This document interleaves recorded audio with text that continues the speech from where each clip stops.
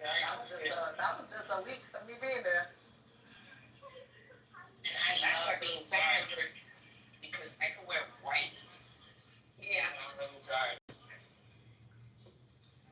Like I feel like you could wear certain colors, but like I love to wear orange. Like a nice orange bathing suit. A nice. Orange. Yeah. But I definitely. Like when you get tans. Yeah. I love how the orange looks. Oh my. My. Where's everyone at? I don't know. They left me. I know I'm not participating. My phone overheated. It shut off, and now I'm back on the phone. It's probably gonna shut off again. Okay.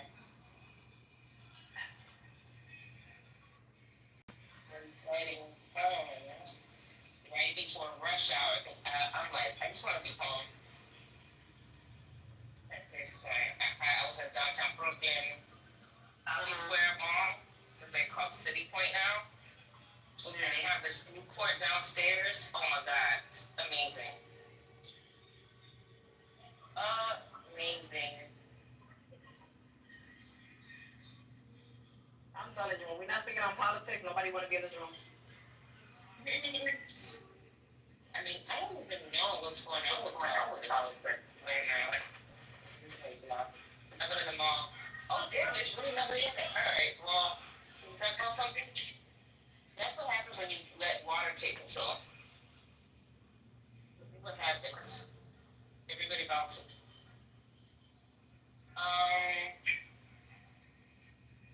Let's see. You heard about the Stephen Colbert Late Show? It was canceled. No. You remember? So. Oh, I'm sorry. What? It was canceled. Yeah. That was like the Late Show, right? That was the Late Show. Yeah. At the beginning of the next month, he's supposed to say something really bad about Trump. So what he said was, okay, CBS is canceling Stephen Colbert next May. A decades-old TV institution and changing media landscape, moving from here one of President Donald Trump's most prominent and persistent late-night critics. CBS said Late Show was canceled for financial reasons, not for content. But the timing, 3 days after Colbert criticized the settlement between Trump and Paramount Global, parent company of CBS, for the 60-minute story, led two U.S. senators to publicly question the benefits. And it looks like it came a few days after coincidence. So I'm pretty sure, like, viewership was probably declining anyways. And I bet you, I'm not really concerned as much as if Jimmy Kimmel, because Jimmy's like vicious on Trump, man. And if that happens, then I know we're in a situation that even Jimmy Fallon might be in danger too. But late night is not what it used to be. You know, what's really wild is there's no plans to replace Colbert. They're literally just shutting it down for good. Like they don't want they're washing their hands from it all. It's really. I wonder if David Letterman's happy about that too, because that was supposed to be his slot. Okay. And then let's maybe dive into the suit more, the Paramount suit. Anyone know anything about that? I'm gonna put a link in the chat. And I'm gonna post. So this is supposedly why he got fired for criticizing Paramount. So Paramount is a I guess a derivative of CBS. Is it maybe work for CBS? Hold on. CBS. So by criticizing Paramount, he's basically criticizing CBS, right? So it says here. I can see that. Paramount will pay $16 million in settlement with Trump over 60 Minutes interview. I think this is. Let me just read it. In a case that became a closely watched test of whether a corporation would adapt its journalists and stand us to President Donald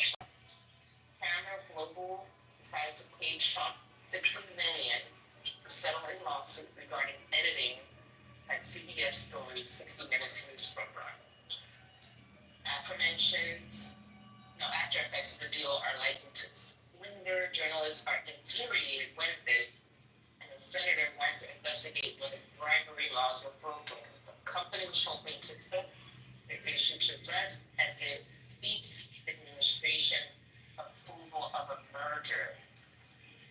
So Paramount, which owns CBS, says the money will go to Trump's future presidential library to pay his legal fees and is not apologizing or expressing regret about the story. The company announced the deal overnight so for a monthly morning shareholders meeting. So it's like the case highlights decision by Edward and putting news shows together. So at issues of broadcast editing, Harris was given, Kamala Harris was given, he says she was given two different answers to a question about Israel by correspondent Bill Whitaker, which aired on 60 Minutes and Face the Nation. Both responses came as parts of a long-winded answer that Harris did to Whitaker. Anyone for brevity's sake is commonplace on television. What was jarring was hearing different words from Harris directly after Whitaker spoke.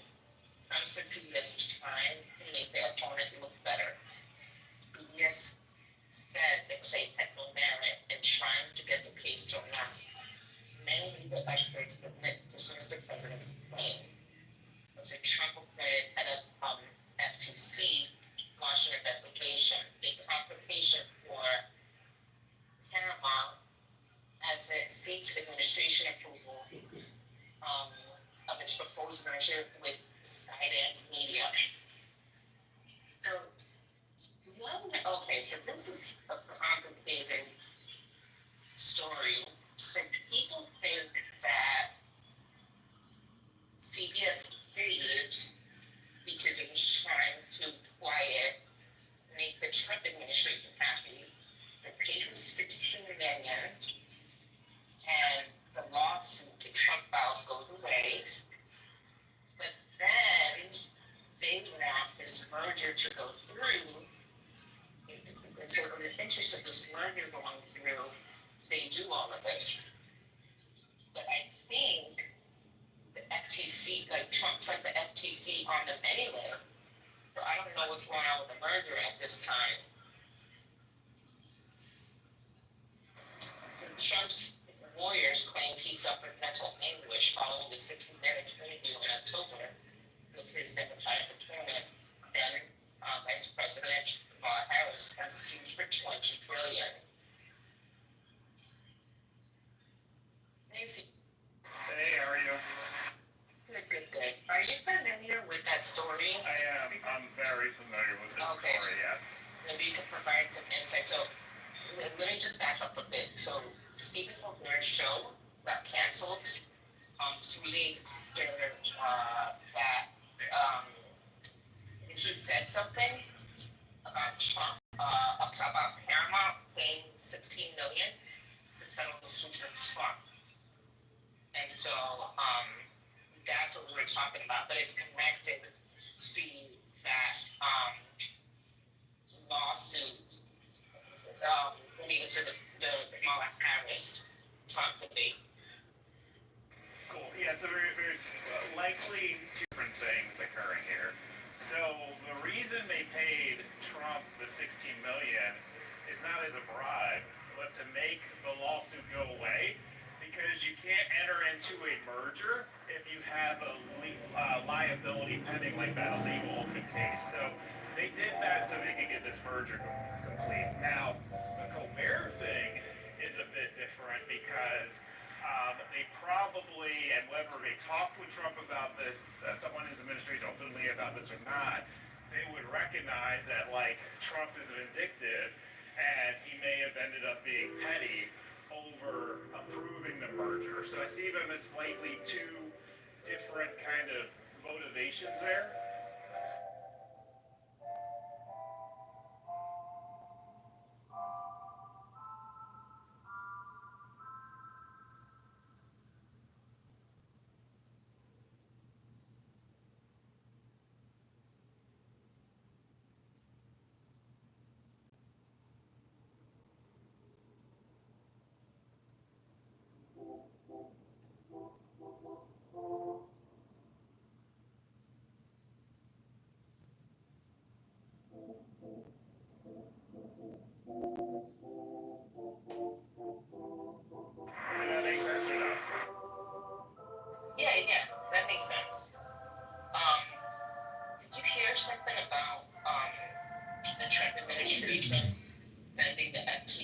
to investigate the merger because I heard there was some retaliation anyways. Like Trump accepted the money, but you still sent the FTC to investigate and potentially F up the merger. Well, I mean, the FTC is going to investigate a merger anyway. I don't know what that means. Do you have any more context around what they're trying to say about that?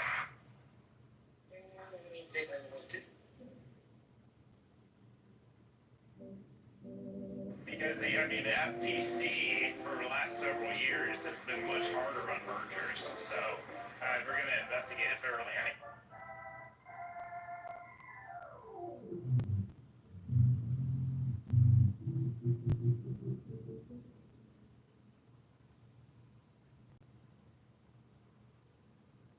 Mel, how was New York?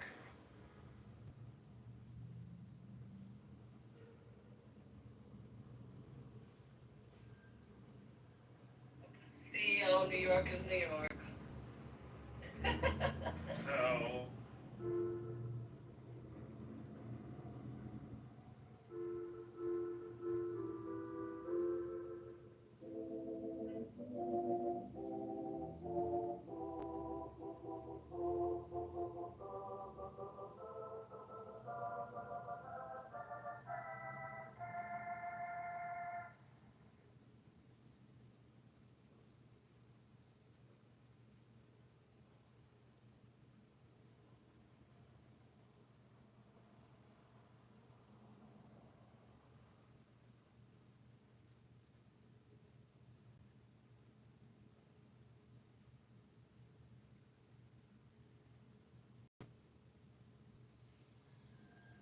Welcome to New York. Yeah.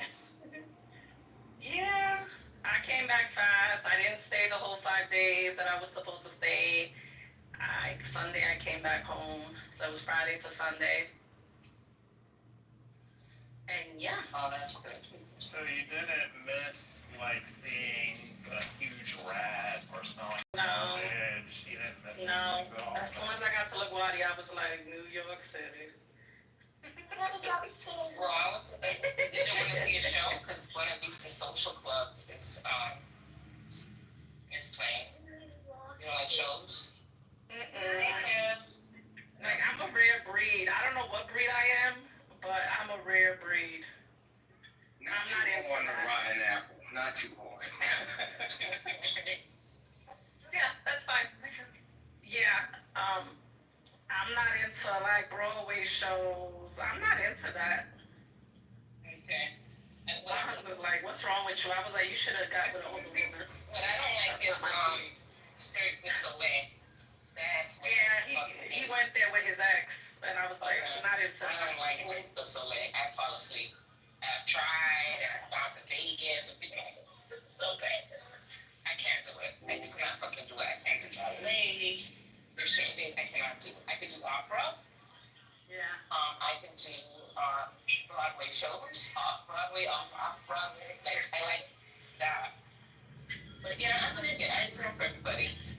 You know, my sister doesn't really like Broadway, but I just took her to Hamilton and she loved it.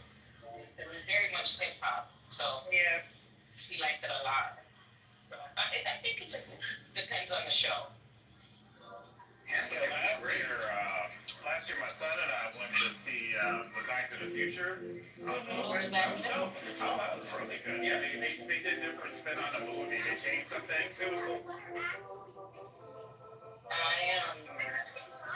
have to like really like something, you know, for me to sit through it.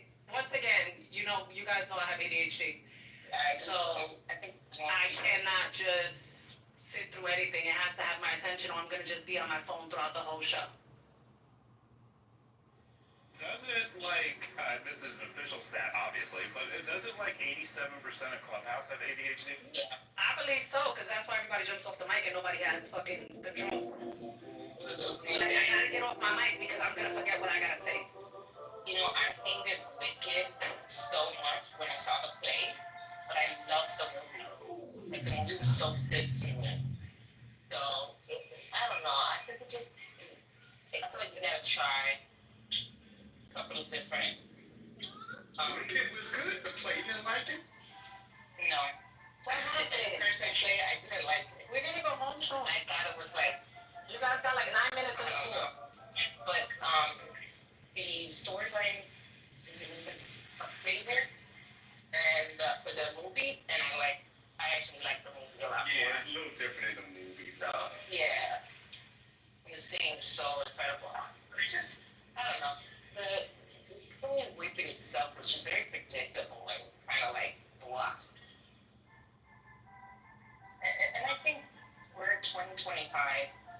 You can stop making like these little storylines of the girl trying to get the boy. That shouldn't be. That shouldn't be the whole thing. Does that not happen anymore? That's the basic 75% of this stuff. Make it different. I don't know. Just, I don't know. It's just me, but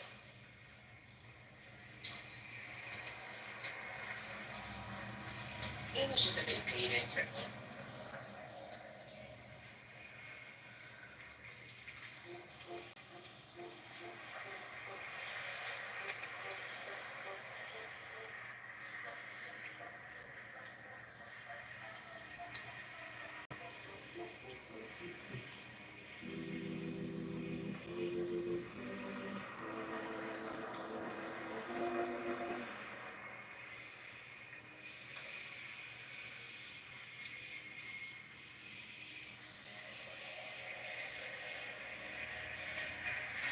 Hey, Marty, you still here?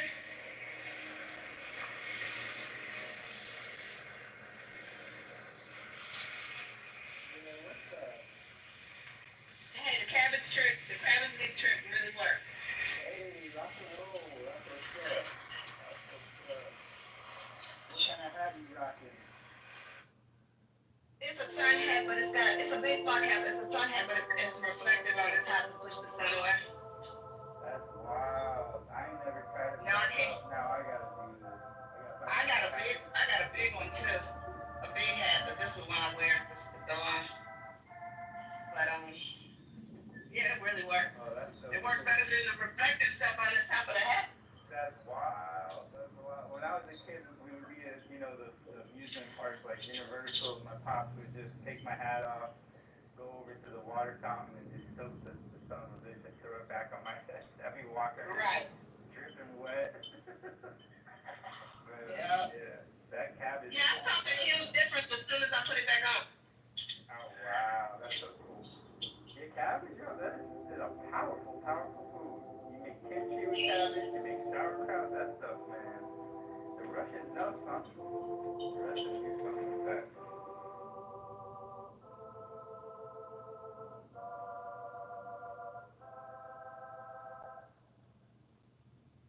Yeah, Koreans can't live without cabbage.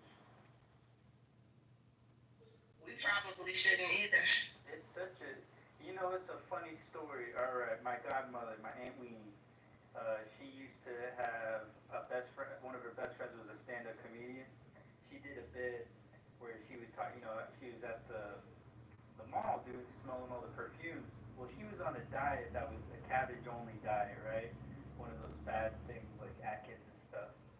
And that was a whole spiel. You can just eat a bunch of cabbage. You make it this way, you make it in that way, and you're just gonna watch all the pounds just fall right off, right? So she's eating this and that, but she said it made her gassy as hell.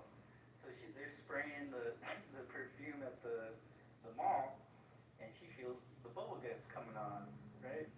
And she can't contain it anymore. And like everybody's spraying the perfume, they're like, oh, this is $40 an ounce, Estee Lauder. This is $45 an ounce, Calvin Klein. And she just rips a big one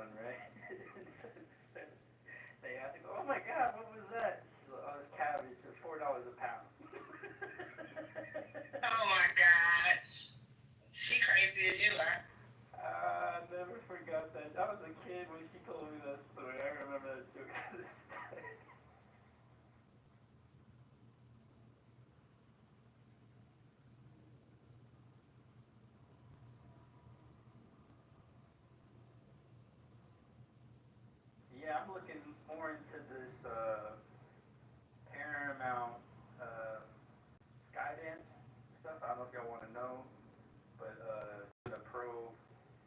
Just basically what you could probably already assume. Skydance is under regulatory scrutiny as the proposed merger with Paramount, CBS's parent company, triggers multiple investigations and controversies. What investigations are underway? FCC News Distortion Inquiry. The FCC has launched a probe into CBS 6 interview with Kamala Harris. The complaint filed by the Center for American Rights alleges the show was deceptively edited to favor Harris, which could violate FCC rules, distortion rules.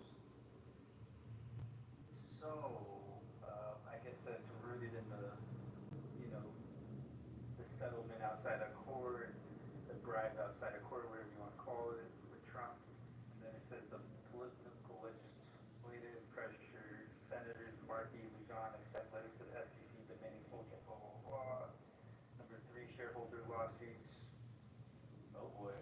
Demanding access to documents challenging the fairness of the merger. That's all just Trump's bullshit, though. But it's all Trump's bullshit because when they did the live show, they made it seem like she said something that she didn't say, and she kept telling them, no, go back, show the film. And when they did, they showed the real film.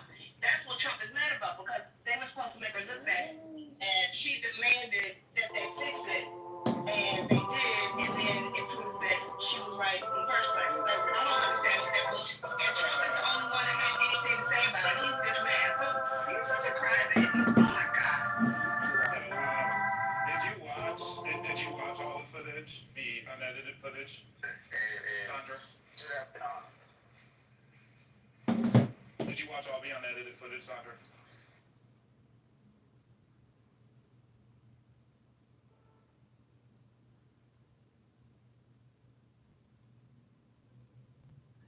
Okay. Water, did you see it? Sir, no, sir, I have not. But listen to this, CEO. The number 4 they're saying is foreign investment in national security review. Dig this. Concerns have been raised over Tencent Holdings' stake in Skydance. Tencent is under U.S. military scrutiny, and whether the deal should be reviewed by the CFI. Now we gotta look into this. Critics argue that the transaction poses national security risk by integrating foreign capital into the U.S. media infrastructure. So now we gotta find out who's Tencent. Okay.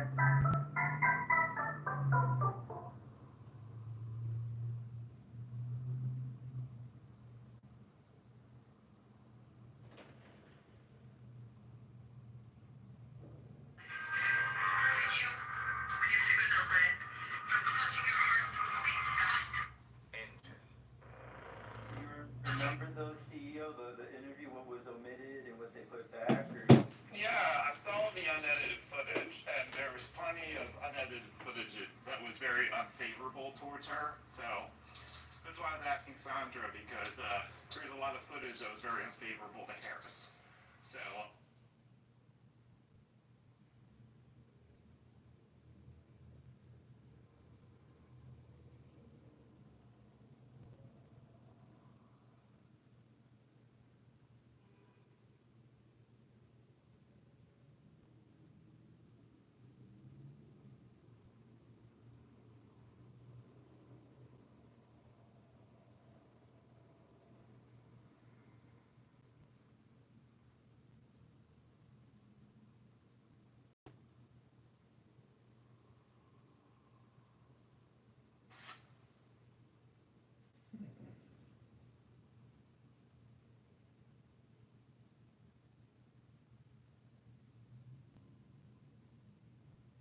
I wish I could suck.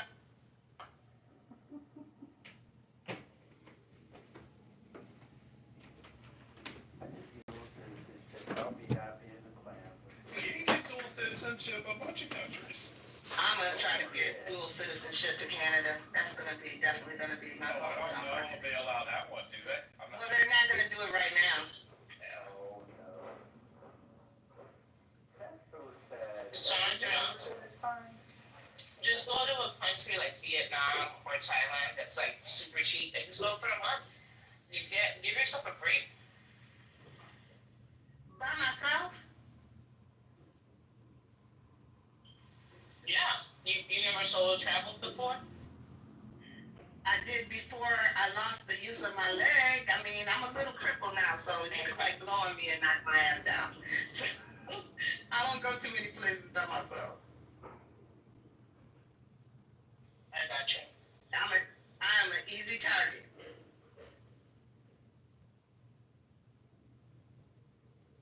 I mean, you could go on a cruise. They have like month-long cruises, or at least a week or 2 long cruise, like to Alaska. I heard those are really fun. Or somewhere farther, but just maybe start off slow first. But at least you'll be with a group. There's travel groups that you can join too, so you don't have to be alone. There's a bunch of them on Facebook, and you can find. Yeah, I joined Sisters Traveling Solo. Nice. So Because my man ain't going nowhere. He ain't going nowhere. He's so stuck. I met this girl on a cruise. BP Travel Bandits. It's the Travel Bandits. Let me see if I can give her info on. She compared it. She's like, she didn't even fuck with America anymore. Yes. That's a good suggestion. Send a cruise line. Yeah, there's I'm gonna put it in the chat. But I met her in person. She's lovely, lovely person, and she is like, she's a traveler. She's really a traveler. You ever heard of Norwegian Cruise Line, Sin? Yeah, I've been. Yeah. I like them. I mean, like, they still got newer boats, and then they got this freestyle kind of format where, like, there's no real, you gotta sit here, you gotta do this at this time. You just do what you want. And I had a good time with my brothers and my mom. We went island hopping in Hawaii. It was a really cool experience. We saw the volcanoes from the active volcanoes at night. It was really unforgettable. Nice. But if I had time, I'd go on one of those. My friend just came back from one of those Virgin cruises. She went to Greece. Oh, wow. So we had a cruise book for 10 days with my mother-in-law last year, but my father-in-law passed away, so we had to cancel it. And yeah, thanks. So my dream is to go to Spain. So we were in Spain, France, and Italy. And now it's like we have the money to rebook it, but it's like now we gotta do this. It's like it's really hard now to find the time. And then I had everything planned. I had all these excursions. I had all this shit.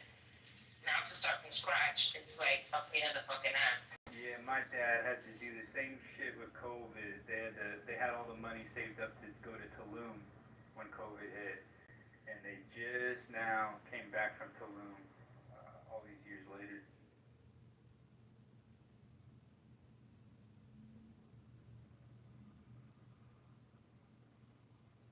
The moral of the story is never pass up on a trip. Well said. Hell yeah. So now I'm going to Puerto Rico next month for the first time in my life. Oh, wow. Very embarrassed to say. Don't be. 25% Puerto Rico. Wow, your first time to send? I'm shocked. I know. But I don't have friends like, I do have cousins there actually that I don't really, I'm not close to. Yeah. Anyways, I'm excited to go. As you should be. That's what's up. See Bad Bunny. And they want to see Bad Bunny. That would be cool. Conejo Malo. So if time permits, I will try to. The thing is, I have a wedding in Jamaica next year, January. I would like to go to Europe and the summer. I mean, in the winter, like for Christmas time. My mother-in-law's a Christmas baby, and we were supposed to go to Europe last year, and then something happened, we couldn't. So now we have an opportunity to try again. And so I might try. The thing is, I really don't even feel comfortable traveling with this whole Trump thing. You know what I'm saying? Girl, that's why. Where you think I'm at home? I don't want to go. With my husband with his accent, they end up taking his ass. Yeah, you see that lady, I think she was Chinese, I'm not sure, that left for a business trip and now they want to let her back in the United States. I read that this morning. Yeah.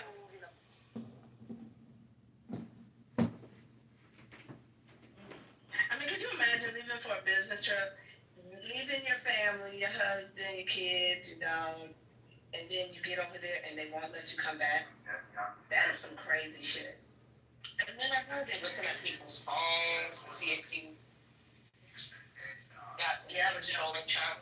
Like, I would have definitely have to take a I don't burner. make it back. I would have to get a burner. Ain't no way I wouldn't take my tablet, my laptop, nothing, anything, nothing. Nope, I have to put a lock on that shit. So the wedding I have to go to because it's one of my best friends is getting married. I'm very excited for him.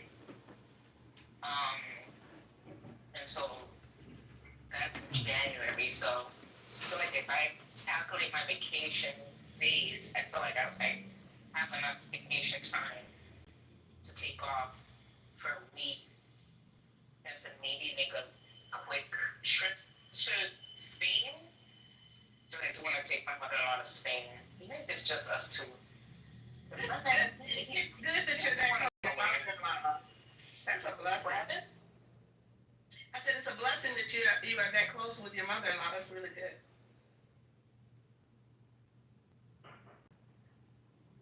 Can you not hear me? I think she got a phone call. So you heard her? It broke up. Oh, okay. Let me get out the car.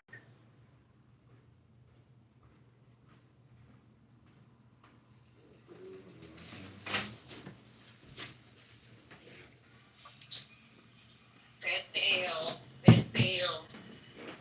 I might drag my man, but he don't be wanting to go nowhere. And then when he does go somewhere, he wants to fucking be the last one out. I don't understand him at all. I'm like, you don't even want to come here.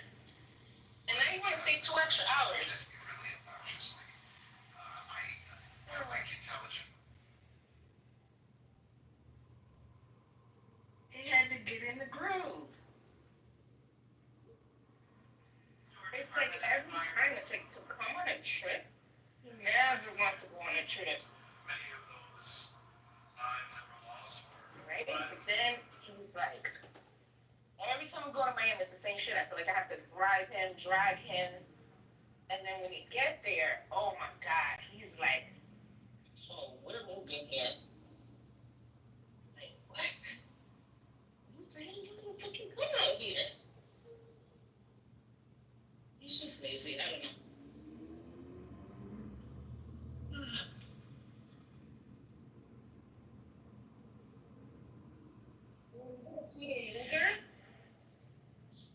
Yeah, I've been to Peter Luger. Okay, I haven't been yet. I'm about to pass by it right now. I still ain't been. Yeah, I went on a double date with my sister's ex-husband. Us four. Nice. I definitely want to go. Like an Italian place across the street.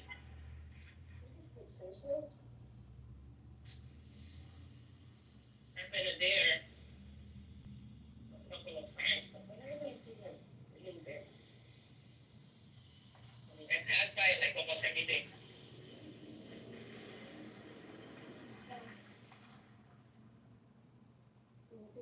City has lost its luster.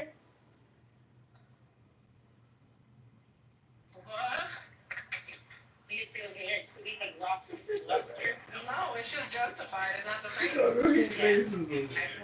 it got gentrified, it's just not the same. Yeah. It's not the same vibe. It's a different type of vibe, and I don't like that vibe. Yeah, I understand. I don't like.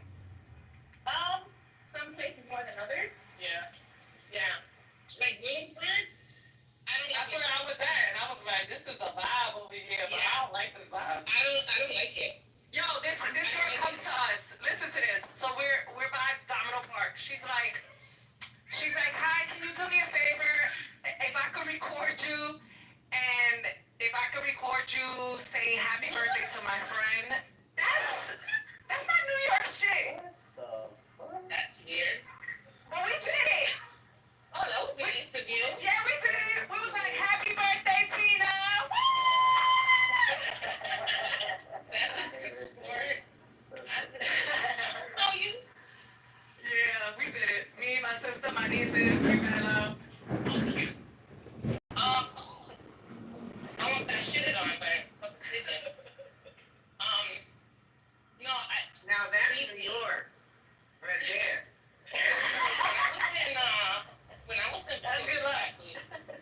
When I was in Bed-Stuy, I prefer Bed-Stuy 10 times as much. Everyone's like, oh, you're super lucky to live in Williamsburg. I'm like, I don't like it. I don't like these people. I like my block, right? Because I know a lot of people on the block. I like my bodega. But I don't like it here.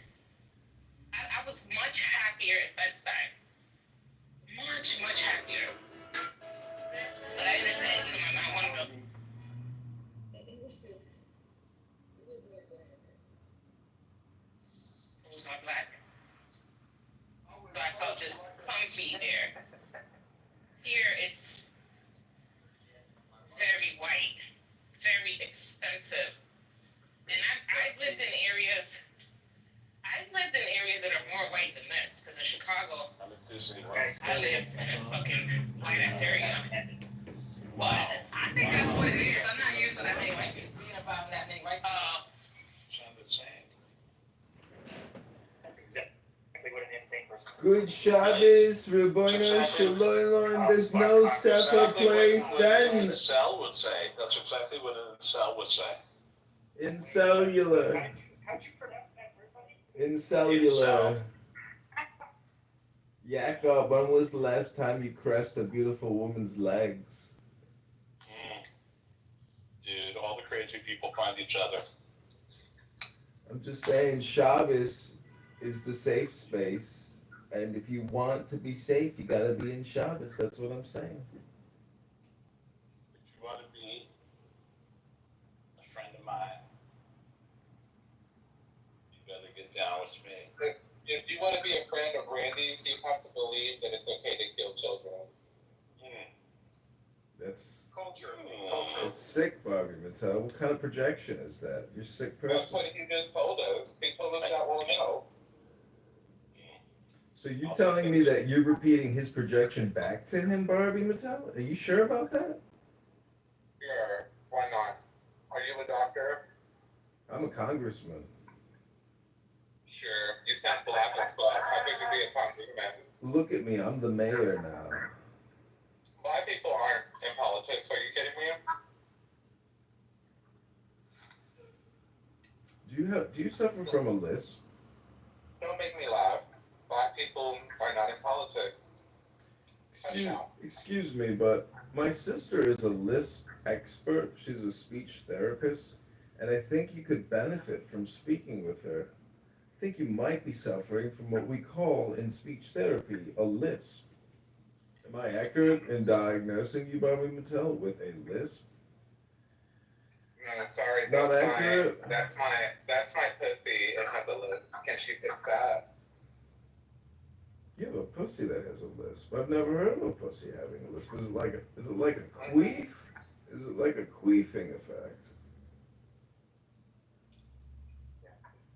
That's bad people. Is there such a thing?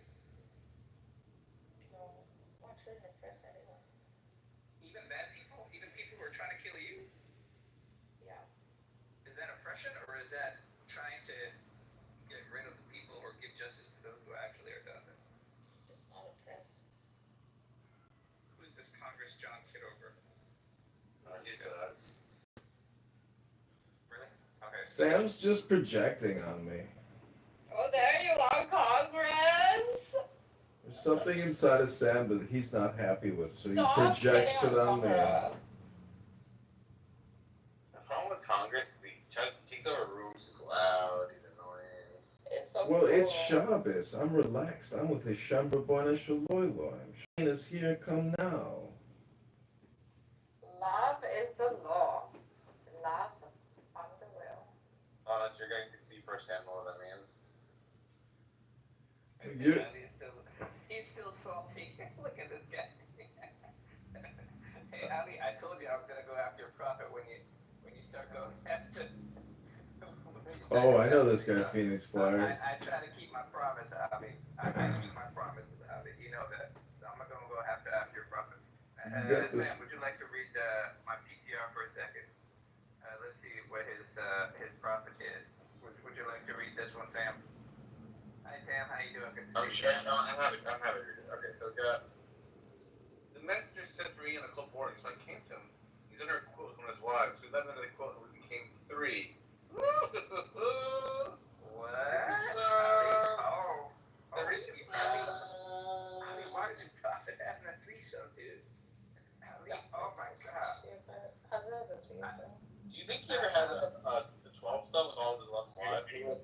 And you are Oh, going to that Mustafa. would be. What a joke. Yes. You are gone. And also Mustafa is not considered reliable. Do you think- It's not considered reliable. Phoenix Flyer, do you think? Do you know what those? So that You the know the book, science of getting hadith? a someone like, Do you even know how the science of hadith is done? Do you even know how that is done? yeah, I know. Yeah, no, nobody cares about Okay. So here's a picture of the isnad chain, and I want you to read it out loud for me. If you can speak in Arabic, go ahead. He doesn't even share. He's a Shia, bro. What do you think? And you know, like many Sunni scholars doesn't consider Mustadaq al-Sahihan as reliable. They see it as a secondary source. As per the abridgment of Zahabi, like they say it's just abridgment. He doesn't care about whether he authenticates or not. Like, and nobody gives shit about the authentication of Hakim Neshaburi. Really? So who are these people who are on the isnad chain over here? Are there? By the way, the Sunnis take this as authentic, as far as I'm concerned. They don't. I've actually checked the. They care more about Okay. they care more about the 6 books than this book. They care more about Bukhari, Muslim, Tirmidhi, Abu Dawud, and other stuff. Why They do don't care. Shias always go like supporting the Sunnis when it comes to? I'm not supporting Sunni. You are supporting the This clown, he's like about the Prophet is not the prophet of these guys, so you need to stop. No, it's the same prophet. Like, it's not. God is one. Whether it's fucking whether it's Every time when you speak, so here is the isnad chain, and I'm going to read it to you. حدثنا أبو عباس محمد بن يعقوب ثم محمد بن سنان القزاز ثم إسحاق بن إدريس ثم محمد بن حازم ثم هشام بن عروة عن أبيه عن عبد الله بن زبير عن أبيه, and then it says right there هذا حديث صحيح الإسناد. This is from Imam al-Dhahabi, who actually authenticated this as well. So, if you have a problem with your Sunni brothers, this is as authentic as it gets according to the Sunni science of Hadith. Now, you're saying you're not a Sunni, you're a Shia. But if you want to defend your brother, I have the Isnad chains to show it to you. It's right there. It's on my screen. It's fabricated. How do you- Hadith, it says Isnad al-Sahih.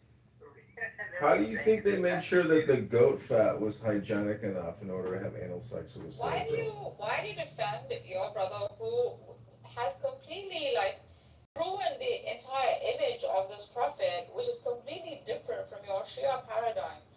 Why do you do that? Why do you not let whatever Phoenix or whoever it is expose it? Let it be. It's necessary to do so. I think Phoenix Flyers, like PTRs, if you go through them all, they're so like strange. You know, each one is like a piece of art. Some are upside down. It's like Phoenix Flyer. Like, just clean it up, create one master sheet of all the greatest verses with all the citations, and let's organize this.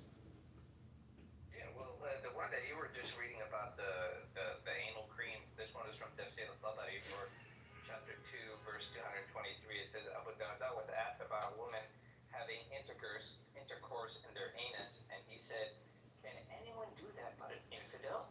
Ruhr said, "I witnessed Ibn Abi Malika asking about that, and he said, I wanted to do it, quote unquote, do it with my sex slave yesterday, but it didn't work out. So I used some fat or cream to make it go smoothly inside the anus for the slave girl."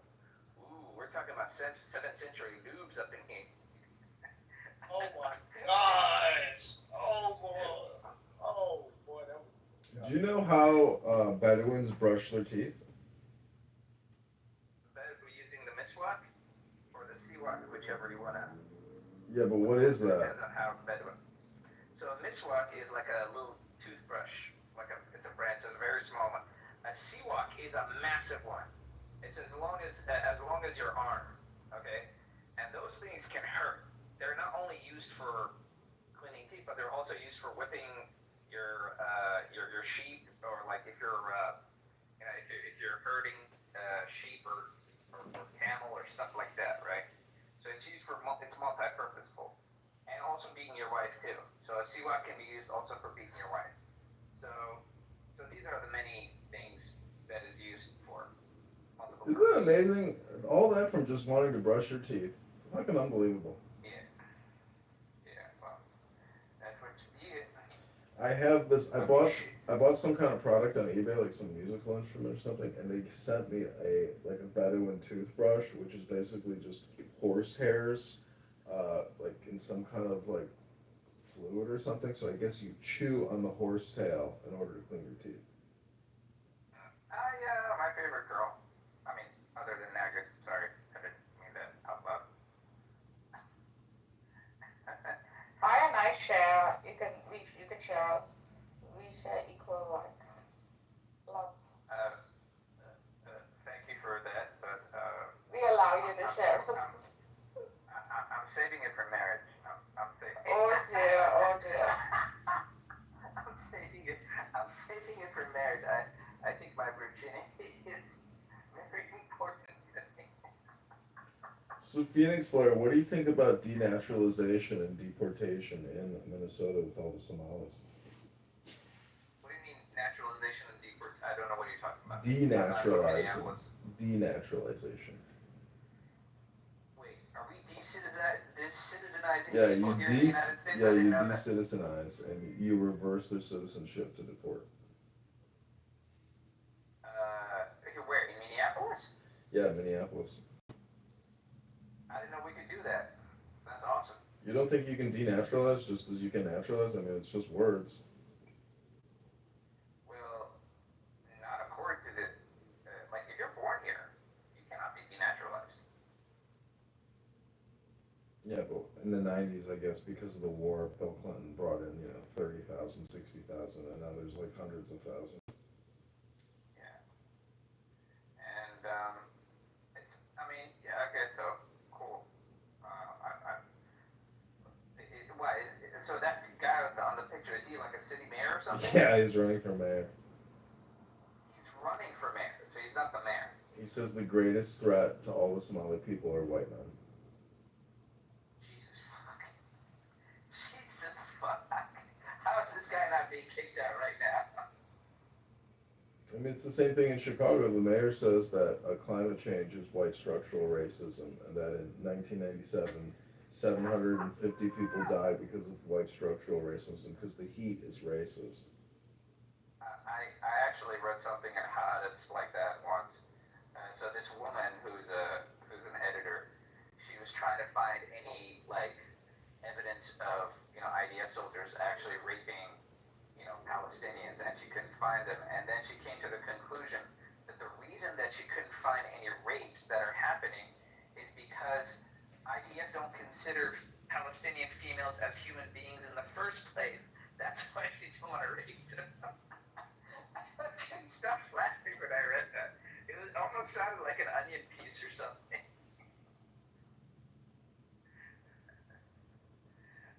So, hey, Ali, I'm gonna have to go after your prophet, or after Ali himself. If you keep talking like that, I'm gonna have to go to Al Cafe and find some really nasty stuff about your prophet. Actually, actually, I remember reading this sniff test. It's a different kind of book. It's not as grotesque as this. Well, there was a one that I read from when I was at university, and there was a, it wasn't from Mescati, but it was one of the other books. I think they're the four main books, and then one of the books that talks about like a scratch and sniff test for like if you want to choose a wife, like you gotta smell her, and you gotta. It was weird. It was weird. Phoenix Liar, what are the most typical responses? Is the number one response, this isn't a primary source text, and therefore it's just like, gossip, or what are the primary responses? For which ones? For the whole slew of scandalous, Muhammad escapades. Well, here's the funny thing. When it comes to the hadith, particularly in the biographies of Muhammad, you have to understand something. I've never met, nor would you ever meet a Muslim would say, I would be willing to accept a book without knowing who the author is. Okay, that you might as well say that any Tom, Dick, and Harry just wrote this book. Like Shakespeare wrote this Quran book, and people would believe it. That you find in Quran only people, but they're like literally not even a community. Like they're so sparse in between, right? You only find them in non-Muslim majority countries. You'll never find them in Muslim majority countries, and if they're ever been found, they'll probably be killed. So that's number one. Number two, the very same people that they criticize, the hadith, for example, from the Isnad chain themselves. If you're a Sunni Muslim, for example, Abdullah ibn Mas'ud, Ubay ibn Ka'b, Ibn Abbas, all these people who also have their hands on the transmission of the hadith are the very same people who are giving you the Quran as well. Meaning that they transmitted the Quran and they handed up to the next generation, right?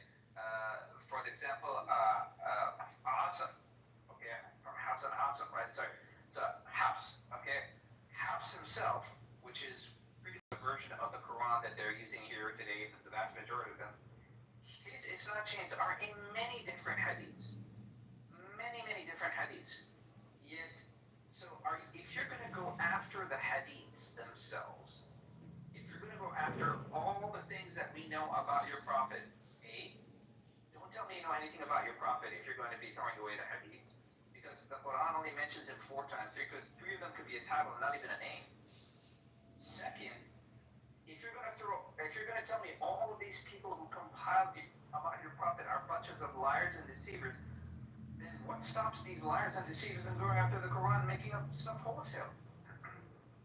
What if they made up some verses of the Quran and they just sold it for a trifling, Like, if you're willing to say that, then by all means just throw away the Quran in that case. You see what I'm saying?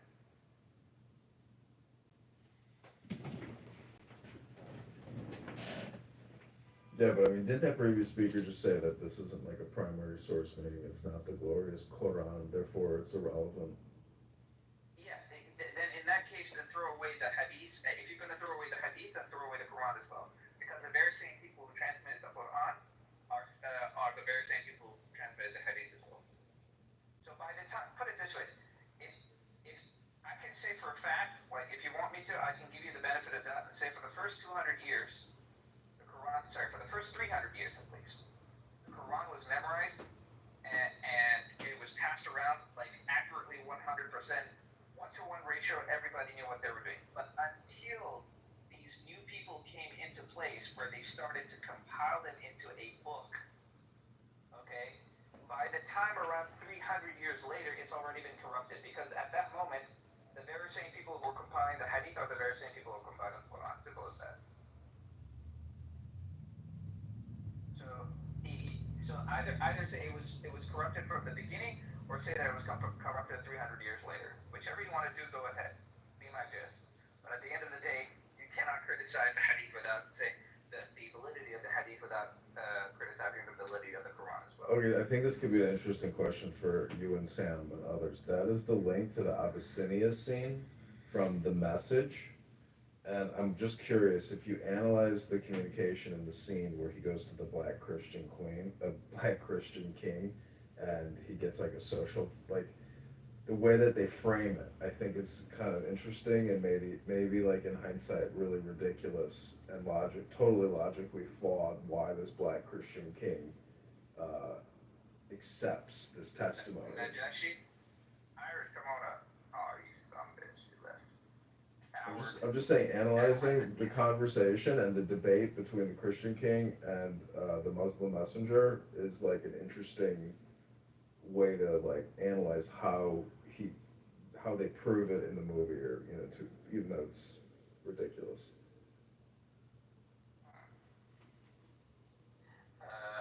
Has anyone actually watched the new interview on the Ashrafadi? Have you seen it? No. So This is what Ivy League universities you can get into with a 3.6 GPA.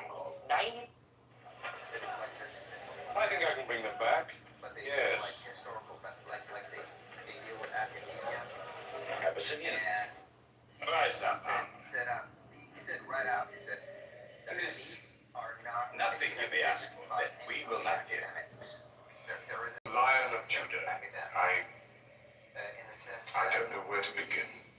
they don't believe in the transmissions at all. You have our friendship. And I say this Begin as there. a part of my faith. At this Certain point. runaway slaves have escaped from us into your kingdom. Part of my faith. Slaves go back, as you no doubt would return our slaves to I us. don't talk about There are, however, some free men among them, rebels. That means you're lying to people. Rebels. Like, why would anybody? There's disturbance in that area, but why am I not informed? They are rebels in religion. Places.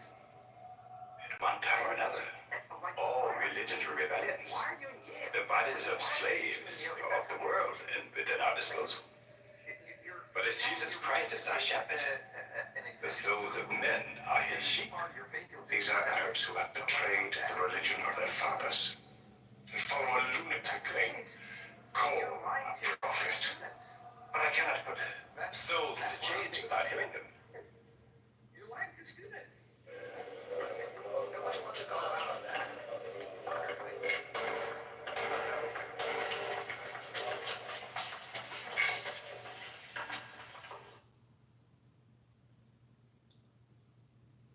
If you get a second, watch that Abyssinia scene, because I'm wondering like how they frame it, if it's like a ridiculous interpretation of the situation, because it looks like Are you talking about the king of the Najashi king?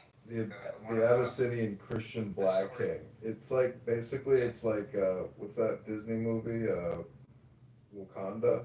It's like literally the Muslims coming to Wakanda and they're like, we want you to accept that the Prophet Muhammad is the new messenger from God.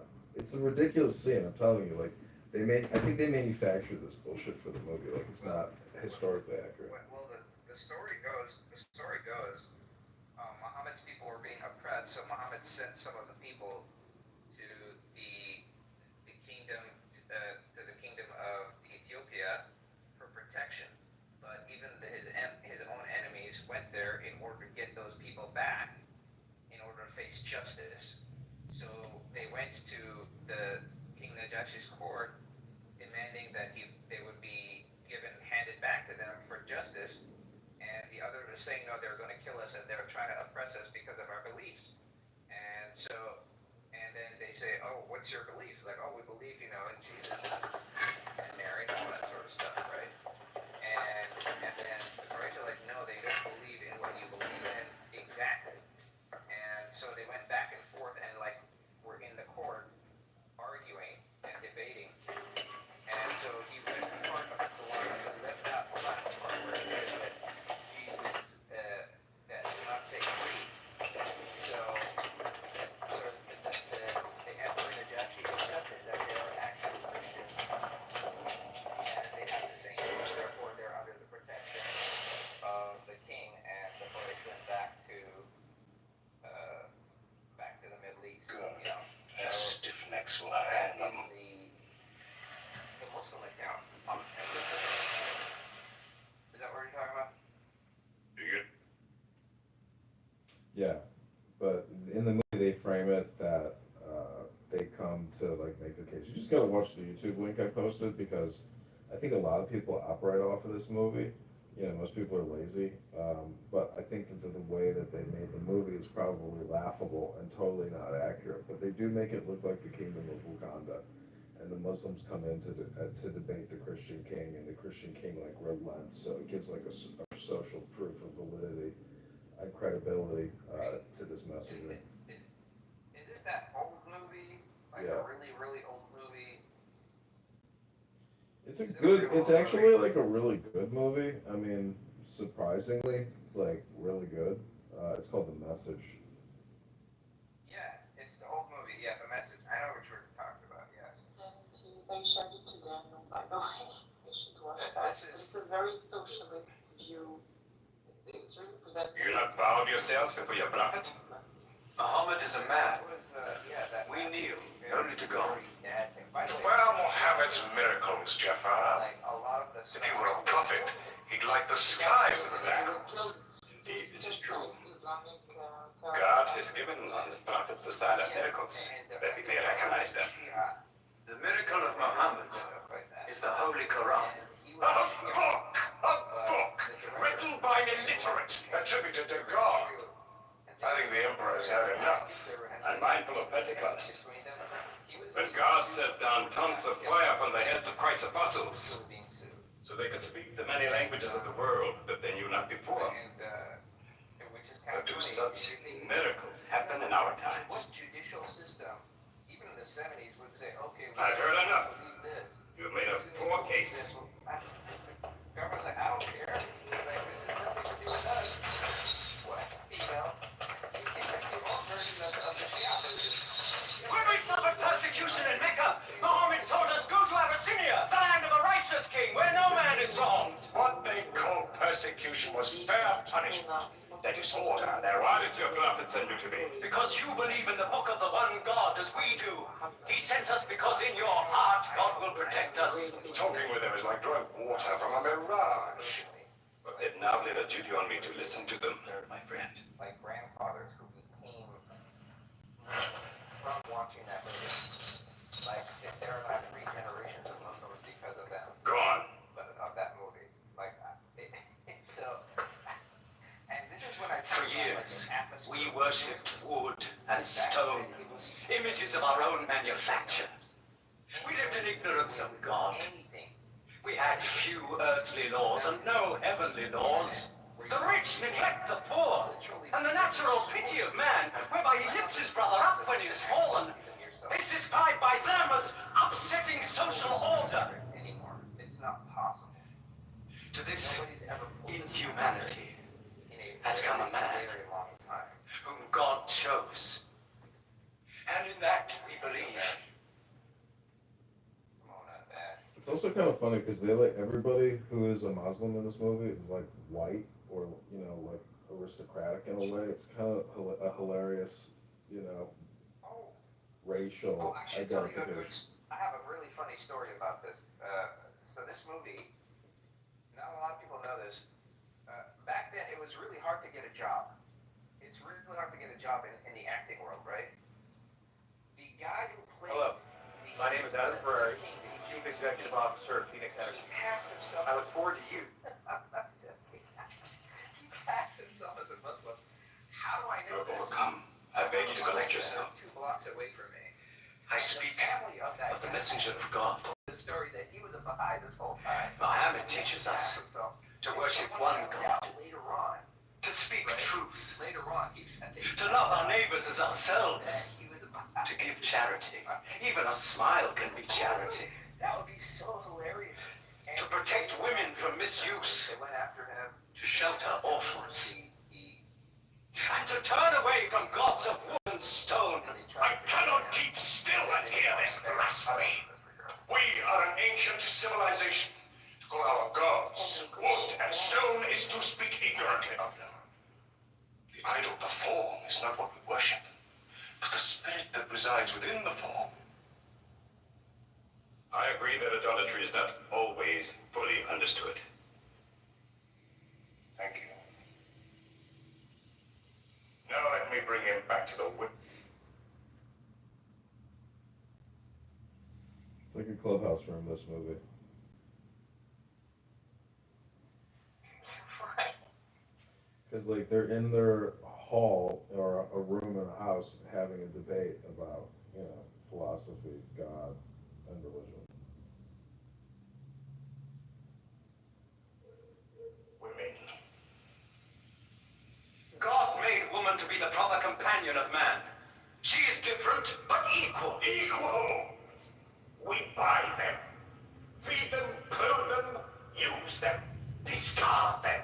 Women equal to us?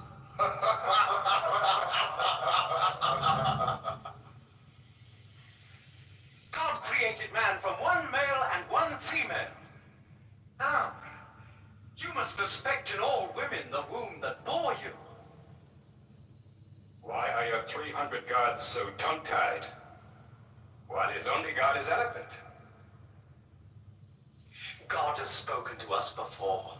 Through Abraham, Noah, Moses, and through Jesus Christ.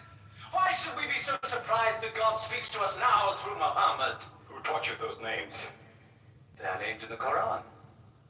I knew Muhammad when he was an orphan minding sheep. And we knew Christ as a carpenter.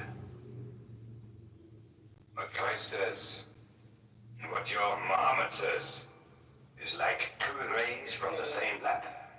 They are lying to you. They deny Christ. You worship three gods, they say. Father, Son, and Holy Ghost, they say. What do you say of Christ? They say God cannot have a son. Christ is not the Son of God. Yes. Speak to me of Christ. We say of Christ what our prophet has taught us. That God cast his Holy Spirit into the womb of a virgin named Mary, and that she conceived Christ, the apostle of God. The apostle is not the Son, but the Son. Oh, that's your miracle. Your Quran. Say of the birth of our dear Lord Jesus Christ. May I relate the words? Okay, yeah, you told me that you were in Mayfire there, right? I was in Mayfair, yeah. Come closer to At me. that point when I was speaking, but then I found out to Tower Bridge. Right now I'm in Whitechapel. In the name of God, most gracious, most merciful. Oh, I've met Mitch. Relate in the book the story of Mary. How she withdrew from her family to a place in the east. How we sent to her our angel Gabriel, who said, I am a messenger from your God, to announce the birth of a holy son to you. She said, how shall I, Mary, have a son when no man has touched me? And Gabriel replied, for your Lord says, it will happen. We appoint him as a son to man, and a mercy from us. It is a thing ordained.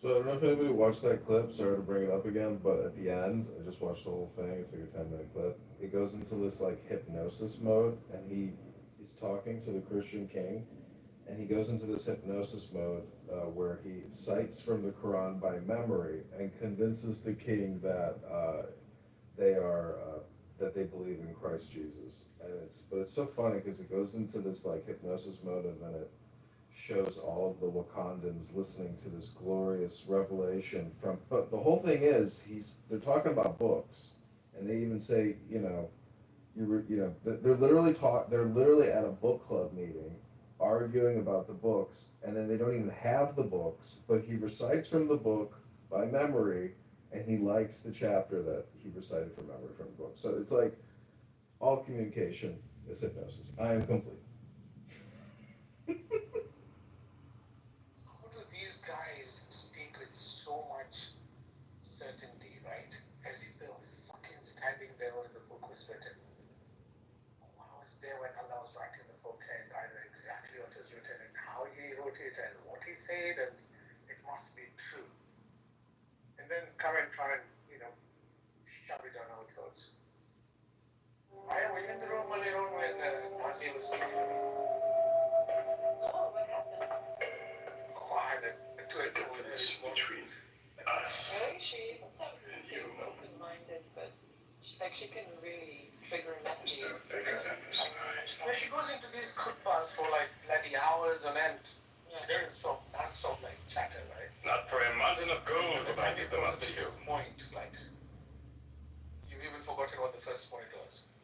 So I was interjecting, like, you say this statement, but it doesn't make any Rest sense. on which you wish. May God's blessings be upon you on your return. She has like a fanatic side.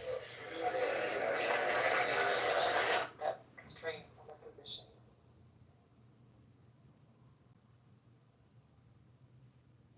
Yeah, so she was asking me, because I told her I don't think that we get punished. And I don't think there's anything like hell. Because if your God is omnipresent, then your God's going to be in hell as well. So what's the deal with that? And she was like, then what about all the people who do all this crazy stuff? What happens to them? I'm like, well, whatever happens to them is, it finishes here on earth. You know, you don't take anything back with you, do you? Scene in this movie, basically the king of Abyssinia says, you guys are Christians, but you're not Christians, but you are Christians, so you're cool, you can live here with us, and I'm not going to punish you because of this accuser here, because your book has our information in it, and, you know, you may say something new, but, like, technically, we still have the original, so you guys are, you know, just trying to discover what we've already got. I'm complete. When you look at early Islam, it was a more inclusive group, so that makes sense. Because if those guys came with the Islam that we know today to the Abyssinian king, no way he would let them pass and protect them like he did. Yeah, I mean, imagine like, you know, the Syrian Islamists murdering innocent Jews in the streets, you know, going and being like, hey, you know, can you give us protection because we're Christians like you? I mean, the Pope calls Benjamin Netanyahu and is like screaming, end this war, end this war. You know, after a church supposedly got like some shrapnel. But I don't know, dude, how do you go from being like, you know, a Polish priest in Chicago to calling and like demanding an end to the war? I don't know.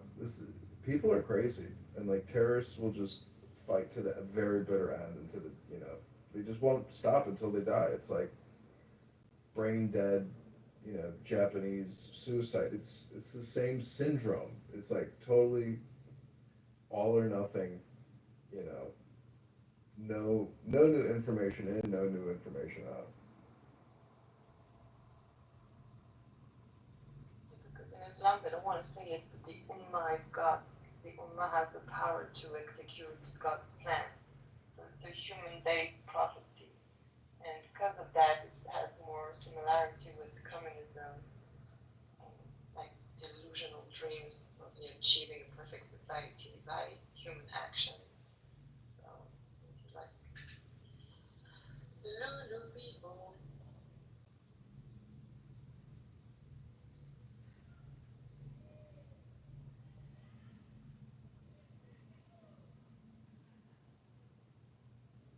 So, there's something that Nazia said, right? She said, God sent somebody to go and tell, was it Jacob, right? Something, that this is what you should do. But the guy never listened. So I asked her, so Nazia, you're telling me this God that knows everything told his fellow to go and tell Jacob something, and he knew that Jacob would not listen. Like, was that a dumb thing to do for God? Like, if he knew he was going to refuse, why tell this guy go and pass a message to the other guy? These guys believe dumb shit, man.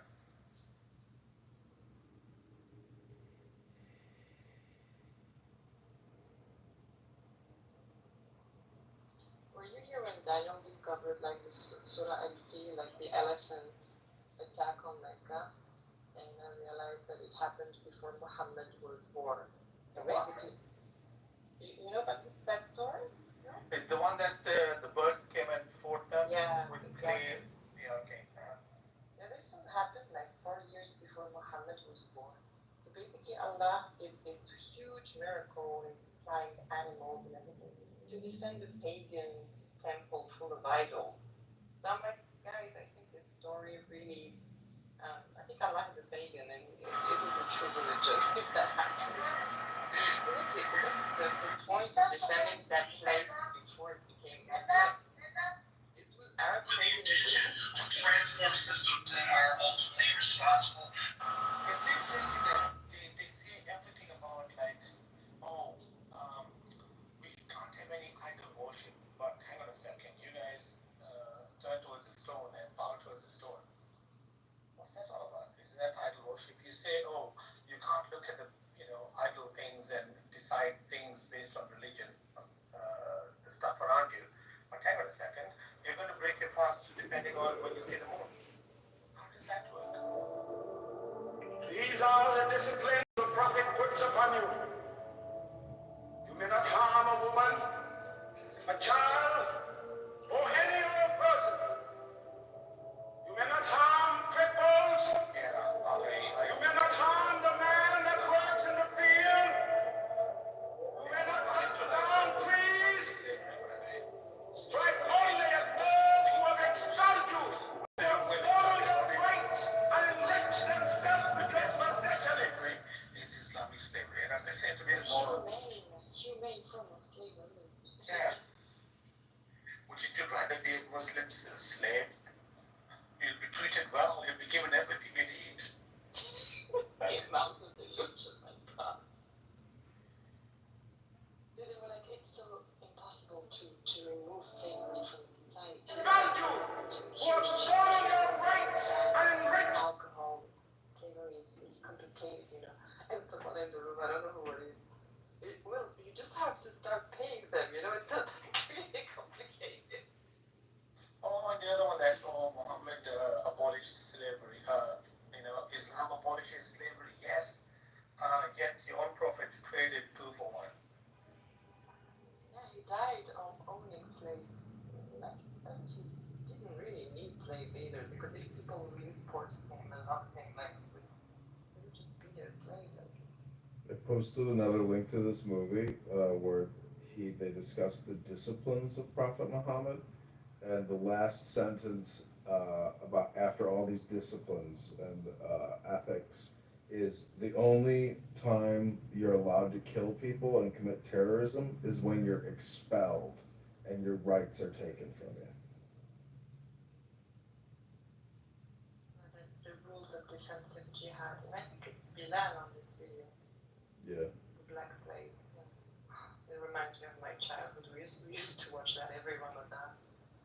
Oh my God. It's like, they're panned out with the camera. It's like, imagine it's like he calls a meeting and all these people like gather in the desert and he just randomly starts screaming out like just a couple little bits about ethics. That's it. Then it's like, and if you get expelled, it's like this generalization of expulsion. So I just find it interesting how they use that word expel, in this movie as well. Yesterday in that conversation you're having with Marty and Nobian, right? And Plonka. Conversation, I was like fighting to be heard. It was abuse, but yeah. I had fun triggering them, honestly. Yeah, so the guy goes, when they say the Shahada, they bear witness. What are they bearing witness to? Because I asked her, do you know God? She says, yeah. I said, so you know everything about God? She's like, no, I don't. So I said, okay, then that means you don't know everything about God. She said, yes, I don't know everything about God. So then I asked him, so when you bear witness that you know God, according to what Marty and Nubian say, it means you should know God so you can bear witness about this God. Yet you don't. Here's how you make my super easy. If you're not getting your back. Maybe it's a mistranslation because when I think about the Shahada, Ashhadu is like swearing. Yeah. Not really implying knowledge, but I may be wrong. I don't know. knowledge of God. Even if we argue that it's knowledge, how can you have knowledge of God? That's a fair point.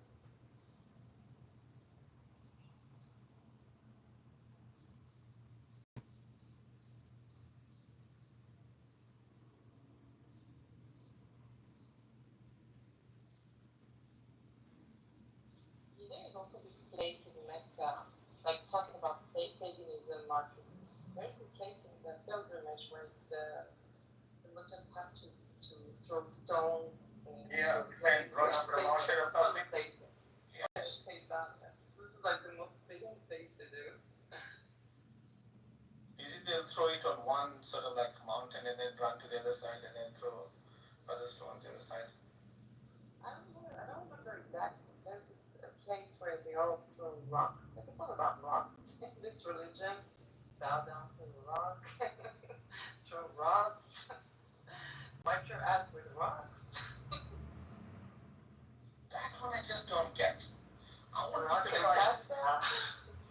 You know what? I won't be surprised in so many years. Like, you know, you get all these people who do this massage business, right? And then they do these hot rocks and they put the hot rocks on your body. They're going to claim this was in their books.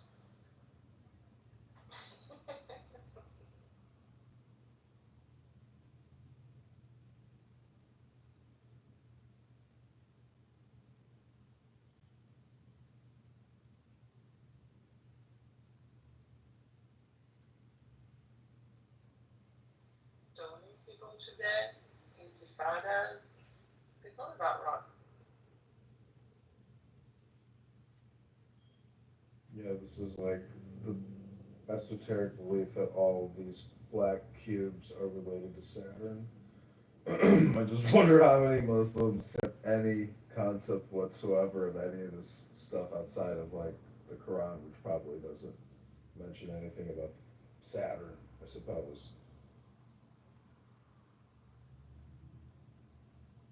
And you can ask Matthew, he will make his way to thinking that Satan is quoted in the Quran. He will find a way.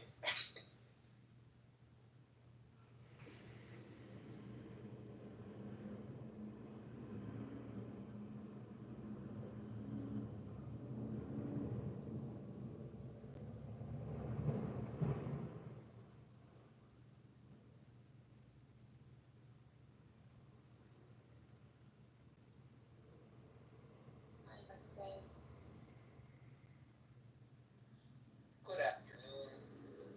I'm looking at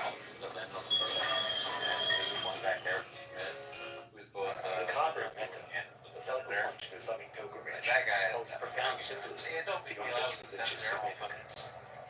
Today, But we explore a fascinating connection between the Kaaba and the planet Saturn. Since ancient times, the Kaaba has been revered as the center of worship, and it predates Islam. Its origins tracing back to the time of Abraham.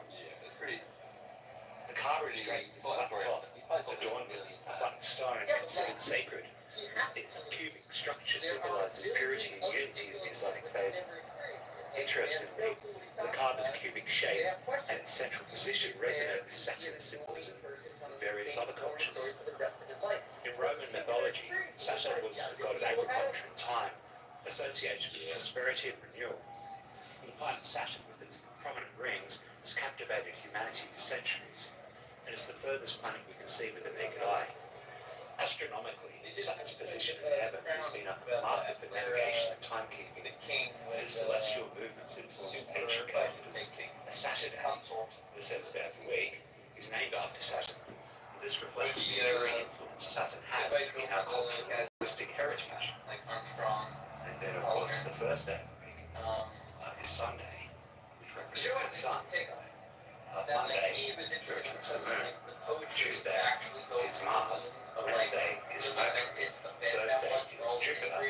And Friday is Venus. Every year they have this massive pilgrimage to Mecca, the Hajj, and the perfect circle of Kaaba, and that represents and symbolizes the rings of Saturn, and they circle anti-clockwise. Saturn spins anti-clockwise.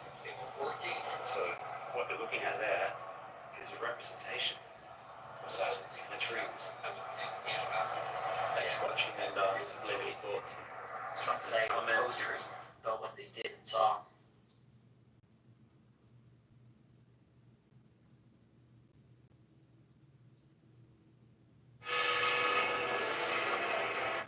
This is a double Leo in the expansive age. Watching videos of on the moon. It sucks that camera kind of back then. It's kind of blurry. Returned with help from the Jewish tribes. Do you think we should go An back? army of 10,000 But warriors. yeah. This was over 3 times the size of Muhammad's army of only 3,000 men. Like have a suit that can However, fall down. Muhammad gained the initiative by digging a massive trench to the north of the city, making it extremely difficult for the enemy's cavalry to cross. In an attempt to break the deadlock, the Quraysh secretly negotiated with the Banu Qurayza, a Jewish tribe in Yathrib,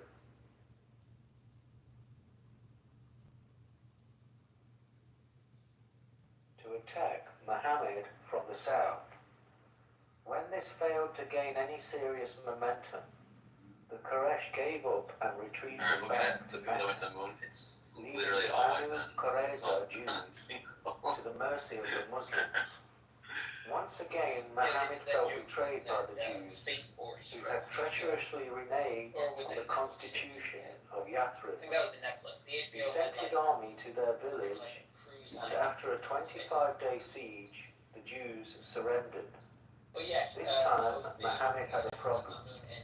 He knew if he banished them from the city, like he did with the other Jewish tribes, they might join with his enemy and come back later to attack him. He decided to hand over judgment to an independent mediator who found the tribe guilty of treason and sentenced all the men to death. The women and children were spared, only to become slaves to the Muslims. All 800 men were eventually put to the sword, although the deaths of the Jews was not based on race or religious grounds. So I'm watching this documentary that I put in the chat. When the Jews surrendered to Muhammad, do you think that they were like offered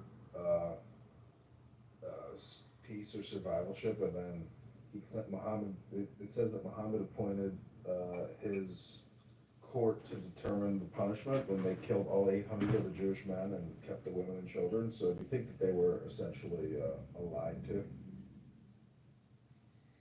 Yes. Is that what? Is there something in the Talmud or something about any of that history, or is there any history? No, the Jews don't have a history of that because they were killed. Have you ever read a history book about the history of? Of that is from the Muslims themselves. I came across a thesis saying that it was like a very distorted version of the Masada massacre. That it was like completely mistranslated, I don't know. I can find this for you if you want. The knock-on effects created deep division in Muslim-Jewish relations, which it could be argued has never recovered. Following on from the Battle of the Trench, a truce was declared between the two opposing sides. However, in 629, the Quraysh broke this truce by attacking one of Muhammad's allies. This set in motion the beginning of the end for the Quraysh. A few months later, in 630, Muhammad gathered an army of 10,000 Muslims and headed south for Mecca.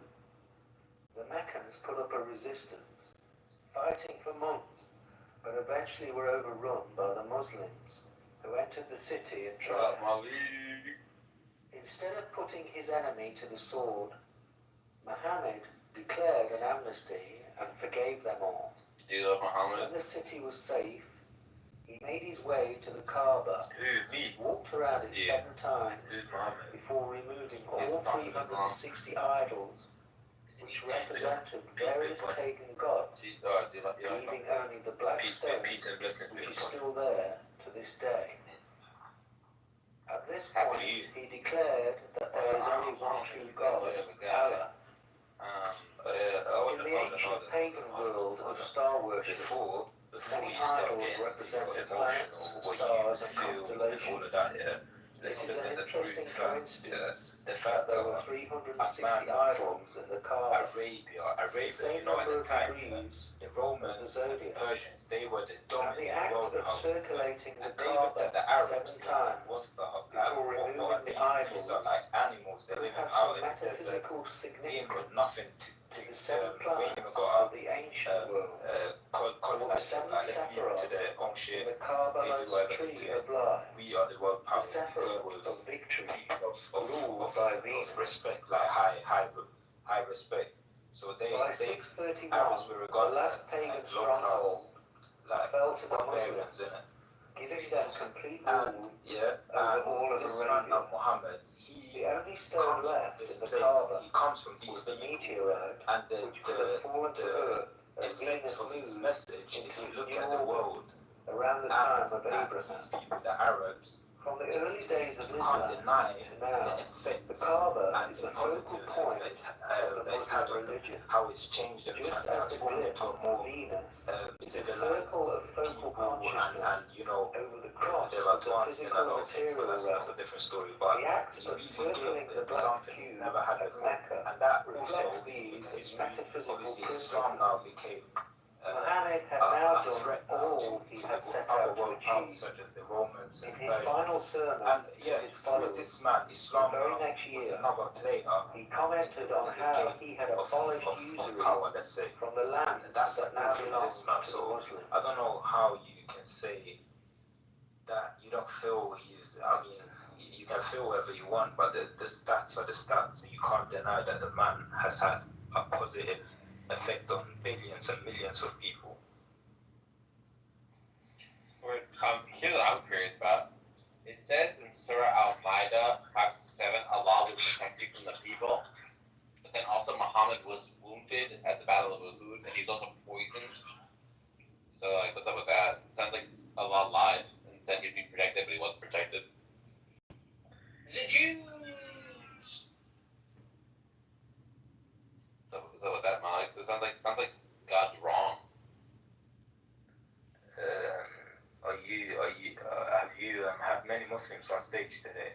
All of them. Malik, after Muhammad liberated Saudi Arabia or the Arabian Peninsula, what was his final edict?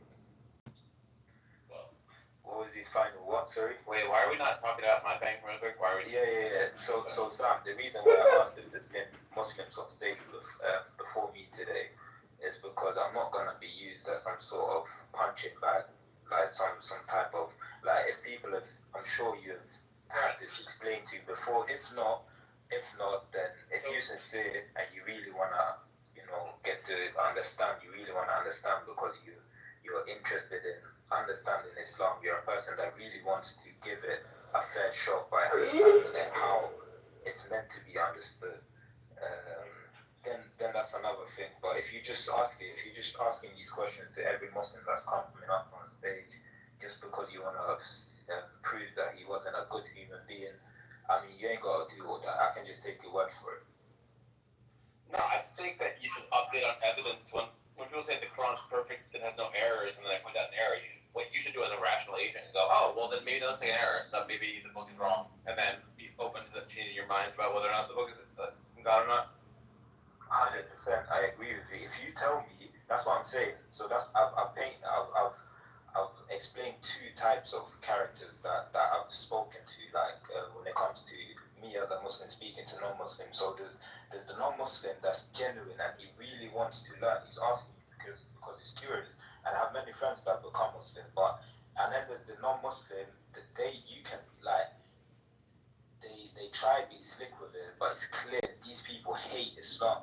And this is the reality. This is the reality, and this is a subjective experience that you can only feel if you are a Muslim. So obviously it's an anecdote and that, but it's a very true. It's like me as a black man. I can tell you stuff that black people generally feel when they're in certain predicaments or certain situations with other races, how they feel, or like at work or anything, I can tell you generally how black people feel. So similarly with Islam and me as a Muslim, I can tell you generally what type of people we come across. So That's very accurate, Malik. That's very accurate. Yeah, so if you genuinely have an error that you're struggling with and you try to, understand it in different nuances and different perspectives, and you try that, now you can asking me the question because it's something that's a legitimate issue that has not been dealt with before. Because now, let's be honest, like if you really want to know something, just go on ChatGPT. You'll find a detailed answer or any other LLMs. Explain your claim. Are you still doing this, Barbie? You ain't got anything better to do on a beautiful Friday. Who are you? Oh, look, it's Blackie Blackerson. Look at me. I am the mayor now. I'm from Kitover. How are you doing? I am good, I Yakov. understand it exists, but it's just that in what context? It can exist as a geographic territory like the Sinai. There are no Sinaeans.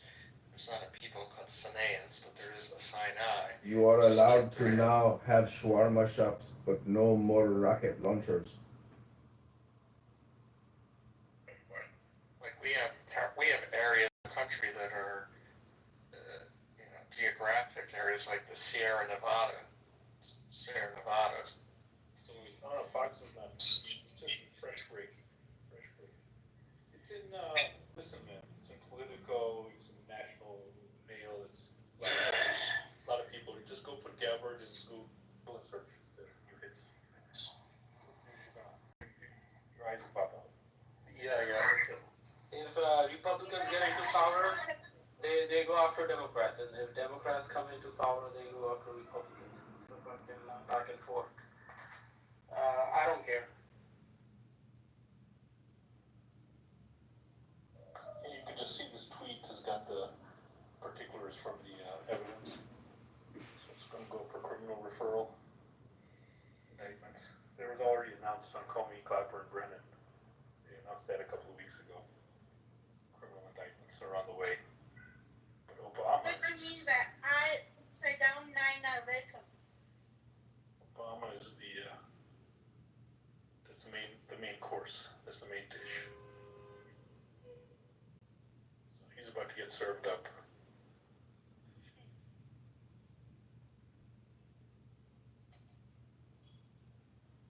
He could run to Kenya, run away for this. I don't know about Obama anything. You should know about him. I don't know about Trump anything. Obama was the first Muslim president. Are you sure Obama was Muslim? Yes, his name is Barack Hussein. He has a wedding ring that's inscribed in Arabic.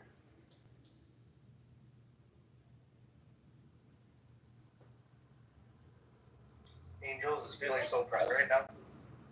No. He was a community organizer, just like Muhammad. I never saw him that way. I did not know that. He was a community organizer, a Harvard lawyer, a fake Columbia University student who worked for the International Business Corporation, aka a CIA front group. Raised in Indonesia. It's a CIA family.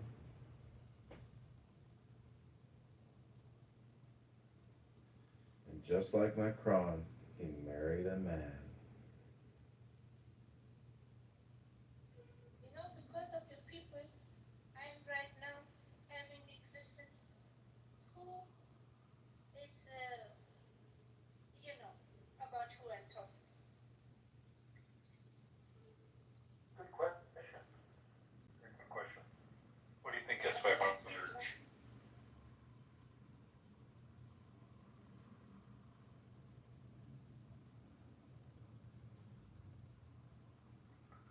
Who's the six? Is the six our gang?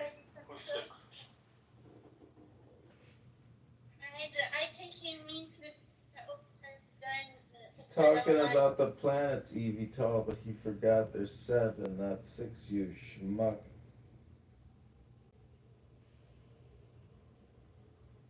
We have more than 12 planets.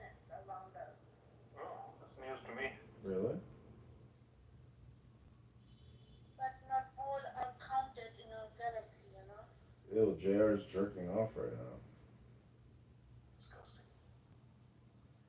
Yeah, there's actually 8 There are planets. 9 the correct planets. There used to be 9 when I was growing up, and now they say 8. The 9th is just a rock, apparently, not a planet. Pluto.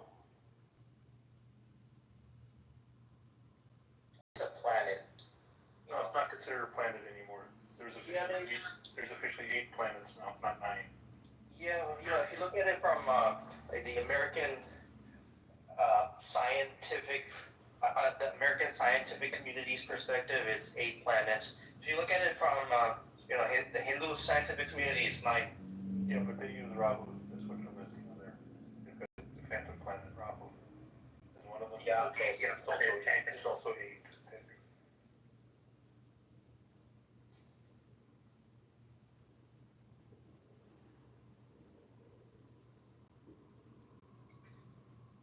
I wonder why they can't find the planet X. Should be relatively straightforward.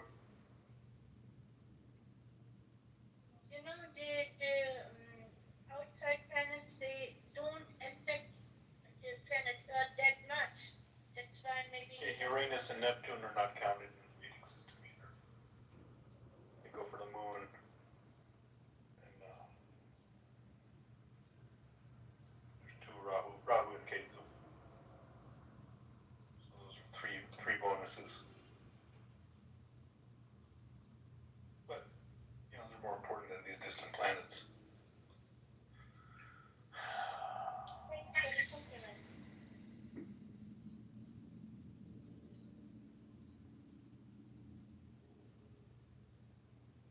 Well, I want to know, how does Mr. Robert look like? Who is Mr. Robert? He's the guy that offered her a buffalo.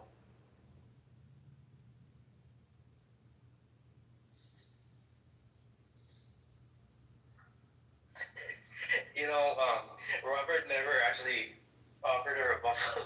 I just made that up because I thought it was. Yeah, I know the buffalo is made up, but still, you would. I don't know Who is Robert? Why did you mention Robert just now? How would that be important to us? Why did you mention Robert? Because yesterday, the conversation we had yesterday, I don't know. Somehow he had this kind of face to get in my mind. Yeah, but we never discussed Robert yesterday either. That's what I'm befuddled with you. There was no Robert discussed yesterday. Then I don't know why he is doing it. He find a way, and it's just confused. I just want to know who is. You want to know who is Robert? Yeah. Is that a clubhouse person named Robert? Who is Robert? Yeah, tell us about Robert. He was a guy in Scott Bully's room. I don't know if you remember him. He was going through a divorce back then. His wife took most of his money.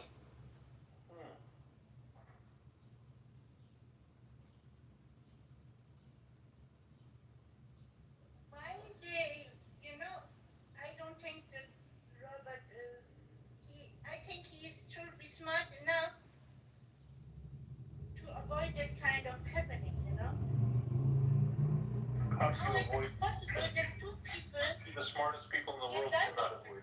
You can't avoid them taking half. Even Jeff Bezos could not avoid that. They always get half.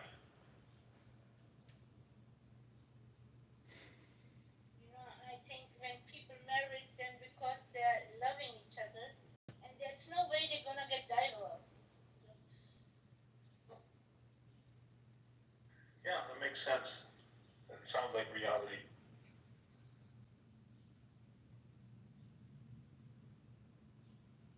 And if, then one of them must be horrible. Hey, JR, are you here? No. JR is like this. Yeah, JR finds this stimulating. He's in a stroke session, he says. Disgusting. So No gross. relation fall apart because of, I don't know.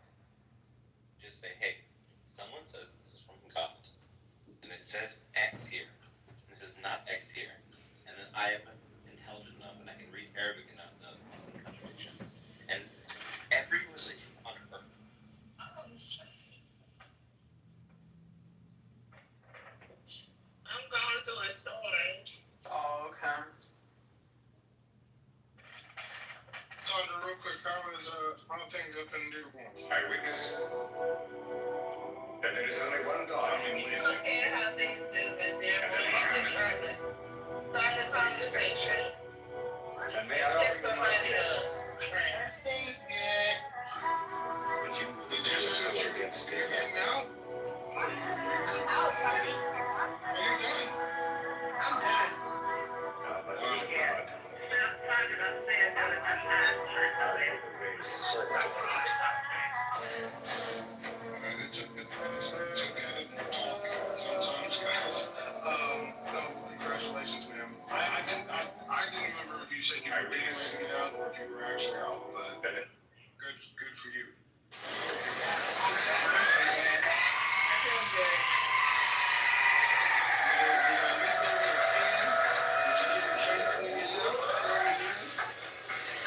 Actually, I got a plaque. I got a fishing line plaque. Remember the well, you might not even know the carriage, the old fishing body carriage. Remember? No, I don't know. Okay, fishing body plant here in Lansing was 115 years old when they tore it down. It was originally a carriage factory, horse-drawn carriage factory. So the actual fishing body emblem was that golden carriage. So I actually got one of the plaques because they only had a few of them left from the people that actually started at fishing body. So. Oh wow. But I couldn't even post a picture of it because they were like, "Don't tell nobody." Oh wow. I haven't had my name put on it yet, but it's beautiful. It's got gemstones. It's gold. It's on a big wooden plaque, and it's gold, and it's got fake jewels in it, sapphires and rubies and emeralds, and it's real pretty. That's awesome. That was our original logo. That's awesome. I'm gonna sound like goat and say, "What a blessing." That's awesome. Blessed to be out of there and alive because one of my friends just died last Friday. He retired 6 months ago and died last Friday, and I'm so devastated behind that. So, yeah, I'm glad to be out and above ground. Is that why you said you might get you another job because you don't want to just be single? Absolutely. And if I wasn't working in the garden, I'd be taking my ass to the gym every day. But I'm, in the garden right now. But once I'm done with that, I'm gonna be going to the gym because I'm used to moving like at least 80,000 steps a day. So when you on that line, that ain't no joke. They ain't playing with you. When you on that line, you are moving the whole time, other than when you're on break or taking a piss. Yes. So it's not for and you see the girls that work on the line look totally different from other women my age. Like, we got the racks, we got the arms, yeah.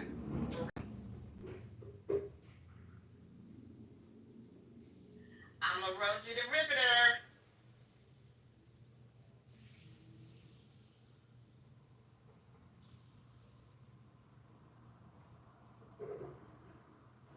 Well, excellent.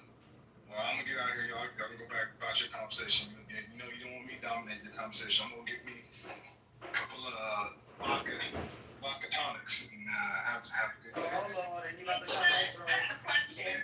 To this crazy. Do you still go over to Mexico? I never did go to Mexico. Well, you never did stop. I don't. Fuck no. So we went to Mexico. We were on a cruise and we went to Cozumel. We border Reynosa, and no, there was no reason for me to go to Reynosa. I'll be honest, it's not safe. It ain't safe for me to go to Mexico. Now to send me some soursop leaves, cause I can't find. Just tell you, there's a park down here. If you ever come down here, Progreso is safe, and parts of Matamoros, which borders Brownsville, that's safe. So going into Progreso is nothing, but we don't ever go. I mean, shit, I basically live in Mexico. But what are you looking for? What kind of leaves? Some soursop leaves, but I can't find them here. And you can only get them. They come from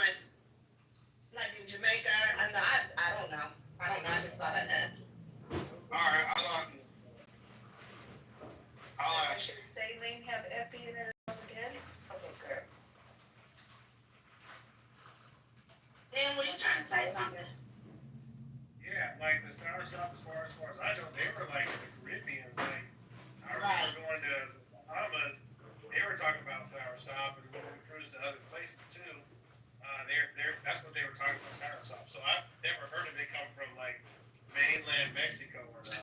I was just thinking like the heat, the tropical, not tropical, but it's definitely coming from hot climates. So I thought maybe Mexico would have. Maybe Cancun, maybe Belize. Yeah. But outside that, yeah. I'm thinking, damn, you probably gotta get her all the way down to Cozumel, the Yucatan Peninsula, which is like another 4 hours, 6 hours, I don't want that, 7, 8 hours south of here before you can get that. And see, we don't have any more, like they say you can get them at Asian markets, but our Asian markets most of them here are closed. Oh, really? Where? What's the name? Yeah. What's the name? I'm in Lansing, Michigan, but like we had a bunch of them out in East Lansing, and they're all shutting down because of the tariffs and stuff. Wow. What type of Asian? Were they just all strictly Chinese or? It's probably a mixture of everything. Probably like the one that I go to in South Lansing is Vietnamese mainly. That's their focus. But yeah, I don't know. I'm just looking for some. And I didn't want to order them off of Amazon because I don't even know what to get. I don't need to know what they look like. Trent, you don't go to Cancun either? I mean, that's like a hot spot. We just went to Cancun. Do we go normally? No, we just went to Cozumel. We've been to Cancun. The reason I see Michael in the chat, I live here. Like, it ain't like South Florida, where I live, ain't a whole bunch different than Cancun, other than you have all you can, excuse me, other than you have fully inclusive resorts where you can eat and drink all day. But because I live an hour from the beach and I can bring my own damn liquor, I can sit up in the hotel and drink and look out on the water. A vacation. And allows it to do what? Separate the factor from the. Somebody can lose a shield to country patients. She don't violate the laws. You're right, huh? She's up in trouble. She gonna say, dang. Somebody's moving something weird. No, don't mute me, Jeff. Don't mute me because I'm walking around. Don't you dare. Don't talk to this person in my ear. Nobody said nothing about hip hop. Be quiet. I have to work 3 hours extra time. That's why I'm trying to listen to you guys and help with the room. So I'm trying to work. And that's why I tell you guys, Patty, Mel, Smith, Deborah, Sandra retired. But we come in here and open these rooms and we're working at the same time because we're professional women. And we try to do this and then people come in and just try to disrespect us and all this kind of crazy shit. Keep in mind that we are working and trying to hold a space for you guys to have someplace to go. You don't want it? Open up your own damn room. And we'll come to your room and sell the stage. But other than that, that's what we do. That's why Patty's quiet. Mel has a family as well. And you guys think we're here for your entertainment. That ain't it. We're just trying to be good clubhouse people. Because I don't have to do this. You think I need attention? I get attention all day. I'm getting attention right now. I was just protecting you, Lisa, because I didn't know what you might say. I didn't know if your mic was open. Oh, no, not you. I knew it was open time. They don't know where you go. So damn, yeah.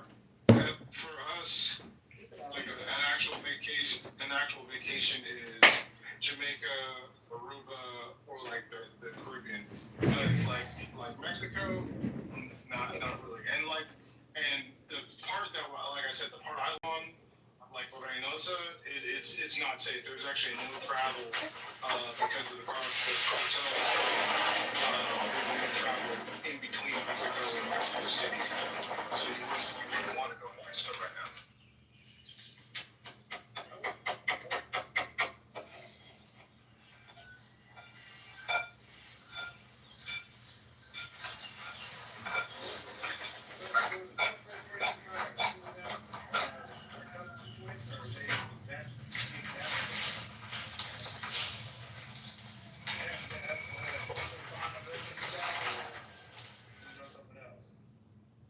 would say that it's in Mexico, because we've shut off the human trafficking from Mexico. That's why they're fighting more, because there's less money coming into the cartels. I don't know for a fact, but it does seem like there's less drugs coming across. It seems like the busts are happening more frequently. That the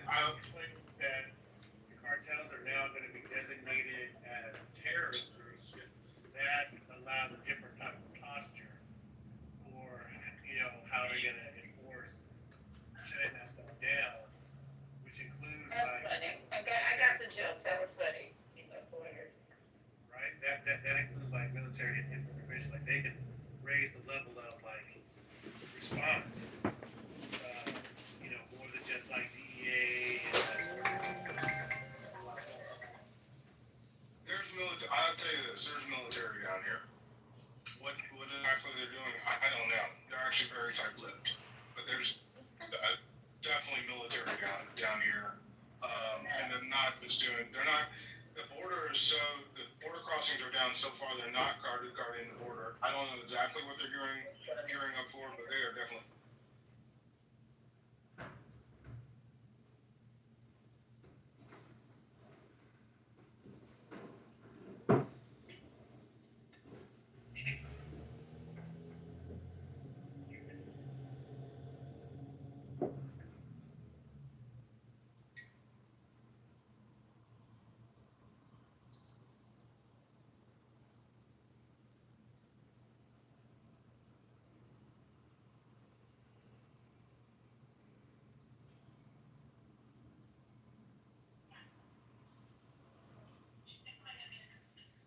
Yes, it is. It'll be all right. Damn, in the chat, I'm gonna put this guy or this channel on X. If you watch that channel, and it is gruesome and it is graphic, but as far as probably the best and the most, I don't even know how to get all that information. As far as the best and most updated information on what's going on down there, that's the channel. They are very good, and they talk about the different factions. There's been a truce recently between the Gulf Cartel and Sinaloa, I think. It's almost like the Crips and Bloods. They're like coming together because the violence has gotten so bad and they're killing so many of each other that they realize that they've got to coalesce and figure out something. Because I do believe the Mexican federales have become more aggressive. So I don't speak about it too much because not my place to talk about it. But if you want to follow somebody, follow that up in the chat.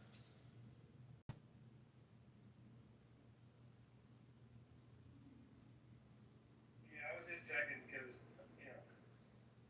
been kind of quiet on that. I haven't heard much coming from south of the border other than south of the border other than just tariffs. But I know that's still a real problem that's going on down there. So Our side of the border is as quiet as it's ever been. Like definitely in the 7 years that I've lived here, but in talking with the Border Patrol agents, this is the quietest it's been in 10 years. It is, and some say ever, like because of the minimal crossings. And it's almost it's almost too quiet because they don't want to completely stop it because then you don't need to pay these guys. They make some money, right? They make some significant salaries. So then you don't want to. Funding can get pulled away over the course of time. But right now, they're fully funded. But right now, I mean, it is. If there's one thing I'll give Trump high marks for. It's not a lot, but I will give him high marks on shutting the border crossings and making an extreme difference in like literally overnight. An extreme difference in our vegetable prices. Shit. Trent, you sound like a MAGA, bro. That shit is crazy. Okay, He really does. I mean, I'm not saying that you are. It's just that you talk more about the good things that you like about what Trump is doing instead of the bad things, like what he's doing to public education and taking away people's Medicare and SNAP benefits? It's like, Kids learn how to read. Raise your hands. Yeah, nobody's hands up. Come on. crazy. No, I don't hear you. I don't hear you sympathizing for the people who are not just going to lose their livelihoods, but their lives. Because they're closing all these they're closing 3 rural hospitals close to me right now. Well, you know my wife's in that. I knew when they cut Medicaid that obviously rural hospitals are going to close. It's actually going to affect Republican states. More than anything, it's actually I knew that was gonna happen. Okay. It's dumber than fuck. It's dumber than fuck to close some of these rural hospitals. That's going to backfire. We know that, and we empathize with those people, especially if they're farmers. Think about it, they're farmers and they're 150, 200 miles away from the nearest hospital. If they get hurt in a farming accident, they're not going to make it. Yeah, well, the biggest thing for me, and I was just actually talking to my grandmother's and grandfather's friend. She's in her 90s, a great lady named Lynn in Columbus, Ohio, which we just talked. And what is starting to happen, even amongst his supporters, is these ICE raids on workers and just on workers, on regular people, landscapers, people working in restaurants, people working in hotels, people that some people know in particular, like you know. And now that they're seeing it themselves, and I knew that this would happen, when the video started getting shared of people getting put into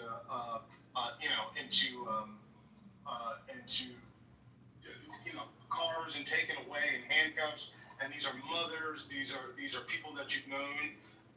The calculus is going to change. That's why I know it can't change, because the public perception of this is beginning to change. It wasn't that strong to begin with, and so I actually don't think that.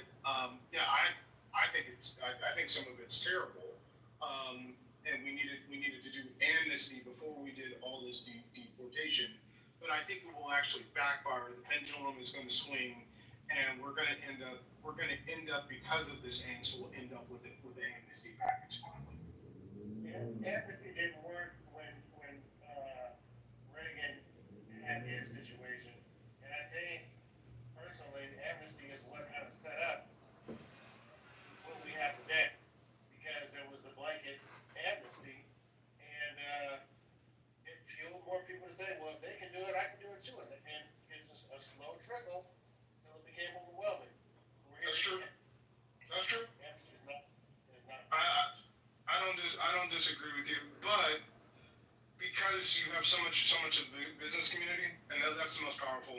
When you have the agriculture, and when you have the travel and leisure hotels, and now the restaurant industry, all coming back and saying, we need to do something about this. This can't continue. We're losing profit. Whenever you start hitting people's pocketbooks, damn, shit changes. I promise you that.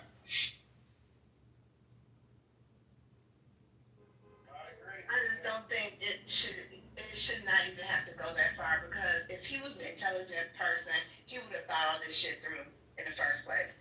He doesn't think, he just does shit. And I mean, this shit is crazy. But, hold on, one other thing I'll say. Look, before I get at it, look, this does an extended amount of labor, a override of labor does affect especially the working classes' labor costs. Wages are rising, and inflation is starting to rise because you've got to pay people more, right? And when you allow this subset of labor to come in that will work for less because they don't have the same rights, they can't organize, they can't unionize, it actually does affect working class labor more.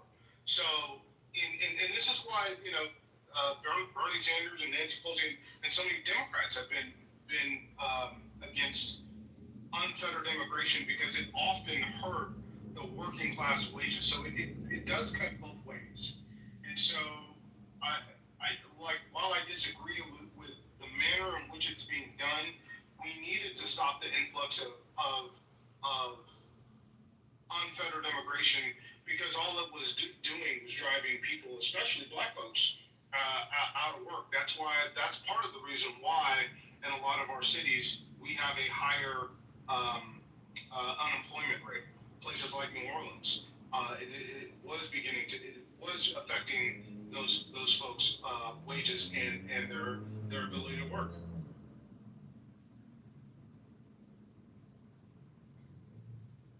Anyway, that's it. I'm gonna drink. I'll see y'all later. Yeah, please go have a drink.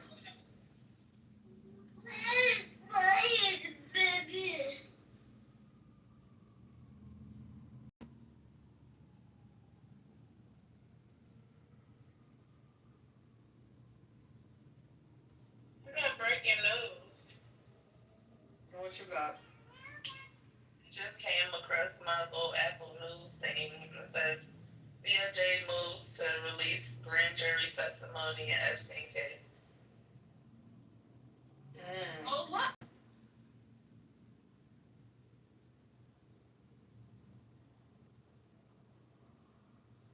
I wonder what that means. Let's see.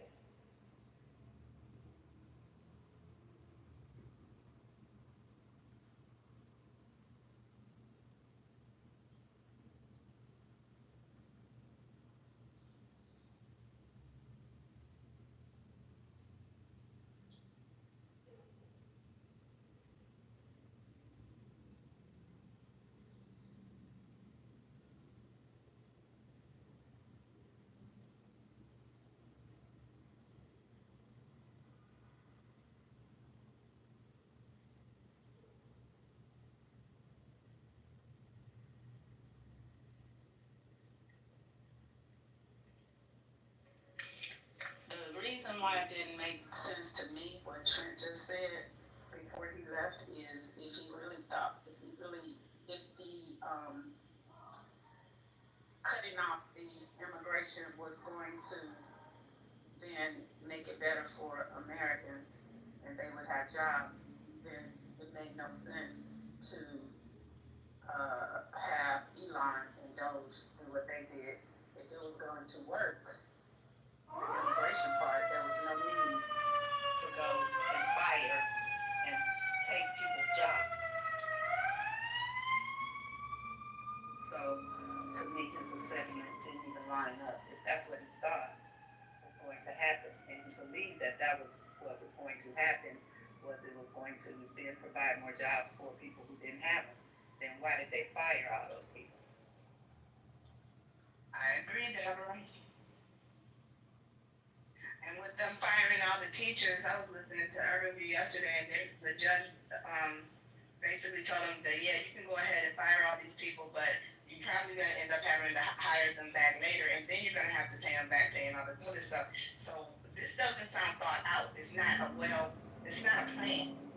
He's just doing shit. Right, because they cut before they did an assessment of where they needed to cut. So Trent's full of shit, as always, and that's why he gets to say what he says and run.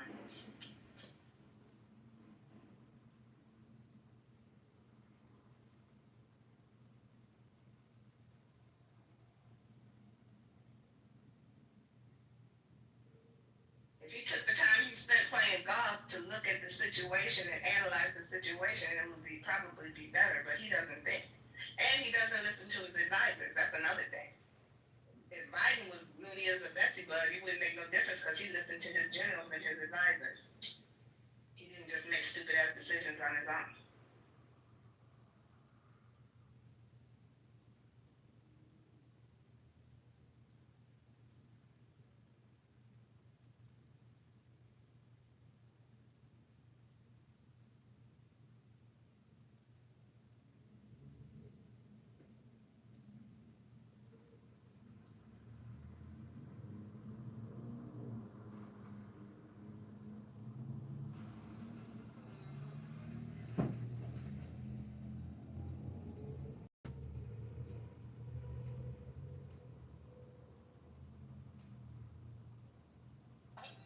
making me sleepy. This rain or you niggas is good.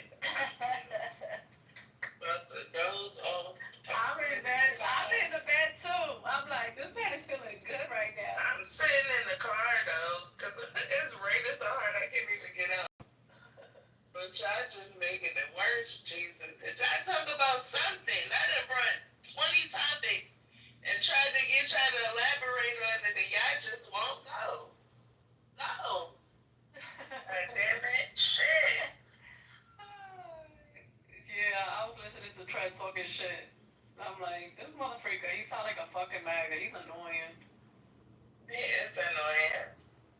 I'm like, sir, my daughter was like, is he KKK? Is he part of the KKK? Damn. That's crazy. I'm like, I don't know, he's bugging.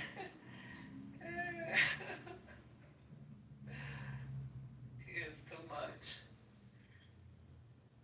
The amount of young kids I be seeing with tattoos on their face, I just want to know. I hate when they do that. Like, what the fuck? Are y'all gonna be tattoo artists?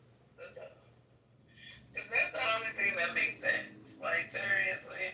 Yeah, because it's not professional. Like, on your face, though. Like, I can see you could be tatted up from your neck to your toes with your face. Yep. Like, that is just ridiculous. I can't. I always see them. Girls, boys, all of them. So I remember when they used to do the teardrop. Yeah. Yeah, I know my kids had the teardrop. They get full-fledged pictures on their face nowadays. Even Kashard, you look at that photo, like, why did you put that guy's face on your face? Jeez. Put a nigga face on your face. It's like, every time you look in the mirror, you gotta see that shit. Right. Yeah. Didn't Amber Rose have a Trump tattoo on her face? Or was it just temporary? That was probably temporary. She just has her son's names on her forehead. Yeah, she got a big stupid ass tattoo on her forehead. I don't know what the hell made her do that dumb shit. Yeah, It's not stupid. It doesn't even look right. Yeah, I don't know what was the purpose. You gotta wear makeup now. Why would you do that to yourself? Yeah, I don't know what was the purpose. Who lost a bet? That's what it looked like on Amber Rose. It looked like she lost a bet, but then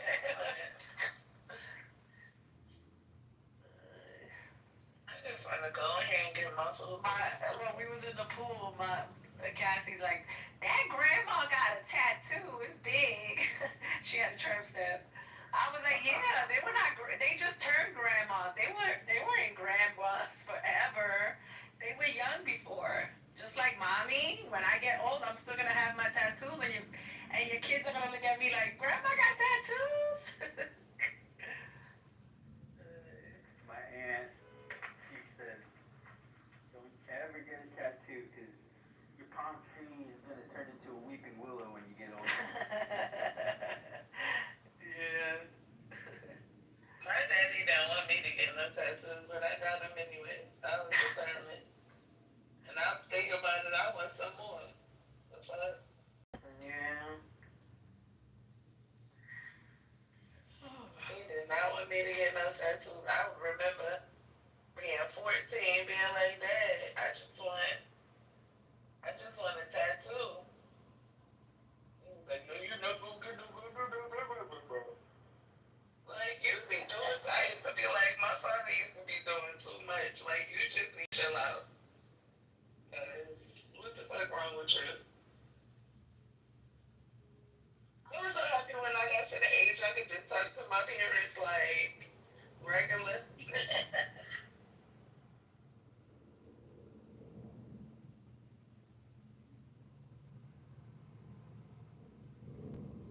So y'all crazy in front of your parents? You got good parents. Some people can still not talk to their parents like they've, grown up. Nah, it's like when we at 18, we was no holds, we grown. Like, that's how they did us. We was grown. Everything that we did in the dark, we brought to the light at 18. I know a lot of people that their parents so strict still. They grown as hell. They got kids of their own and they still can't do shit around their parents.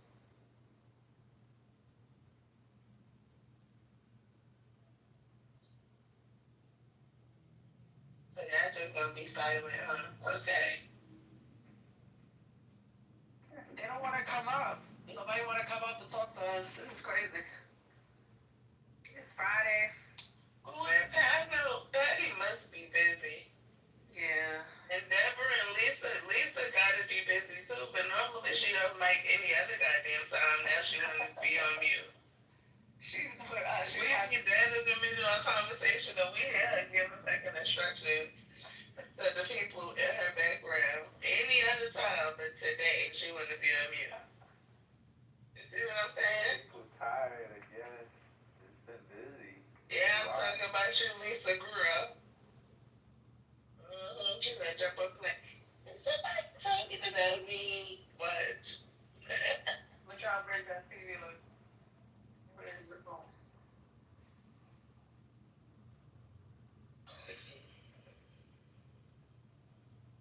I need to be in a contentious argument real quick, cause I gotta wake up. I got shit to do, and I'm just sleepy as shit. I need somebody to ruffle my feathers. Let me find somebody to piss me up. Obama, you asked. Oh shit! There you go. Well, you asked, so you shall Yeah, receive. go ahead and ruffle my feathers. Go ahead. High blood pressure argument. Let's see here. Where is the article? Cause I'ma fight you if you talk about Obama. We gonna fight. Not the scrap. Where's that? You better put some Vaseline on your face, okay? Brooklyn, I told you I was doing a good implant. Brooklyn, I told you I was doing good implants. Be quiet. Yeah. Yo, Brooklyn, somebody's doing butt implants. They crazy, bro. That shit's gonna flip. That shit's gonna be flipping. You a cosmetic surgeon nurse, huh? Well, listen to you. Send me to somebody that's good, cause I need some stuff done.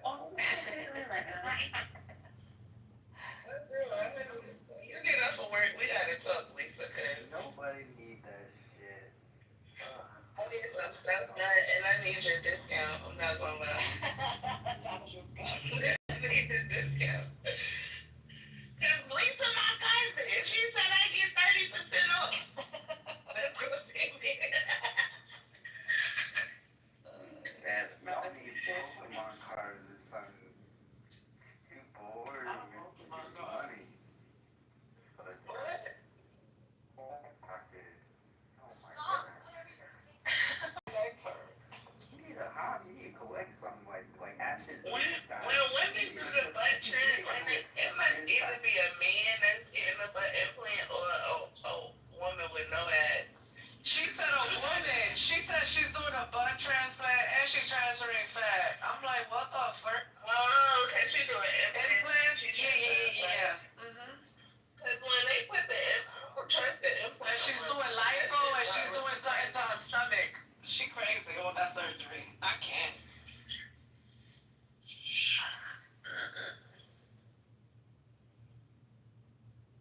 I was telling her I was speaking to my sister. My sister's about to go back under the knife. Oh, she ain't about to get that shit. She already got a BBL, right?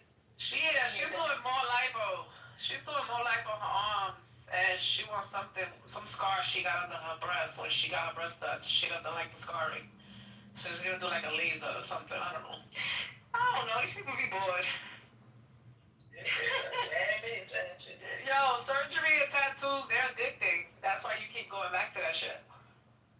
They are addicting. I don't know about the surgery, because all my friends that got surgery, they like, oh, I'm not going back. Like that. Whatever they do the first time, they ain't doing it again. I'm surprised she's going back too. She got surgery 7 years ago. And I'm like, you going to get surgery again? Oh my God. She's like, yeah, my man's gonna pay for it. I was like, okay. crazy. Is that the Pfizer or the implant? Okay. So it's a Pfizer 422? Oh, that means she's doing some implant stuff too. She gonna be in that Brooklyn. She gonna be in that table for like 10 hours.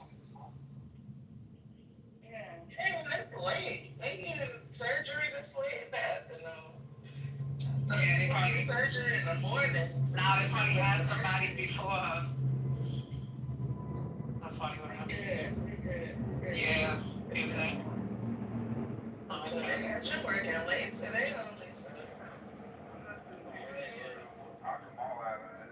I ain't talking about, because I like, listen, do what you need to do to be the best you that you need to be.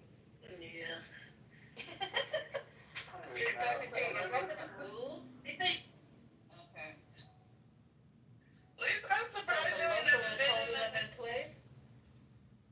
So the muscle holds it right there, okay. Because it looked like it might want to slide to the left after a little while. It's going to slide after a while.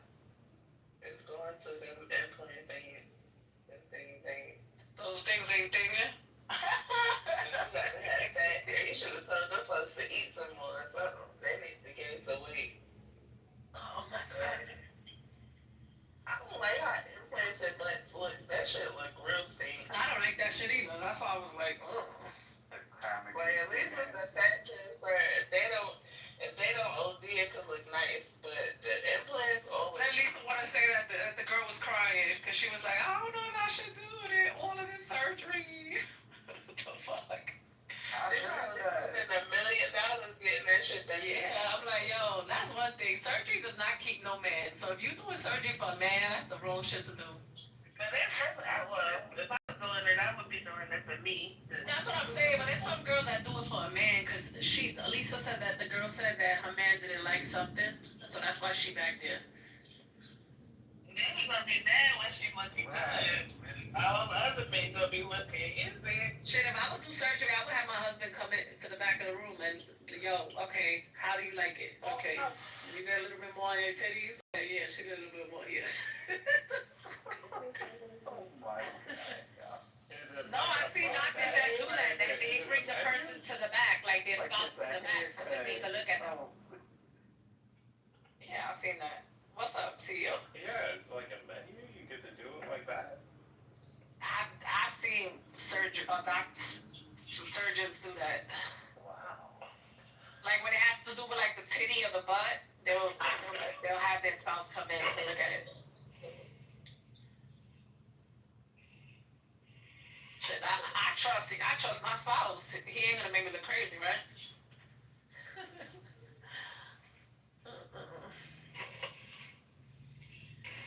Oh man.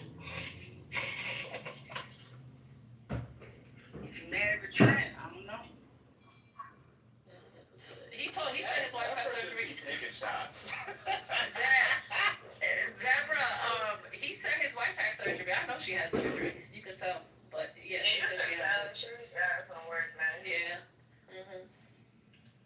She probably went to Mexico. She went right next door.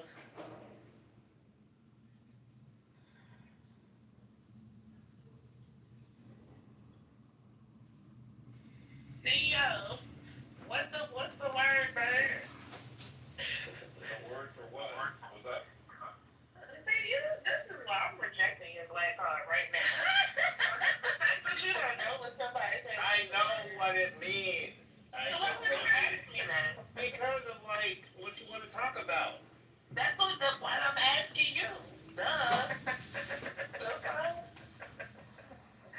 Okay. She don't want to. Lisa, this is She why wants you to tell her something. She don't want to be quiet in the room. I was gonna go back to 90s CEO.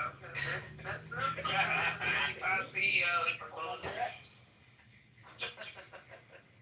We need to go back to the 90s, buddy, because you just got old and just out of touch. You old and out of touch CEO now. Yeah, you got kids. Yes, I got a 12-year-old. They gonna be mad at you when they get to about 15, because you ain't gonna know nothing. You ain't gonna know nothing. You ain't gonna be able to tell them nothing. They ain't gonna be like, my dad is so I'm surprised you only got one kid. much easier to manage. Oh yeah, of course, I know that, but I'm just saying. Maybe that's all he knows about, though. Are you opposed to that, you mother? What I did didn't think he was. Look at his wife. he had sex with my wife. His mom has think he wrong. I thought he was married. You married my brother? No, I'm married for fake. I ain't never. I thought you was Yeah, out here. he's married, been on stage. I thought you was out here dropping, you know what I'm saying? Dropping loads and shit. Trent married, CEO married, Roy married, Matt is married. Who else? Dan is married. Aleph, I don't know. Sometimes he be sounding married, sometimes he sounds single. I'm a little confused about Aleph. But he will never talk about his wife though. Why you never talk about your wife? That's why I know he's married. Romac is married to the game. My wife has her own clubhouse life. Oh, okay. What size is mine? 15 round? He said his wife got her own clubhouse life. What now? Why you don't talk about your wife, CEO? Because you don't never say that. I said she got her own clubhouse life. So. Oh, she do. Oh, she on here. Yes, she is. Right. So she might be in here anonymous. No, she doesn't come in this room. She got a totally different life. She does like Marvel, Star Wars, all that stuff. Oh, okay. Is she black? Oh, he hesitated.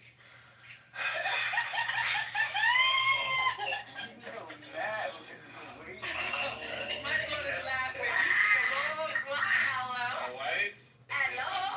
My wife is a member of Alpha Kappa Alpha sorority and an HBC and went to an HBCU. Okay. Yeah, I said yes. But you haven't answered the question. A lot of people.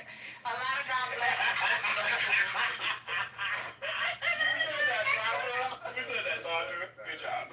No, that was Deborah. Deborah. Good job, Deborah. That's a good one. Good job. So what was the answer? I didn't get the answer. As Ron Burgundy would say, she's African and American. Oh, she's African. No, she's African American. I was just being like, you didn't want to say you're I thought you was gonna say she was from she's black. She's black. She's a black. I thought you would say she Caribbean. American. She's not Caribbean. Trent looks like he Caribbean. Like he could be like Trinidadian or something. I mean, that's Trent see Did y'all see Trent's wig? CEO's not taking your women, Matt. Is that why you want to know? When I lived in Hawaii, I took his woman. Hey. That was my early 20s. Oh, Lord. In fairness, there was no black women in Hawaii, though, so. There's no respect. It's black women in Hawaii. That's why black women in Hawaii. Literally, there wasn't. Like when I was there, okay, Brooklyn, I'll tell you like this. Do you know There's what Puerto Ricans in Hawaii. Do you know what Black Planet is, Brooklyn? Did you know what that is? Okay, so on Black Planet in Hawaii, it was all Asian and white chicks.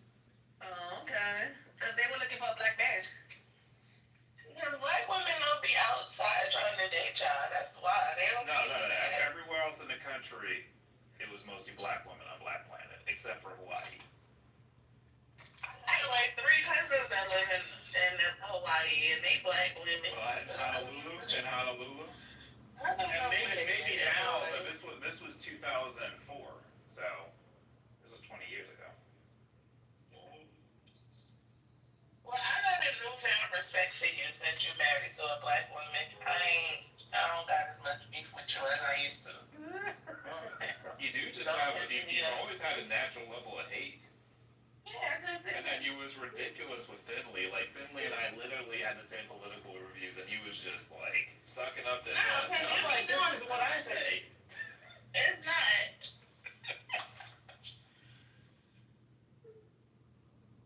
You do be playing favorites sometimes, BK. You do. I didn't even meet. I met Finley that day. What fast fry. I be trying to be nice to reel them in and then I crush them.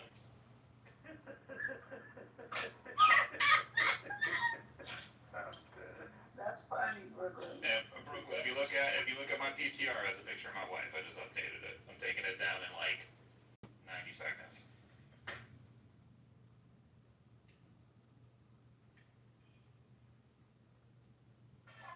Oh, y'all want to She real black. Bruh, that's what my daughter just said. That's beautiful. She's a black woman. No, because I mean, not She's for dark nothing. skinned. This is, Yeah. and so see, not for nothing. This is nothing against you, but just something I have learned about black men when they say, "Oh, yeah, my wife is black." She's like the very ambiguous black as possible. So for you to PTR the total opposite is refreshing. Where's California?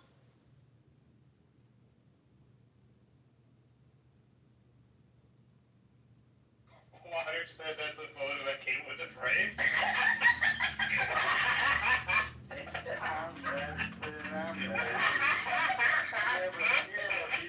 The paper you have to take out before you put your phone in. That's good. I like that. That's crazy. I can see that too. Yeah, That's funny.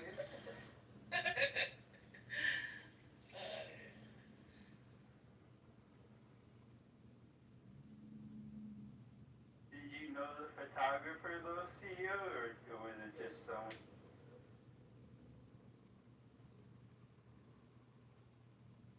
That was on the cruise, so we did a cruise wedding, so it was just the photographer. Wow. Yeah. Wow.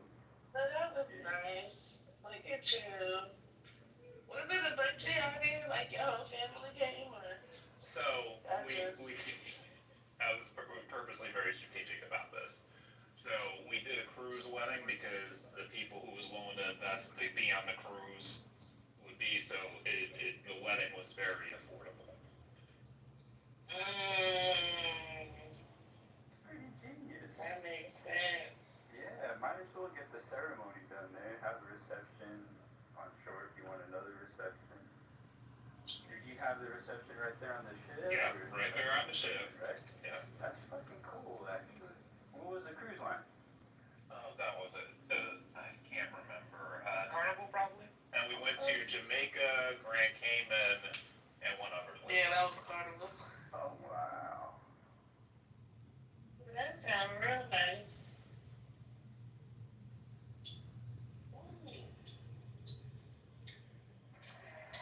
Royal Caribbean wanted to hire me during the pandemic.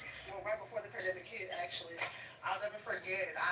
The day I had my second interview with my recruiter, I was in my home office watching the news, and they were talking about the Carnival ship being in quarantine off the coast of California. So during my interview, I asked my recruiter, like, how does this look for you guys? Because I mean, totally different company, but the industries are the same.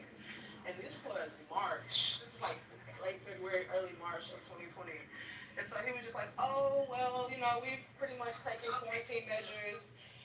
And he was telling me how no one is able to get off or get on the ship. So yeah, long story short, I did not take the contract. And my granddad actually told my mom, he was like, yeah, tell Oasis she can find another tour somewhere on the land. We don't know what this thing is, so she does not need to be on that ship with the people. It was funny. And like my recruiter took it even a step further and was like, oh my God, so we have this ship called the Oasis, and all of the whole team was saying how you would be a good fit for it. And I was like, no, thank you, I'll be fine.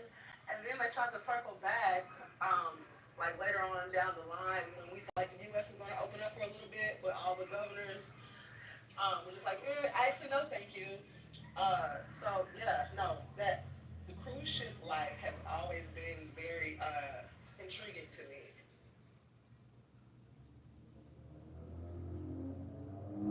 What are you one of them dickheads that don't believe in coronavirus? Did you give me that? What the hell? I'm just saying. I mean, You seem like the type. I was definitely not a fan of the vaccine, that's for sure. But I was the first to start looking up, what the hell is this? How do I combat it? So I was one of the first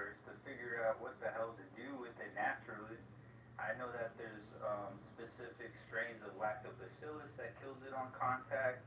UV light was a huge upgrade in the system, in our healthcare system and the airplane systems.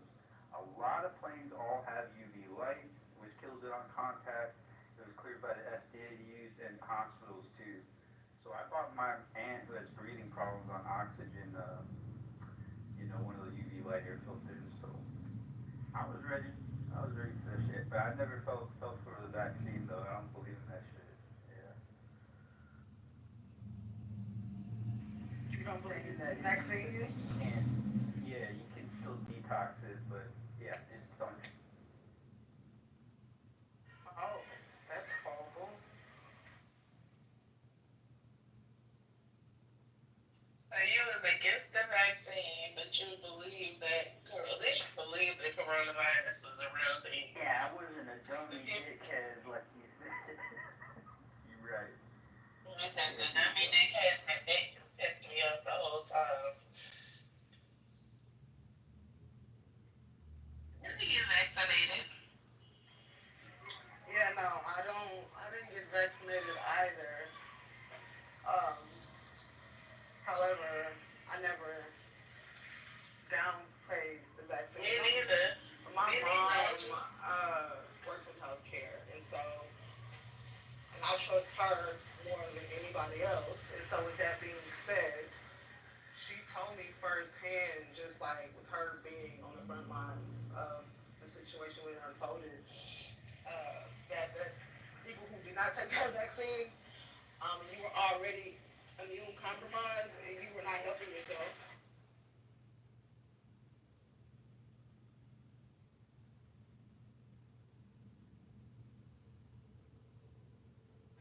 And as far as like when people In the Matrix. Well, I thought it was me that was in the Matrix. I don't care if nobody takes the vaccine. Any less people are going to take care of. What a wonderful care representative we have. Lisa, you being mean. Tell us how you really feel, Lisa.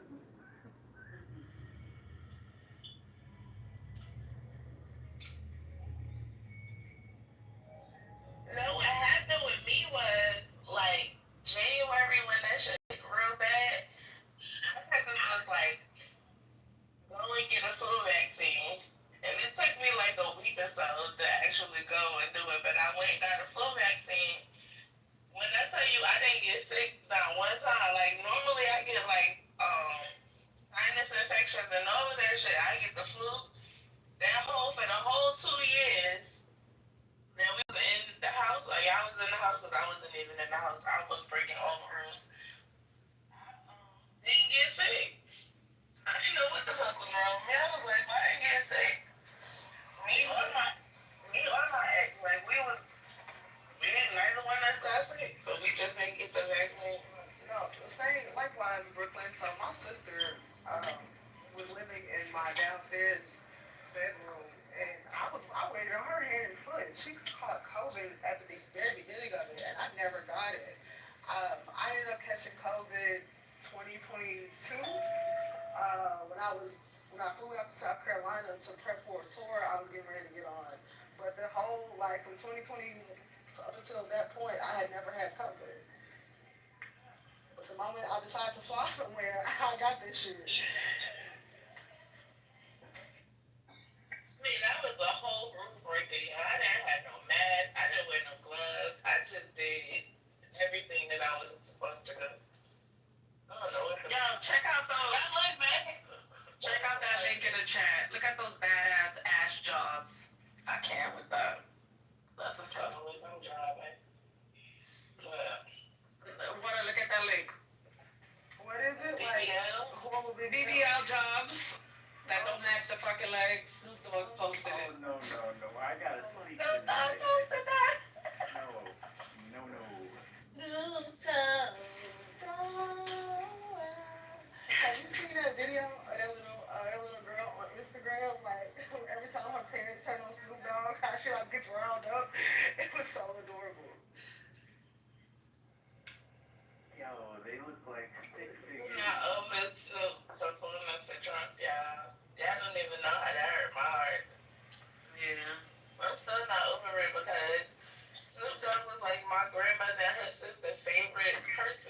Like they loved him to death because they said that he reminded them of their daddy.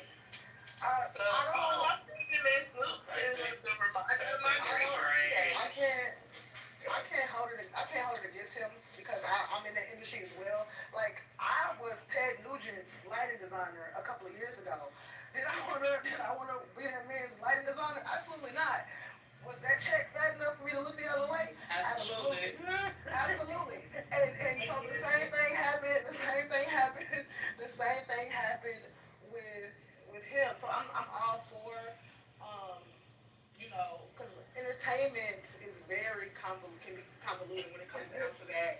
If you don't know how to appease both sides without like selling a gimmick. However, I don't hold it against him negatively because I can understand like not only that but the good he has done. It's kind of like the scales. There's a big difference between doing the campaign versus doing the inauguration. At that point, that is the president of the United States. So that is the office. It's not the candidate. I guess. Oh, but the way nobody cared when he decided to be a pimp. Okay, you keep on. So, what difference does it make? Where did pimp come from? It's not where it comes from. I was trying to figure out the correlation. I'm saying he asked his wife permission because he wanted to try his hand at it. He wanted to deeply investigate it. She allowed him to do it, and he enjoyed it very much to the point where he didn't stop for like a whole year. Who wants to be a pimp? She's talking about when Snoop that era when Snoop was with Don Juan and all of that was around the Bones era and like a little bit before that. That was like pre-2000s era. Y'all think he was human trafficking or He wasn't really pimping. He wasn't pimping. He was just wearing the outfit. He was just wearing the outfit. He was a cosplaying pimp. It wasn't that far. Cosplaying pimp. Yeah, it's like Halloween for that nigga. That's That's exactly what it was. Patty, you back? You finished with your stuff today? Patty? No, he was really pimping, Brooklyn. Thank you. He was a real pimp for 2 years. And not selling no women now. Listen, but having a 2-year contract on pimping is crazy. Like what? He didn't want to extend. He didn't have like an extension clause or anything. He just he Can you do like pimp internships now too? I guess. Y'all know your niggas to the prison.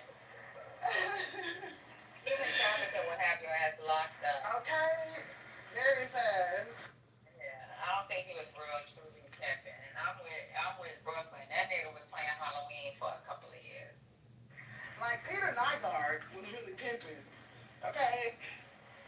You know that's this girl on here that used to fuck with Peter Nygaard? Yes, I do. I've talked to her. Yes, I do. Yes, it's crazy. It's insane. Yeah, you talking about the old white man? Yes. Like the greasy looking old white man? Yes. Yeah, she used to fuck Y'all know that that was one of her tricks. Yeah, that was one of her tricks. So y'all know that his like genitals were like got deformed because he had an STD that he did not get checked, and so like his genitals do not look. His dick was on in pain and he just let it hurt. Yes, basically. Please. All that money, and you walk around here.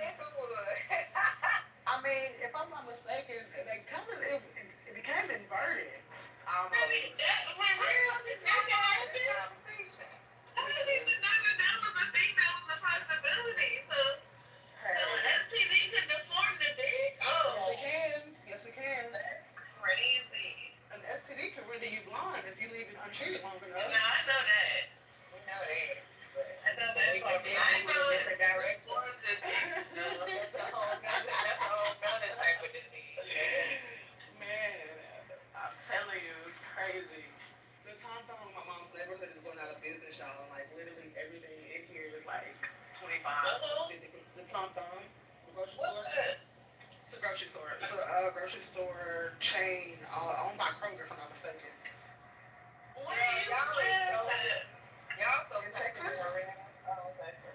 Texas. Yeah, I'm in Dallas. We don't have one of those. Yeah, I know Tom Thumb is going out of business. Yeah, Miss Deborah, the one in Plano. Yeah, Miss Deborah, you better go get you some groceries. It's a all the groceries 25% off. It's a Kroger that's going out of business on Morgan, and they got sales every day. And I said I'm gonna go because I need some stuff. What? Listen, I'm where? Moreland? Also Moreland, yeah. Yeah. Brooklyn, you in Atlanta? Yeah, I'm in Atlanta. I don't know why I thought you were in Houston for some reason. That's Alpha Glam. That's in. I get you and Alpha Glam confused. I think Alpha Glam is in Brooklyn. Houston. Alpha was in Atlanta too. Oh shit. Okay, never mind. Oh no.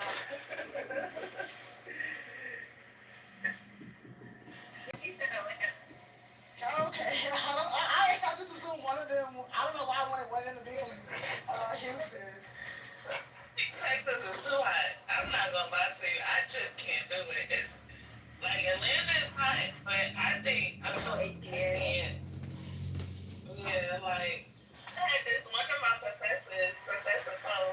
She was from Houston, and she used to tell me all the time, like I cannot live there anymore. I lived there till I was like 22 when I left. I couldn't stay there no more. It was too hot. And she was like, it would be like 110 degrees in the summertime, like just a regular day. I said, no, hell no, I can't live like that. Yeah, I mean that's so. The difference is the humidity levels. The humidity levels will definitely make a difference to how that heat is felt. So like in Arizona, that 110 is dire because they have a bunch of dry heat. Out here, you got a little more moisture in the air, so it's not as. To me, the moisture is what sucks the life out of you. I've been too to dry heat. It does. That's crazy. That is. The middle heat be hot, but it be dry. So you have to survive it. That goddamn Texas is a whole nother monster. You gotta change your shirt. I guess it's instant. So like the heat, I like the most is when I live in Orlando. Like I have to keep a stick of deodorant and napkins in my center console just to like dab myself. By the time I get in the car, my deodorant is like out.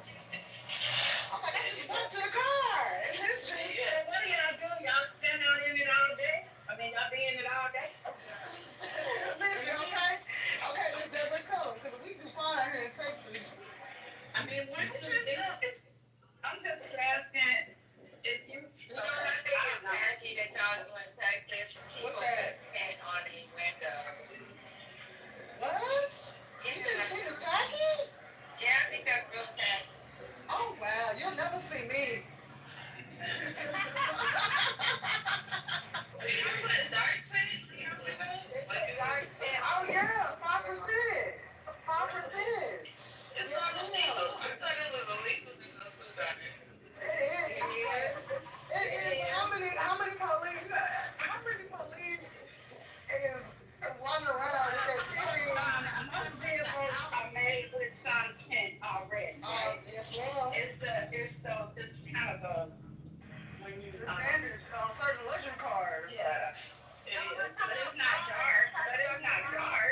It's not dark. She not talking about the car, she's talking about the house. Oh, the house. Oh, wait. Oh, no. I've never. Oh, no. Oh, man. Are you talking about the tent or the blackout curtains? No, maybe I have a tent. I've seen tent. I've never seen that. I mean, Miss Deborah, I'm like, wait. In Houston, some people have tent on their houses. Like, even look up the real estate. Some houses have tent on it. I'm intrigued now. I'm going to go look it up.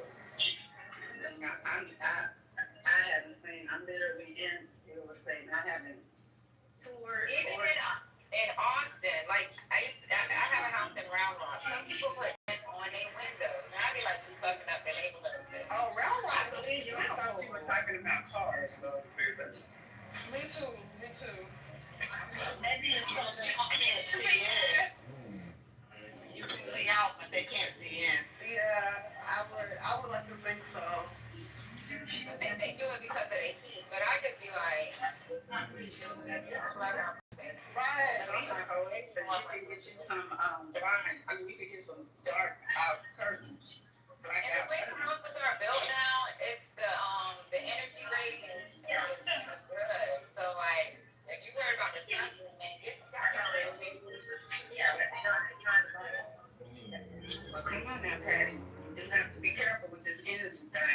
know who our governor is. Oh, listen, okay? Man. They're not paying attention to the people, and making sure the people got what they need. The regular regulars.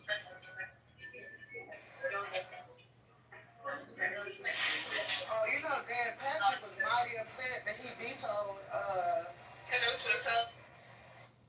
what was it, SB? I forget the number of the House bill, but the measure, what'd you say, Brooklyn? Y'all couldn't hear me? Oh, no, go ahead. I thought y'all could hear me. Someone saying, can y'all hear me now? Yeah, we can hear you back. Yeah. Okay. Someone's asking, do they do like hefty discounts on solar panels? Cause my coworker that lives in Florida, she said she don't pay nothing for electricity no more. Right, and she still has to pay her loan against it. So like, if you get like 40 panels, it's like 30,000, and you need like, depending on your use of electricity, each panel is like $10 towards your electricity bill. But it's cheaper. So like in Atlanta, I pay $200 and some odd a month, right, for my panels. But the people that previously had my home were paying $400 a month for electricity. So I was like, you know what? Let me just get some fucking things. Can you just outright buy it though? Do you have to like finance it? Yeah, you can outright buy it. Yeah, if you can afford it. But like, if you're putting a down payment on your home and you're putting your down payment, so like, if you're putting a down payment on your home, let's say your home is like 500, you're gonna have to come up with at least, depending on what you, how you finance. Like if you're doing FHA, maybe is FHA like 2 to 3% or something? I don't know. Which is not much, but if you're doing like a regular loan, it's a 10%. So you're gonna have the 50,000. Then you're gonna have to have the 30-something thousand, depending on what you get. That's just the panel. The batteries cost money too. And some people get one battery, you need 2 batteries. One battery is not gonna last you a day. A minimum of 2 batteries. Also, when you purchase your home, you purchased it with the with the solar panels. So if you purchase it with the solar panels, that brings up the purchase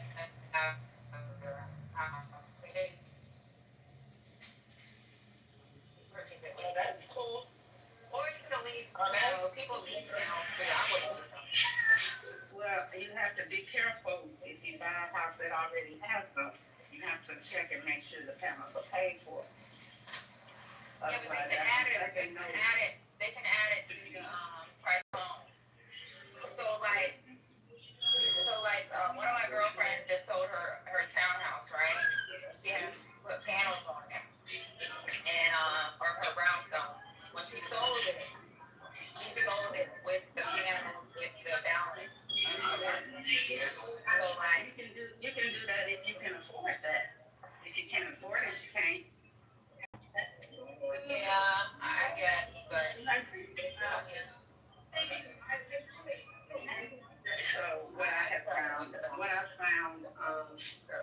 not always, but often, a person who is looking to buy a home that already has the panels on it, barely are affording their loan. Right, so then when you're adding that additional, they just make it over they get approved for a certain amount, right? And then, you have to factor in the cost of those panels, which has to be the additional, amount that you have to afford, because that has to be paid for structure. It doesn't bring up the value of your home, because I know like when they did my property values, it brought up the value of my home. You may have that, but if you add that in to the note, doesn't mean the financier is going to finance it if it doesn't appraise. Right, but that's what I'm saying. It brings the appraisal rating. It brings your appraisal up.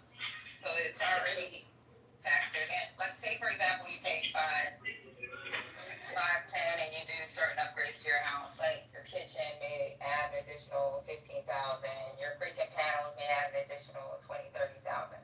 Like, you're already, like, when they add those additionals with what you've already upgraded your home, with your upgrades of your home, you're not factoring all that in. You're just looking at what your house should be appraising for. Like for me, I'll look on Zillow and see what they say, what the average is based off of the home sold. But then when you add the extra stuff to it, then you don't understand what I'm trying to say. Like I looked on Zillow. I'll give you an example. When I looked on Zillow during the pandemic, when people were bidding on homes, at one time when I was trying to purchase another home because of the 2% interest rates, I was going to use the house that I had in Hawaii. I was like, you know what, I'm going to use this house and purchase a second house. So it was pending the sale of that house because I was going to. Okay, let me tell y'all. I bought that house in Hawaii for $800,000. During the pandemic, that house was worth 1.5. In Hawaii, if you have a house over 3,000 square feet, you can sell that shit for 1.5 at a minimum. So at that time, I was like, no, I'm gonna cash out, take that money, and just save it, right? But then with the upgrades, they gave me extra. So I looked on Zillow. Zillow was saying the houses in your neighborhood are selling for 1.5 or 1.4 to 1.7 million. With the additional upgrades, they gave me a different price quote or a different appraisal on what I can sell my home for. And it was more than what Zillow predicted based off of the home sales in that area. You understand what I'm saying? Yeah, the prices of the homes skyrocketed during the pandemic. Like, no, but Hawaii is totally different, right? So what happens in Hawaii, if you buy a house in Hawaii, I can tell anybody, too, if you can afford to buy a house in Hawaii, buy a house in Hawaii and sell that shit in 2 years. Every person that I know, my soldiers, I get soldiers, they can be private, they can be E4s. I tell them, you get a fucking VA loan to buy a home. If you get VA, because if you buy a home in Hawaii, by the time you get 2 years, it doesn't matter if it's a pandemic, it's regular, whatever. The fucking Asians, the Australians, and Californians are always buying those homes. They're waiting for someone to get out of that house. And everybody I know, I think the least amount that I know anyone came out of Hawaii, just being there for 2 years, they made a cool money. This is Like I know Jared. people that make $200,000, $300,000. Look on Zillow and look at those houses, right? And then look, Zillow tells you what the houses sold for in Hawaii. Like, say you bought a house in 2017. If you bought it in Ocean Point, you might have bought it for anywhere from 800,000 to six to 800,000. 2017. Look at the houses that sold in 2019.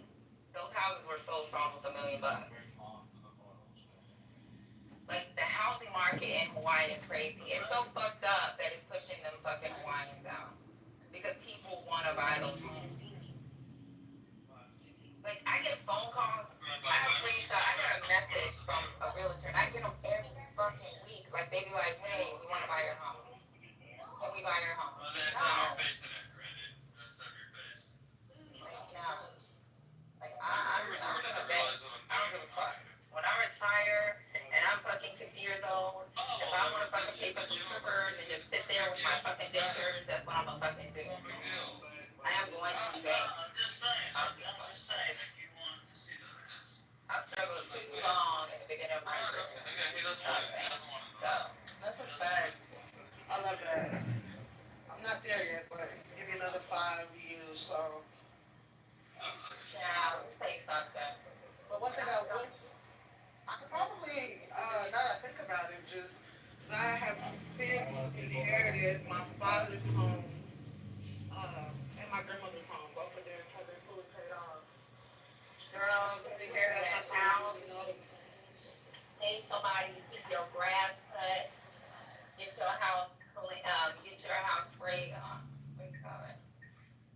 Get it sprayed, get it painted every so many years, take care of them homes, because one thing, let me tell you something, I was so poor when I joined the Army. Like, there was times, so I'm gonna go ahead and tell y'all, as a young ass lieutenant, I'm a single no fucking mom, right? I'm a fucking young ass mom. I have a kid, and me and that little girl was fucking struggling. Like, there was times I would buy like Chinese food and fucking like share it with my fucking 2-year-old. 2-year-olds shouldn't be eating goddamn Chinese food. It's like I was poor, y'all. I was poor. So someone told me go buy a house, get a duplex, see if you can get approved. I didn't have no bad credit that I knew of. I knew I paid my bills on time. I went and got approved and then did my VA certificate. I didn't have no money in the bank to fucking put a down payment. So it's like the little money I had in my bank, I promise y'all, I probably have like $200 in my account. Like that's how poor I was. Like it was really bad. So it's like I bought that duplex.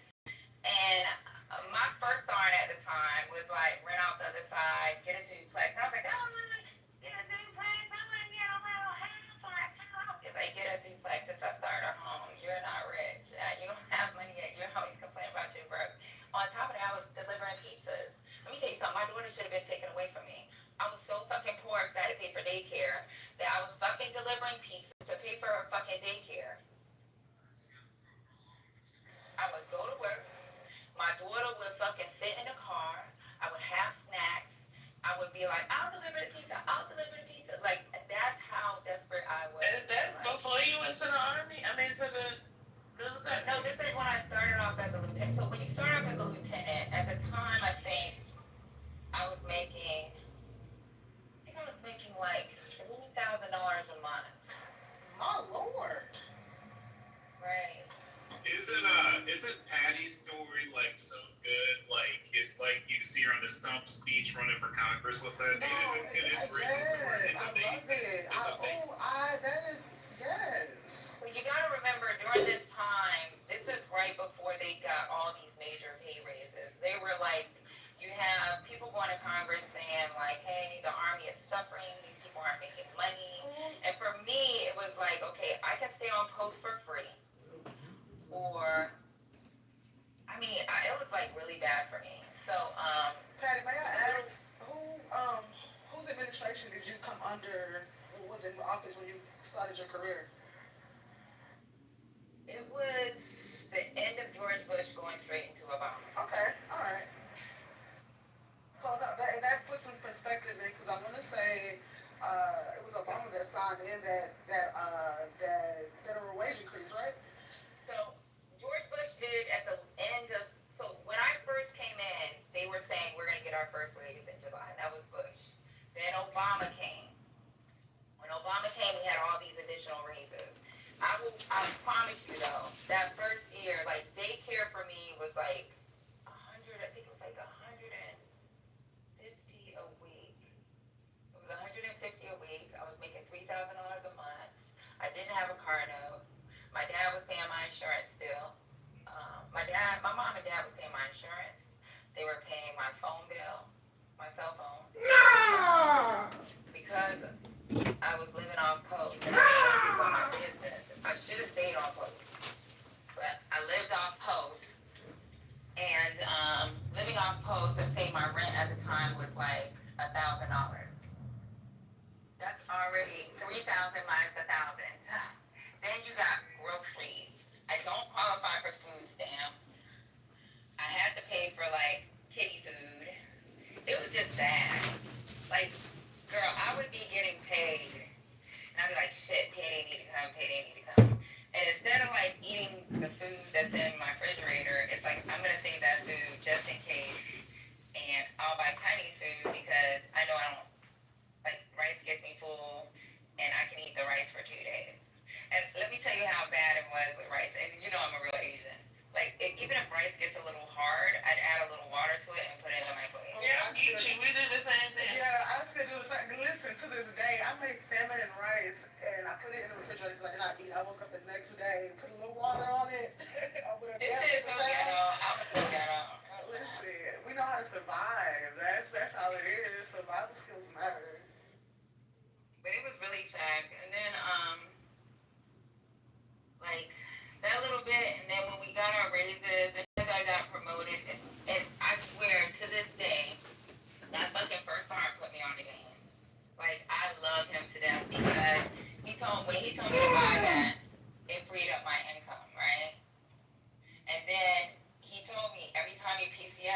just buy a house, rent it out. That's what me and my wife do. And I was like, okay. So when I was getting to my next duty station, he wasn't the first sergeant no more, but he was still working on staff. So he helped me look for homes. And it just pisses me off. Where I was PCSing to. He told me what would be the best price range for me based off of, because I didn't know like how property taxes would change going somewhere else. And he's like, no, property taxes are too high there. So this is what you're gonna need to do.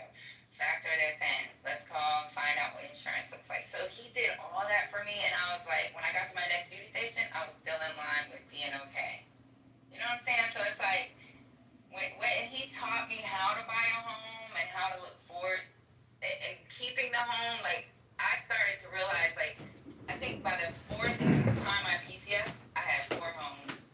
I was like getting my, I would like file my tax. My fucking mortgage fraud, bitch.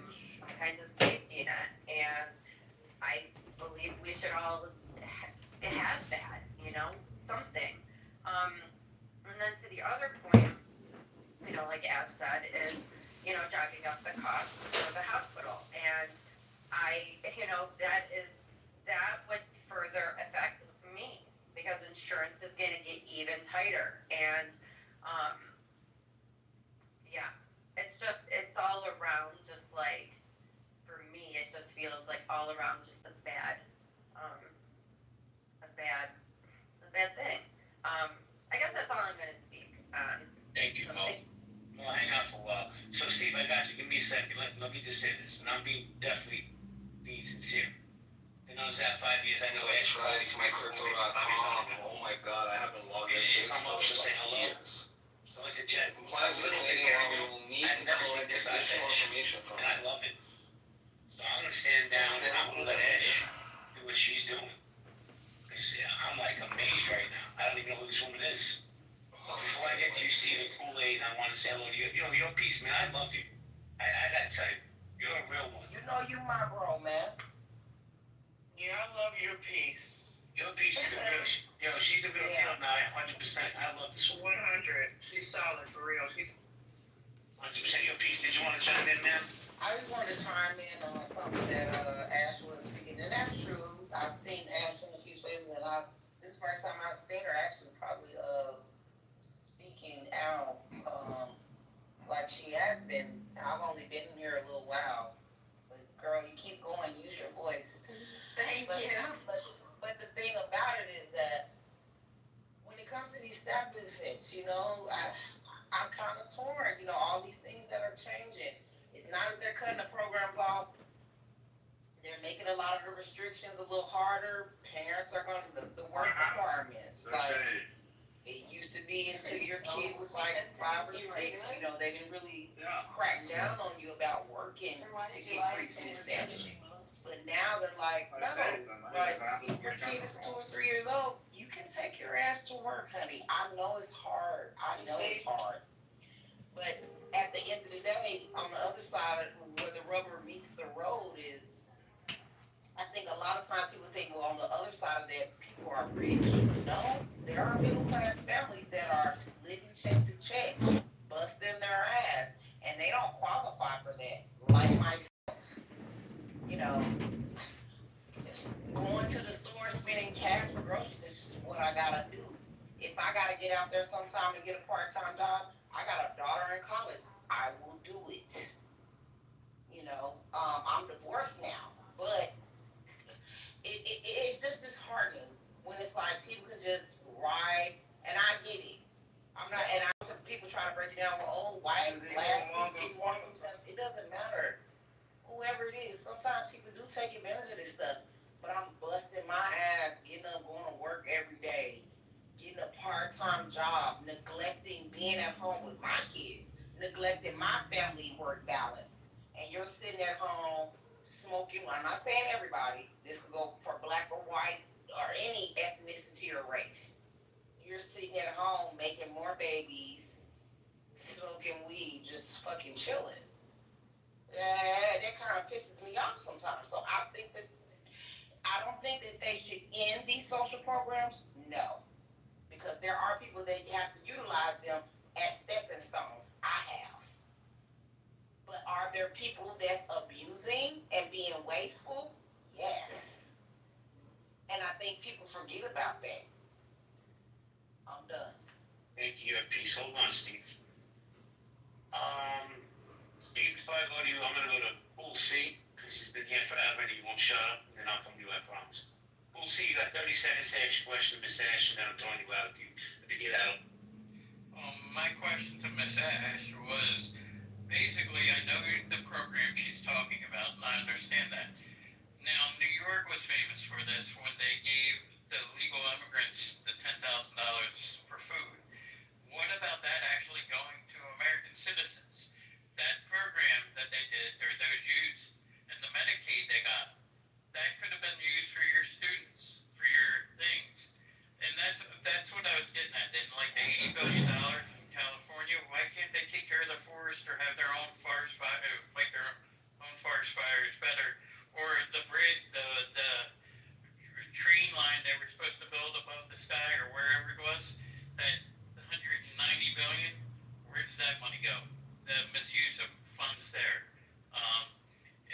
That's what I was getting at is, if you're going to take care of kids, why not? Why are we giving it to foreigners who come here illegally? Great and that question. money could be used for the students and could be feeding the students instead of $6 a day, they could get 12. Oh my gosh, I love that question. Before we were giving immigrants $10,000 or Medicaid, which I don't think they were getting Medicaid, they just get emergency care, and then again, the hospital has to cover it because they can't receive Medicare. But before we were giving that, let's say it is $10,000, why aren't we giving that to the students beforehand? Why are we freezing money for the breakfast program right now? And why are you worried about California's forests when most of the red states in this country can't foot the bill, so the blue state of California is paying? And how do you know they're not doing what they need to do to take care of it? Are you a citizen there? Are you on the board there? Do you have the documentation to go ahead and show me? Because I worked during Hurricane Sandy, and I will tell you, nearly 8 years later, we still weren't completely rebuilt. So Rome wasn't built in a day, and I'll tell you that the state of New Jersey is a hell of a lot smaller than that area. And what was hit by Hurricane Sandy was a hell of a lot smaller. And let me tell you why. Why weren't we there 8 years later? Because FEMA is so underfunded, and what did we just do? We gave it a $0 budget. So if our government programs, again, if we're so worried about that 10 grand going, let's say it is 10 grand. I don't know what it is, so I can't speak to that. In New York, going to immigrant, why are we worried about the fact that no money was given to FEMA before we gave them 10 grand? And why are we questioning why it took 8 years? It's still being rebuilt, actually, in a state that does have property taxes, that is footing the bill for that. That in fact I had no trouble getting funding from the state, but had issue dealing with FEMA during that time. So my question to you is, why are we only worried about the kids when it comes to books, right? Like bad books. Why are we only worried about the kids when it comes to other people getting money other than the kids, but then we still don't give the kids money, right? Like why is that when we worry? Why isn't it when these kids are sitting in school now because that $8 billion or whatever it is frozen, the kids in my state don't have their breakfast program at their school? Why are we worried now? That's fucked up. I agree. I agree. I live in Pennsylvania, right next door to you if you're in New Jersey. I understand some of the things. There are still, if kids are on SNAP or food stamps, at least in Pennsylvania, some of them still qualify for the free breakfast depending on the district. What about the middle class families? Well, that's what I'm saying. Some of those still qualify. Like some of those parents might not have bacon and eggs and biscuits in the morning. It's like, are you getting cereal or an apple? And we all know that those kids are still going to be hungry. But then when they get there, and my daughter's even telling me this, she's eating off the plate. They're eating off each other's plate in the morning time in the cafeteria breakfast because they've already started cracking down. Oh, you don't qualify, you can't get breakfast. All those kids should be able to get a hot free breakfast, not just an apple out the door. I agree, but that's why some of this was moved back to the state itself. If like California has that $80 billion budget, why aren't they feeding their own kids? But how do you know they're not? I'm not saying they're not. I'm just saying if these states that are having these surpluses of budgets, like marijuana in Pennsylvania right now,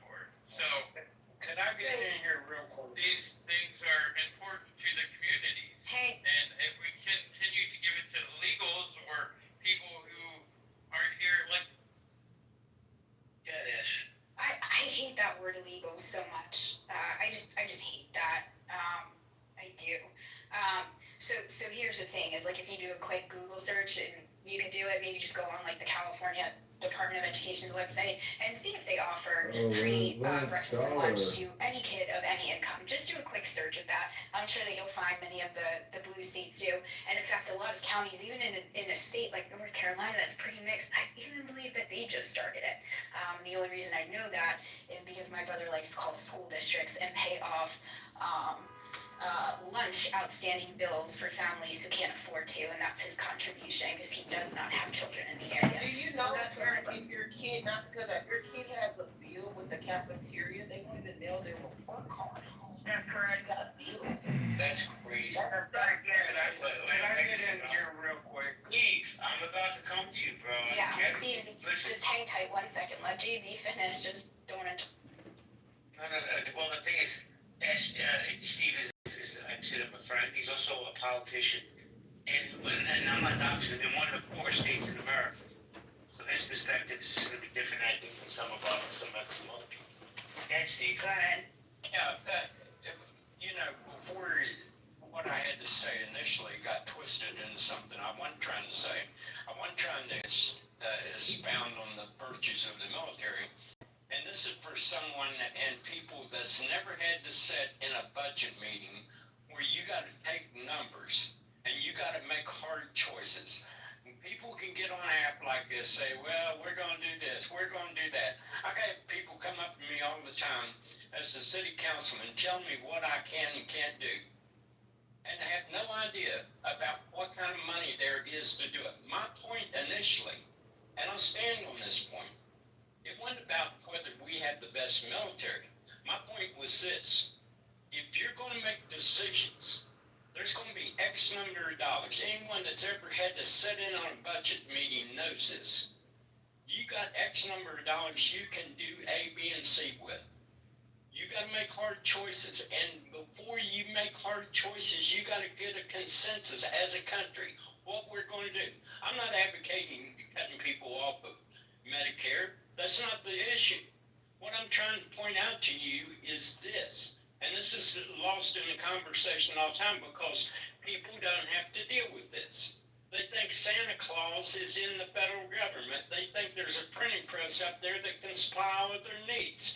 That's unrealistic. Here's the fact of the matter is, any decision you make in a budget, whether you want to supply Medicaid, you want to supply free lunch programs, you got to consider what the pros and cons of everything is. And you got to make hard choices. It's easy to get on here and go virtuous about all this stuff. It's not so easy when you got to sit down and you got to look at the hard numbers. I got places in my town right now that needs street repair. We have a sewage problem from dilapidated sewers. Well, you let the sewer run in the street or you patch the hole. These are questions people that have to deal with this stuff face all the time. They can't get on here and just say, well, I'm going to do this, I'm going to do that. That's cool, because you're not dealing with the reality of what is actually involved in actually solving problems. My point is this: if you want these programs, understand this. The federal government makes money from the economy. If you're cool with that, that's okay, because it's going to extract money for entrepreneurs. If you want less economic activity and you want more social, fine, make that decision. But understand, well, no, hold on, let me finish here. I'm thinking about everything. What I'm trying to tell you is in everything, when you're responsible running the budget, like say I'm sitting in a situation right now, we have a sewer problem. We got potholes that need to be filled. There's decisions, tough decisions people have to make all the time. Well, listen, what do you mean, hold on? That is not more important than a child being hungry. No, you're not. You're missing my point. You're missing my point. Let me just say this, Steve. The federal government made a decision to cut programs and empower other programs like ICE, right? Border security. Now, border security, I'm with. Like, all that money going to ICE, that can go to kids? Come on now. Well, let me ask you this, JB. Let me ask you this. People. Well, let me ask let me ask you this point right here. We had estimates between 10 and 15 million people came in this country during the Biden administration. Well, they just gonna walk out on their own? Or do you have to have some kind of mechanism to facilitate that? These are hard choices that people have to make. And people will get on this app, they will talk pie in the sky, and never had to sit at a budget meeting and make tough choices. So Steve, No, here's the thing. If you want a certain thing, no. Yes, this is like having one of my students. Hang tight there, Steve. To say I've never sat in a budget meeting, that's wild. But I mean, maybe people haven't sat in budget meetings. Maybe people don't even know how to budget for themselves. I don't know. If you've ever done a budget, you have an idea of, well, this is what you got to cut, this is what you got to keep, these are the consequences. But to compare feeding children to a pothole and tell me I'm righteous because I'm more concerned about that generation that's going to end up using that road. It's not. You literally just sat here and told me my righteous belief getting on here, like my 20 years of education and seeing what your decisions have made me do, not yours personally, but yours, the government, have moved my job from now making sure that I will take a bullet for every one of my students. Don't tell me I don't understand what your decisions mean. This government is more willing to put in, to spend money on metal detectors, force kids to wear clear backpacks, than they actually are to do something about the problem. So don't tell me I don't understand budgets and what things have to go through. You just sat here and debated a damn pothole with me, and I'm sorry about your town sewer system, but maybe there should be a budget regarding that, and people shouldn't be complaining that their taxes go there.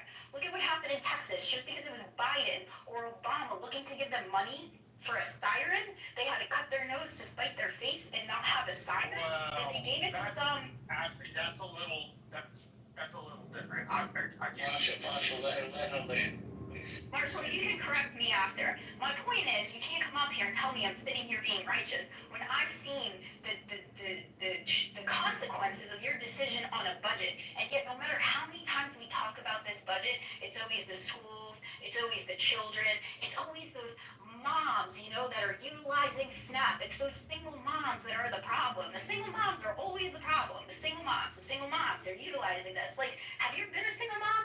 You can't tell me that you know what it's like unless you've been a single mom, right? Because that's what you told me. I don't know what it's like unless I sat in a budget. But do you know how expensive daycare is?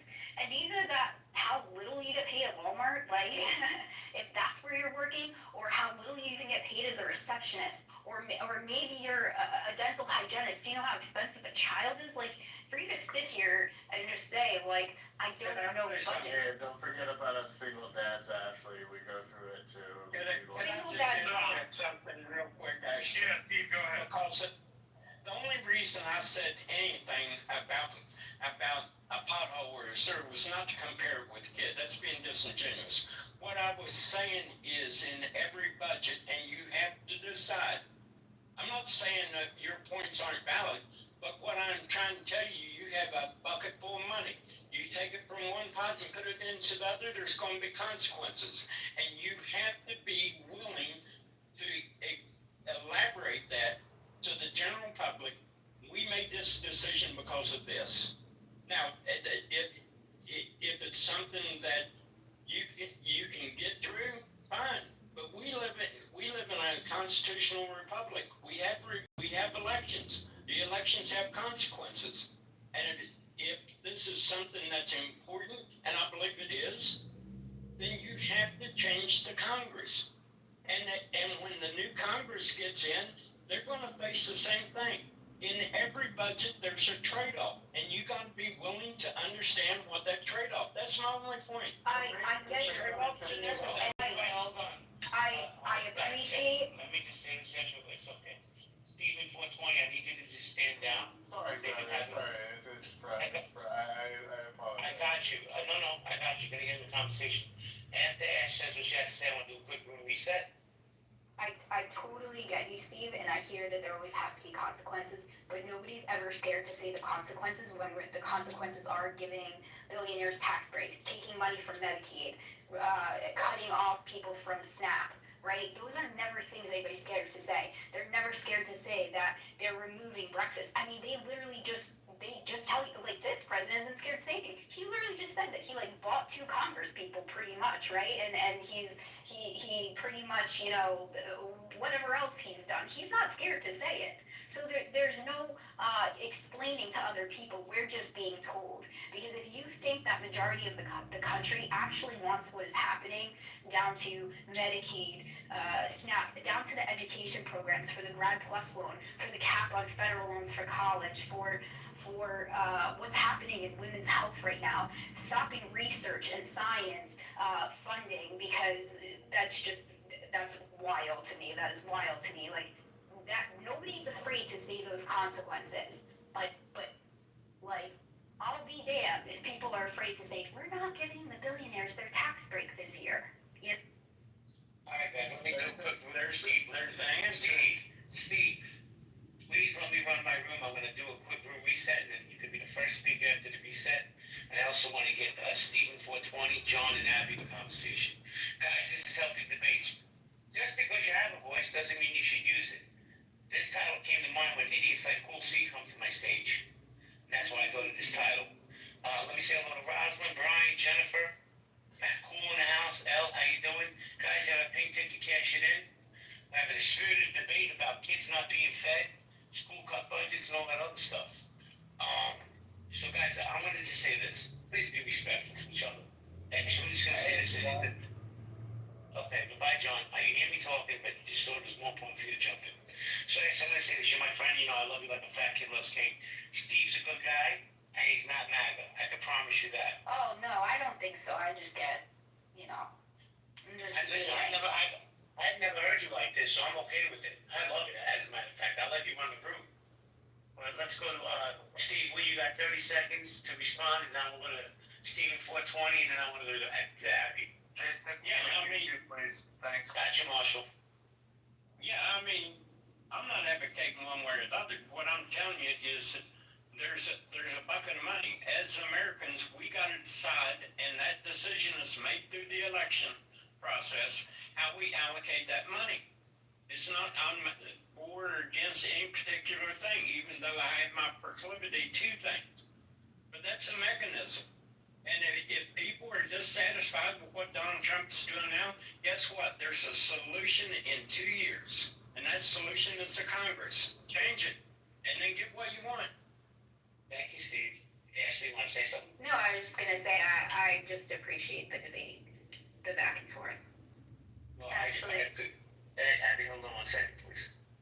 Like I said, you're both really good people. We come from different, I think, ends of the political spectrum. Thank you for the dialogue. Hello, Counselor. Hi, I just came in quickly. I heard a little bit of what you were saying.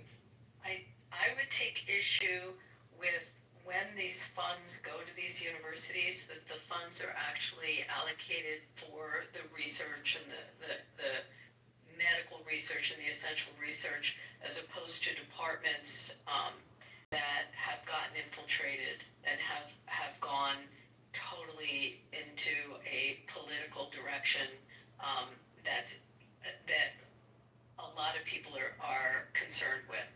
If 100% of the money was going into cancer research or research in a particular medical area, but sometimes these funds blanket go into the university, and when they go into the university, there's not a control as to how it's allocated.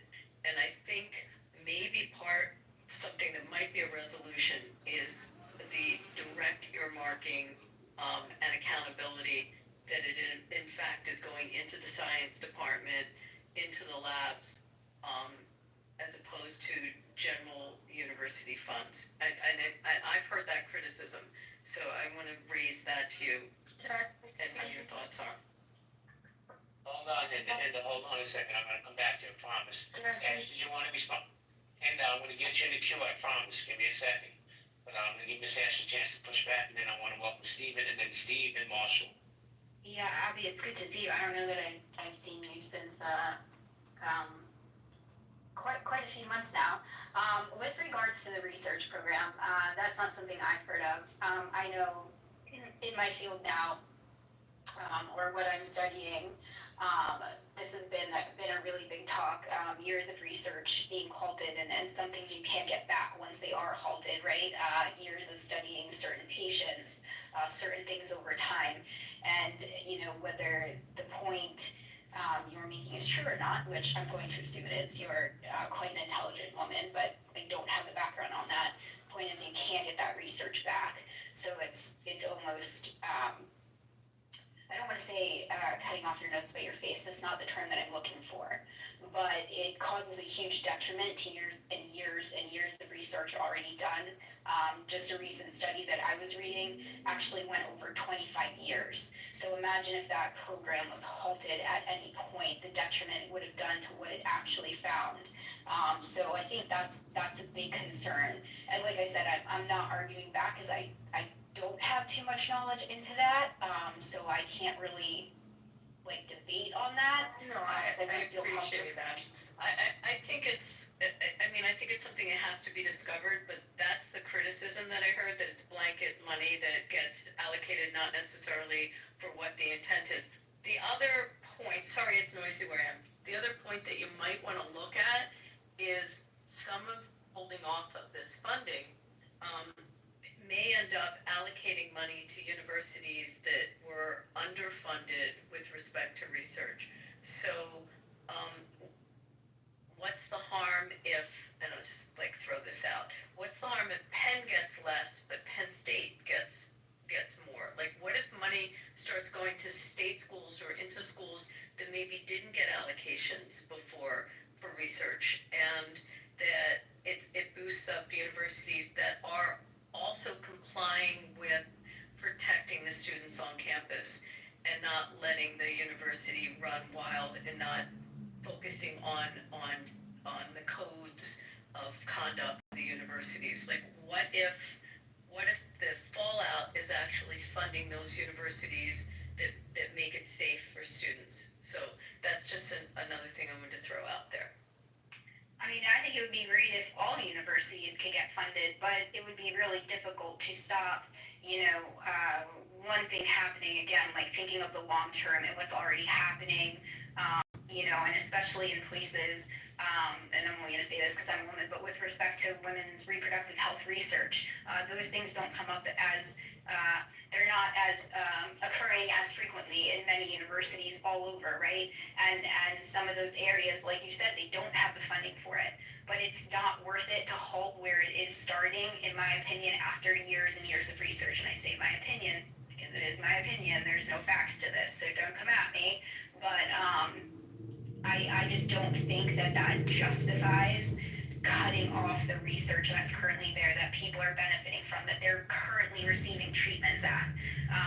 I've been involved in studies at the University of Pennsylvania. The one went the entire duration. I was there over years, so I do know how vital that information is, or how vital it is that the people receive those medications because they had already started it. So that's kind of where I take issue with this, is that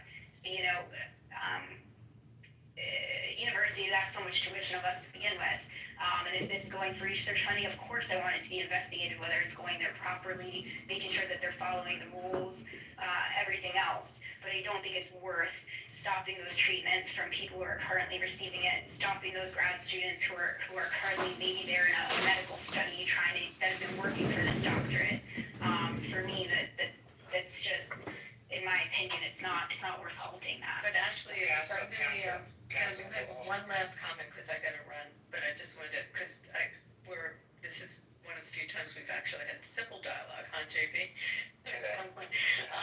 But if it's under the umbrella of an institution that has fell short on their accountability for complying with proper legal standards and also with protecting its students, but it's under the umbrella of that university, there's got to be a point where you have to make the accountability there to the same extent that we can, we fund a nation that the nation is running hot wild.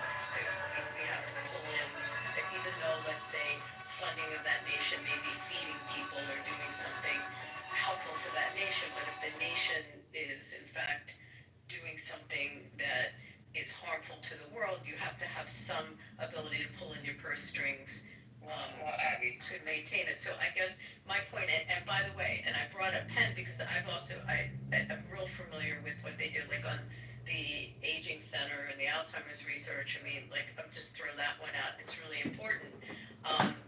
But Penn had some accountability. Penn did some bad things, and they had to control that campus and Turn control around, their This own is not a scam. This is a administration recording. to stay within they were crossing the line. So, and I use that by example because it's a university I'm familiar with. So that's my argument. Before you leave, I just want to give you a little context of what started this conversation. And it's just my opinion, right? Certain programs are overfunded. ICE didn't need all the money that they're going to get. In that big, beautiful bill, they didn't need all that money. You're going to take some of that money, have some programs open to feed kids in schools. And that's where Miss Ash is coming from, because she's a teacher. And she sees these kids going hungry. So do you disagree that some of these programs are overfunded like ICE? And some of these programs are getting underfunded? Because it doesn't matter to Donald Trump, and that's just my opinion.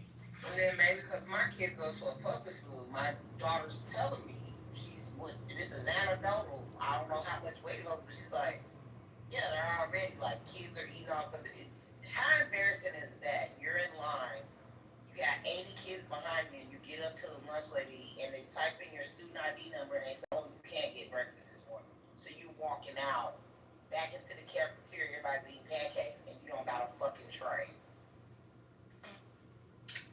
Hold on, and I'm going to get to that promise, but I got to say hello to Marshall and Uncle Steve real quick, because they've been on stage, and I have to get Steven in the conversation.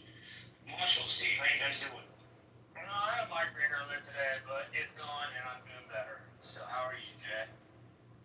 I'm doing great. Do you want to chime in? Yeah. I tend to agree with Steve. I think budget meetings are hard. And there are a lot of hard choices made. I think one of the things that was skipped when he was talking was his comparison about sewers. In his city, their argument between whether they need to fill potholes or fill sewers. You have to take a choice. I pick sewers, but some people may pick potholes. The other piece I wanted to say, after doing this, just for what it's worth, with friends in Kerr County, Kerrville, near Kerr County, and the river for them rose 26 feet in 45 minutes. That equated, an hour and a half equated to 62 feet. By the time you're at 45 feet, people are already blocked off from the highway. So it was a combination of act of God and sirens. The warnings went off at 1 p.m. and like 2 a.m., which I'm sure you would agree with me. 2 a.m. is like far too late for to get a Longhorn to get their kids together. So there needed to be an early alarm. I just wanted to interject that it really genuinely was an act of God piece of this. Wait, Marshall. Hold on. I don't want to compare overfunded ICE to kids getting school breakfast and lunch. Oh, I don't. Hold on. It's not the same thing as sewers and potholes. So you gotta go with the kids every day. I'm sorry. No, I'm not saying you don't. I was more noting that when budgetary matters are given, there are decisions like that are made. Not to say that we should be picking sewers over giving school kids proper. There's no choice, bro. See, listen, let me say this. Hold on, let me just say this. I'm a father. Now, my kids are grown, but my grandkids aren't. They don't take school lunch, but the option should be there instead of having an extra 10 ICE agents in the area. Sorry. Yeah, agree, 100%. I don't disagree with that at all in any shape or form, Jay. I think kids getting the school lunch is important. I was more seeking to give the mix, the Texas floods that were referred to were a mixture between not having a siren and act of God. If you had a siren go off at maybe like 10 p.m., that could have been entirely different instead of the siren at 2 a.m. As I understand it was a combination of like not using state funds and not using federal funds. So on that aspect, right, I just wanted to inject the act of God part. That's it. Yeah, listen, I don't disagree. experienced Sandy, and that too was like just the perfect storm. I mean, it literally was. You couldn't have had anything line up better to cause it the way that it caused. You know, my point was about budget, because that's what we were talking about. And it was silly all because, you know, yeah, that was my point. Thank you, Ash. Let me say hello to Uncle Steve, then go to Stephen 420, then Linda. Uncle Steve, how you doing?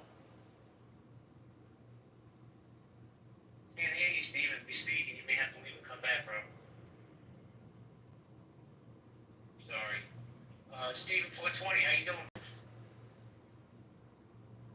Can you hear me now? Can you hear me now? Yes.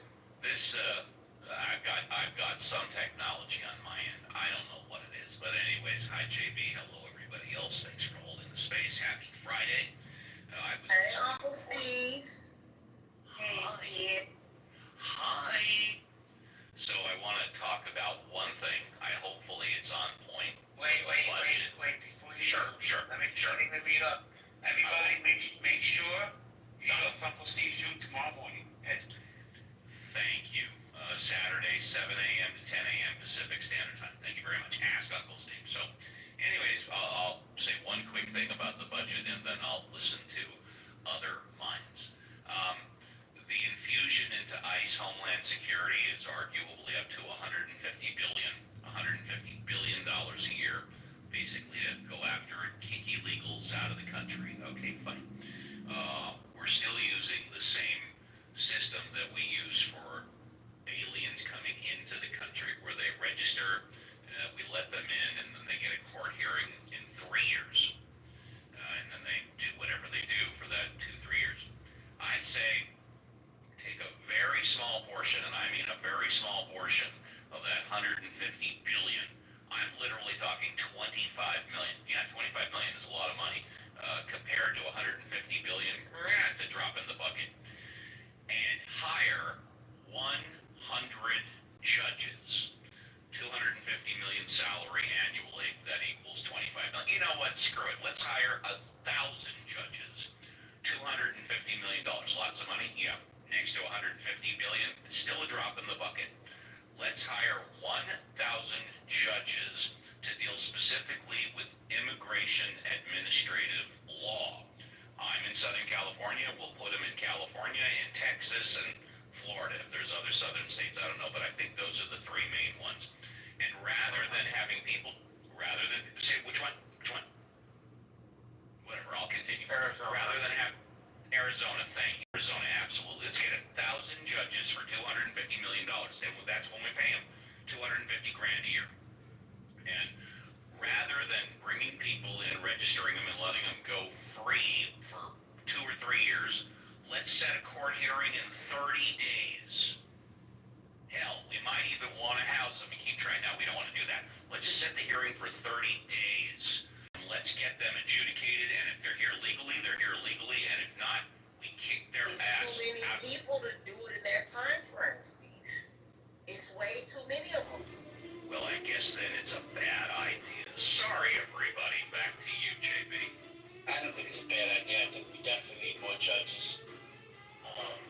I would even take 10% of the 150 billion and get some more judges, get some more housing for these people. I mean, listen, the way the media plays it out, they're going to talk about the one-bed immigrant that came into this country, did something heinous, instead of the thousands that come in here and work, pay taxes, support their family. It's bizarre to me. And when they go to Stephen 420, then end up Stephen 420. Hey, how's it going? Long time since I've been on your stage, and thank you for hosting the room. Very interesting topics. I am a single father who has recently, became unemployed and has had to, rely on the system and remind everybody it's a system that I paid into my whole life, that my parents paid into their whole lives, and my grandparents who paid into their whole lives, none of which received the full amount of which they paid into. So me feeling any sort of guilt about getting food stamps or any public assistance right now is null and void. And anybody who wants to shame me for doing that, well, go look at my tax history and how much I've paid into it. I'm taking out a small percentage. Give me a second, son, I'm talking. A small percentage and have a game plan to be off of it. It's not a lifelong thing that I want to be on or do, but I am utilizing it at the moment. That's one issue. Two issue, as far as your potholes and your sewers. Well, I live in a very small rural community. We have a public utilities department, both water and power. Our water system has been failing for the last probably 7 years, pretty bad, due to a fail of lack of savings on the, publicly run, publicly funded water district. Now, during the course of the years, we've seen everybody within the water district get raises and all that fun stuff, yet none of that money was being allocated and put aside for the inevitable things that the structure are going to need. And that's a misallocation of funds by the whole district taking raises, getting paid, well above the average wage in the community, and lining their own pockets and not thinking about the future of our community. And that's unfortunate, and that happens within all districts, and that is what needs to stop. CEOs need to stop making more and more money, giving the same exact amount of freaking effort, which, I'm sorry, the average everyday person, mechanic doesn't get a raise up above a top mechanic, on a yearly basis, and because the price of doing business goes up or whatnot. In fact, most owners of businesses would take a bit of a deduction, having been a former small business owner. That was pretty much taken out by COVID. Watching that happen and really not being able to do much about it except for leverage everything I have.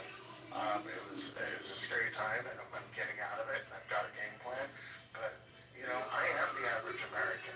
I am your average American person. I see these issues of potholes and water lines and all these things. It's not the federal government. A lot of those are local municipalities that we vote our freaking tax dollars to be there. So, and we've all voted our tax dollars to go to funding public freaking or school lunches too. We were all proposed those things, and we voted on them. Now they're being reneged because of some bureaucrat's pocket. No, I don't. No, what's being reneged on is the federal funding, not the state funding. State funding is entirely different than federal funding. Usually what happens is the school lunch programs had some sort of a matching program with the federal government. I mean, please don't take me as ignorant, Marshall, and not know how it works. I have a kid in public school, okay? I know how it works. I'm not ignorant of it. Please excuse yourself from assuming that I am. Steve, let me just say something. I assume people around you might not know, and I was using you as an example to inform others, but okay. Well, let me just say this, Steven. Man, you got my support, bro. Remember, the comeback's always greater than the setback. You got this, man. Known you for a few years, and you're one of the good dudes on the staff. So I wish you all the best, and I know you're going to get on your feet real quick. I am very passionate about freaking feeding the kids in school, because that is part of the mission that I'm on, and part of the reprogramming I'm doing for myself, and part of the business that I'm building. It is going to be providing a fresh, local, organically raised food for our local schools. So thank you, Steven.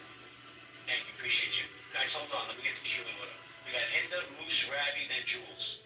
I was gonna say, part of these lunch funding programs, my aunt worked in the school system, and she worked in the cafeteria. She was a substitute, she was a cafeteria worker, and they just throw the extra food out anyway. So the kids would be hungry. They didn't have food. They didn't have breakfast, whatever, and they're like, I'm hungry. And she said there was plenty of extra food. And she would give it to the kids, and she was fired for that. They used to fire people for giving that food away. They would rather throw it out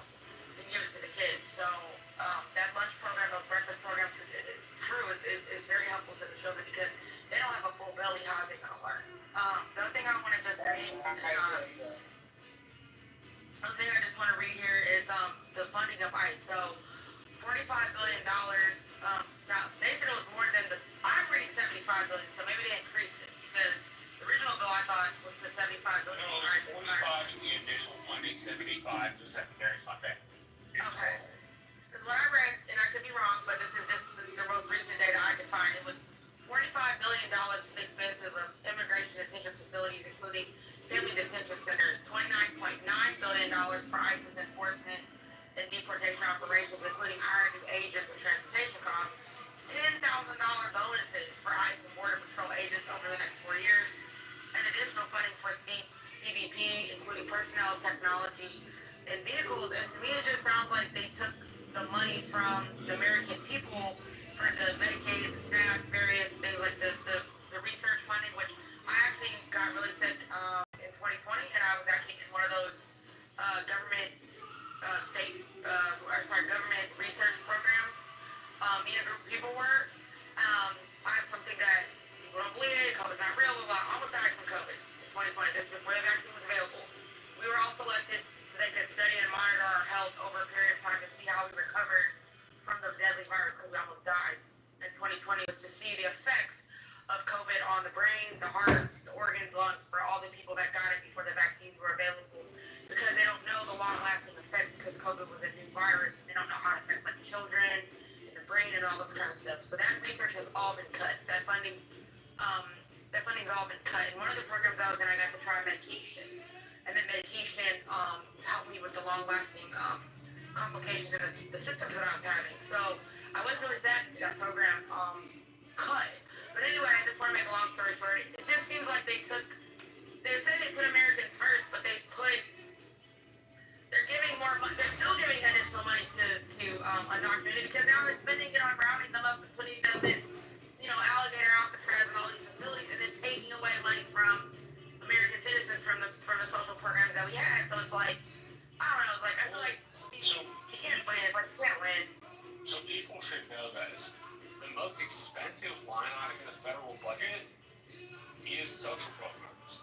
It's a combination of three: Social Security, Medicare, and disability insurance. It makes approximately $2.5 to $2.75 trillion out of our budget every year. So if you are coming in and you're saying you're going to reinvigorate the economy and try to save money, which I'll say this from my personal view, I don't think Trump saved money. I think Trump just spends a lot of money and then says he's going to save money. Anyway, if you're coming in and you're looking at where the federal government spent the most money, you're inevitably going to come down on the side of social programs because that's where we spend the most money. The second line item in our budget is the interest we pay on our federal debt. The third line item is our military, and the fourth line item is literally everything else that we pay for.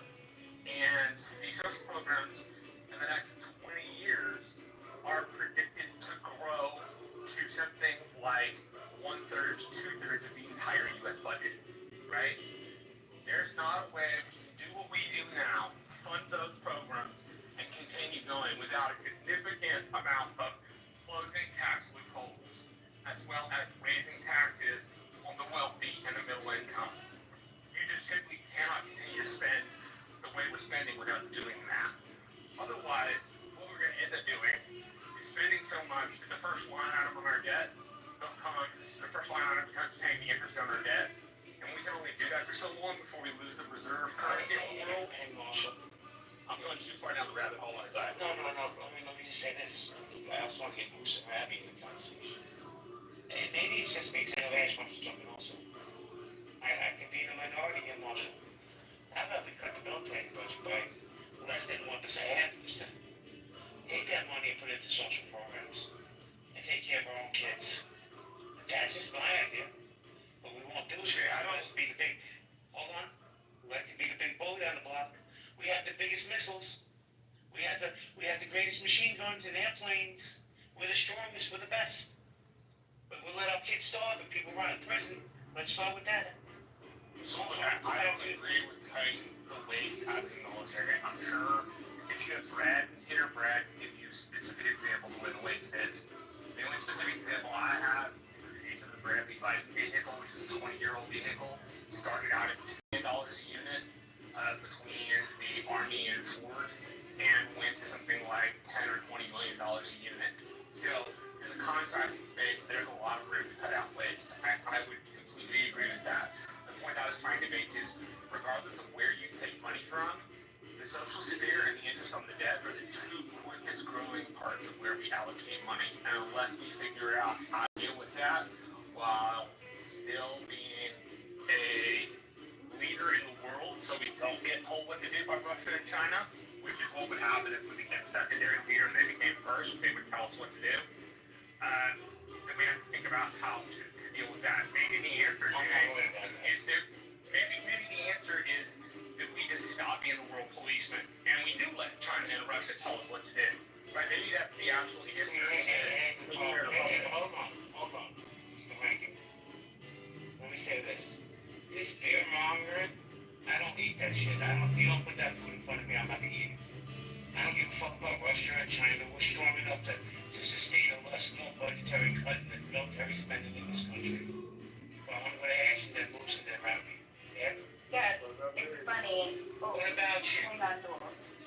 It's funny because we never have enough money for social programs. Like, what do you want your taxes to go to? So here's the thing. There was like a time, it's so long ago, it was the 1800s, right? When congresspeople, senators, they didn't get paid, right? And they got like a per diem rate. But they were members of the community that they represented. They worked in the community. So let's say we even still have to pay a salary, which somehow we have enough money in the budget for them to get a raise. Like, I feel like it's every other week. I know I'm exaggerating, it's like every year. And we also have enough money in the budget to increase the cost, the money that they get per day to spend on food. And Congress people, 100% of their healthcare is covered. We always have the money for that. That vote is easy. There's always yeas, right? It's always yes. How about they get capped, they get term limits, they don't get healthcare if they're not serving, right? And instead of them having to fly all over the place back and forth to Washington, we have Zoom now. You know Zoom, you can even raise your hand on those things. You could put emojis to express your emotion, right? Because we know Marjorie Taylor Greene likes to make those funny faces. She could just do that with an emoji so we don't have to look at her. But instead of paying for them to fly back and forth and their gas and our tax dollars going anywhere, we just vote on Zoom. You know, we can have these same arguments and these same votes over Zoom. They don't have to travel anymore. And that would save how much money if they didn't have to go back and forth walking where they were. How much money? If they had to live in their community and we didn't have to fork up rent for them to stay in D.C., how much money would that save? Because we do have Zoom, right? Hey, hold on one second. Actually, how about this? I know what you're saying. How about we put a 10% cap on all these politicians that do insider trading like Nancy Pelosi? We take that 10%, we put it into social programs. Because I guarantee you it's going to be hundreds of millions of dollars. Yeah, it's also just hold on. Go ahead. It's just wild that we're always talking about cutting social programs that help people because we think people stay on it. I mean, for the most part, Stephen, I'm sorry to use you as an example, but for the most part, most of the people on there are Stephen. No, they've paid into the system. Please use me as an example because I am a perfect example, and I am somebody who does not want to permanently be on it. And nobody does. And you're a single dad. I don't care. Like, it's a pain in the butt. when it comes to gender things, people say, "Oh, it shouldn't make a difference." But just let's be honest. A single dad. I'm sorry. I just couldn't, because I think it's a natural, innate thing when you're a mom, right? That nurturing thing, that's a natural thing. That's not a natural thing for men. It's like a skill you have to fucking develop because you got kids now. To you, man. Absolutely. Let me just say this, and then I'm going to go to Moose because he's been patiently waiting. When I first came home from being incarcerated, world forces you on these social programs, right? Let me tell you what I was getting a month, and this is no bullshit. I think I was getting $139 a month and like $150 in food stamps. And this is what they're going to cut. What the fuck would I do with $139? Thank God I'm a different kind of man. I got on my feet. But people need these programs. Let me go to Moose. Moosey, what's up, man? What's up, JP? Best mod in the streets of Clubhouse, man. Appreciate it. Yeah, a lot here. I'll try to keep it relatively short. Those other folks who want to speak. So, yeah, I mean, I think folks saying, you know, I think Uncle Steve had a good point. Say he's not here anymore, but yeah, some were laughing at, you know, about getting more judges. You know, it's like, well, let's just skip the judges, which means you're skipping due process. You know, let's hire more judges. Let's try to fix the problem. Or we can build more alligator Alcatrazes, right? As far as I know, the first is in Florida. And first reports is 450 million per year. I dug a little deeper, just looking at some New York Times stuff, and I think they were saying it could, when all is said and done, operation costs, personnel, insurance, all that, they could easily exceed 600 million for one institution. They actually even further went to say that while the state of Florida is initially funding the project, it can request reimbursement from FEMA, from Federal Emergency Management Agency. This funding is part of the Shelter and Services Program, which is normally used for disaster relief. Pretty timely considering what just happened in Texas, not to mention all the hurricanes that smash down on Florida on a regular basis. But let the elephant continue to cut off its trunk to spite its face and spit in its voters' faces. That we're going to increase the ICE budget alone to the increments that have been discussed. I think we last heard was 75 billion. Do we even have transparency of what exactly or how that is exactly being spent? I mean, the government just throws out these numbers like, oh, okay, well, yeah, I guess ICE, you know, gee, yeah, that's expensive stuff. Even though when you look at the previous budget, that seemed to, you know, be operating, maybe not perfectly, but manageably, was way, way, way less. But let's go crazy and just throw out a number there, 75 billion. Next week might be 90 billion. Because we need to keep those borders safe. Never mind all the discussion that we've been hearing here with you know, school lunch programs being cut, social, you know, service programs being cut. And Marshall, respectfully, I think when you were listing off some of those programs, yeah. Oh. Anyway, bottom line, it's incredible that we're here where we are, where we're at a point where ICE budget alone has been increased to what it is, and per the, you know, DeSantis, governor of Florida, his state his taxpayers are fronting the bill, but he can just turn around and get that backdoor payment from FEMA, which of course, again, will be, you can't say this enough, will literally be taking money away from emergency disaster situations. You know, we're not talking about somewhere in the Midwest that doesn't really get a lot of stuff, not even California earthquakes. I mean, California fires are bad enough, but Florida is, with the rains, the hurricanes, and he's literally, I guarantee he's going to turn around, get reimbursed, and take that money away from the disaster relief funds where folks won't be able to rebuild. You know, take away alarm soundings that we've talked about from, like that happened in Texas that could have saved many, many lives. So it's really frustrating. You know, I'm not saying the left was handling it perfectly, but this is obscene to you know, and I think the government, as we as taxpayers, I think the government owes taxpayers more transparency on how exactly that ICE budget is being allocated. If anyone here can, I've tried to look online here and there. I would love to know really if there's any sort of breakdown, or if they're just using these big words like, well, operations and personnel and training and hiring. Who said I dropped in here? Yeah, all good. I'm good, man. I appreciate the time. Thank you. So, thank you for coming in, Moose, and sharing. Ash, no, ICO, you guys have this. I got a boogie. Do you want to keep it open or close it down? Hold on, MAGA. No, I'm gonna go eat. I'm gonna go eat dinner. So I don't know if anybody else wants to keep it open. I'm gonna go eat dinner. Yeah, I want to say something to you. Enjoy your dinner. I'll keep it open for like 10 minutes to let the final, I'll keep it open for those final speakers to talk. And then, yeah, I'm gonna announce too so I can go eat. Well, Matt, do me a favor. When you go eat, please just shut it down. Don't leave it open. Absolutely. I'm gonna do another room later. Guys, good seeing you. Good hearing from you. Ashley, you know I love you like a fat kid. Thank you. Likewise. Enjoy your dinner, guys, and I appreciate the debate. Take care, Ash. Enjoy your weekend, JB. Thanks, guys. Take care, Ash. Okay, so any final speakers? Go ahead. Yes. Yes. Go. Yes. Yeah. Wait one at a time. Wait one at a time. One at a time. Hold on.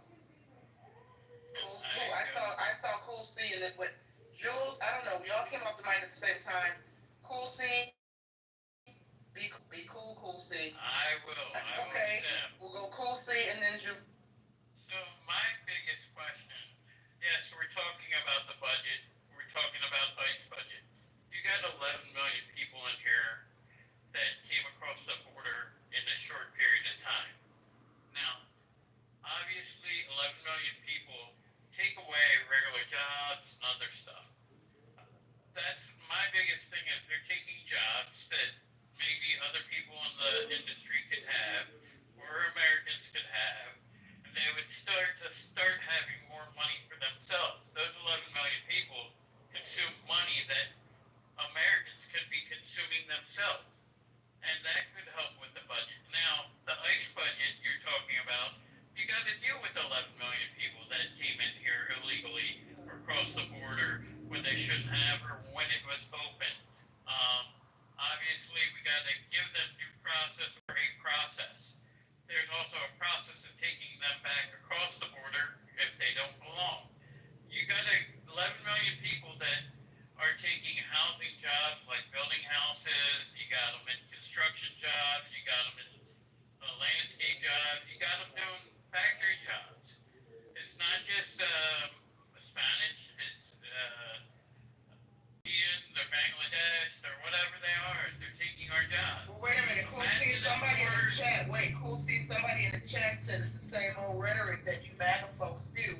They're taking our jobs, but what's interesting is what jobs? Because on the flip side, the argument is Americans don't want these jobs. So But they would take those jobs that just like in Wisconsin when that factory got raided, I believe it was Wisconsin. Guess what? The next day they had all the local town people apply for those jobs. That's the thing. People don't take jobs that someone's willing to do for less when they should be getting a higher wage as an American. And if we started taking care of Americans better and paying them a fair share instead of not paying enough to the lower class people taking the jobs from us, then maybe we'd see some people have money for the school lunch that they need to feed their kids. I'm kind of on that situation. I'm a truck driver. I'm not doing great. I'm living paycheck to paycheck. For 2 weeks, I made more than some people, $1,500. But the income I used to get truck driving was about $1,500 a week, not every 2 weeks. So I'm down because some of our jobs are lost. thank you, Cool C. Hold on, let's go to Jules. Go ahead, Jules. Thank you. Hey, thank you. Thank you. And I'm glad you let Cool C speak first because I like a lot of what he said. So I'll keep going on that. But first I want to say it was Steven, the single father. I want to wish him my best. And he doesn't have to make excuses. We know you're trying to feed your own kid. So that's really cool. Okay. I want to correct something. What? I think he left, but yeah. Yeah, all right, but if he's in the audience, and my sympathies are with him. I mean, you gotta feed your kid. Wait, hold on. Cool C, go on mute if you don't mind so we don't get any feedback, please. Yeah, thank you.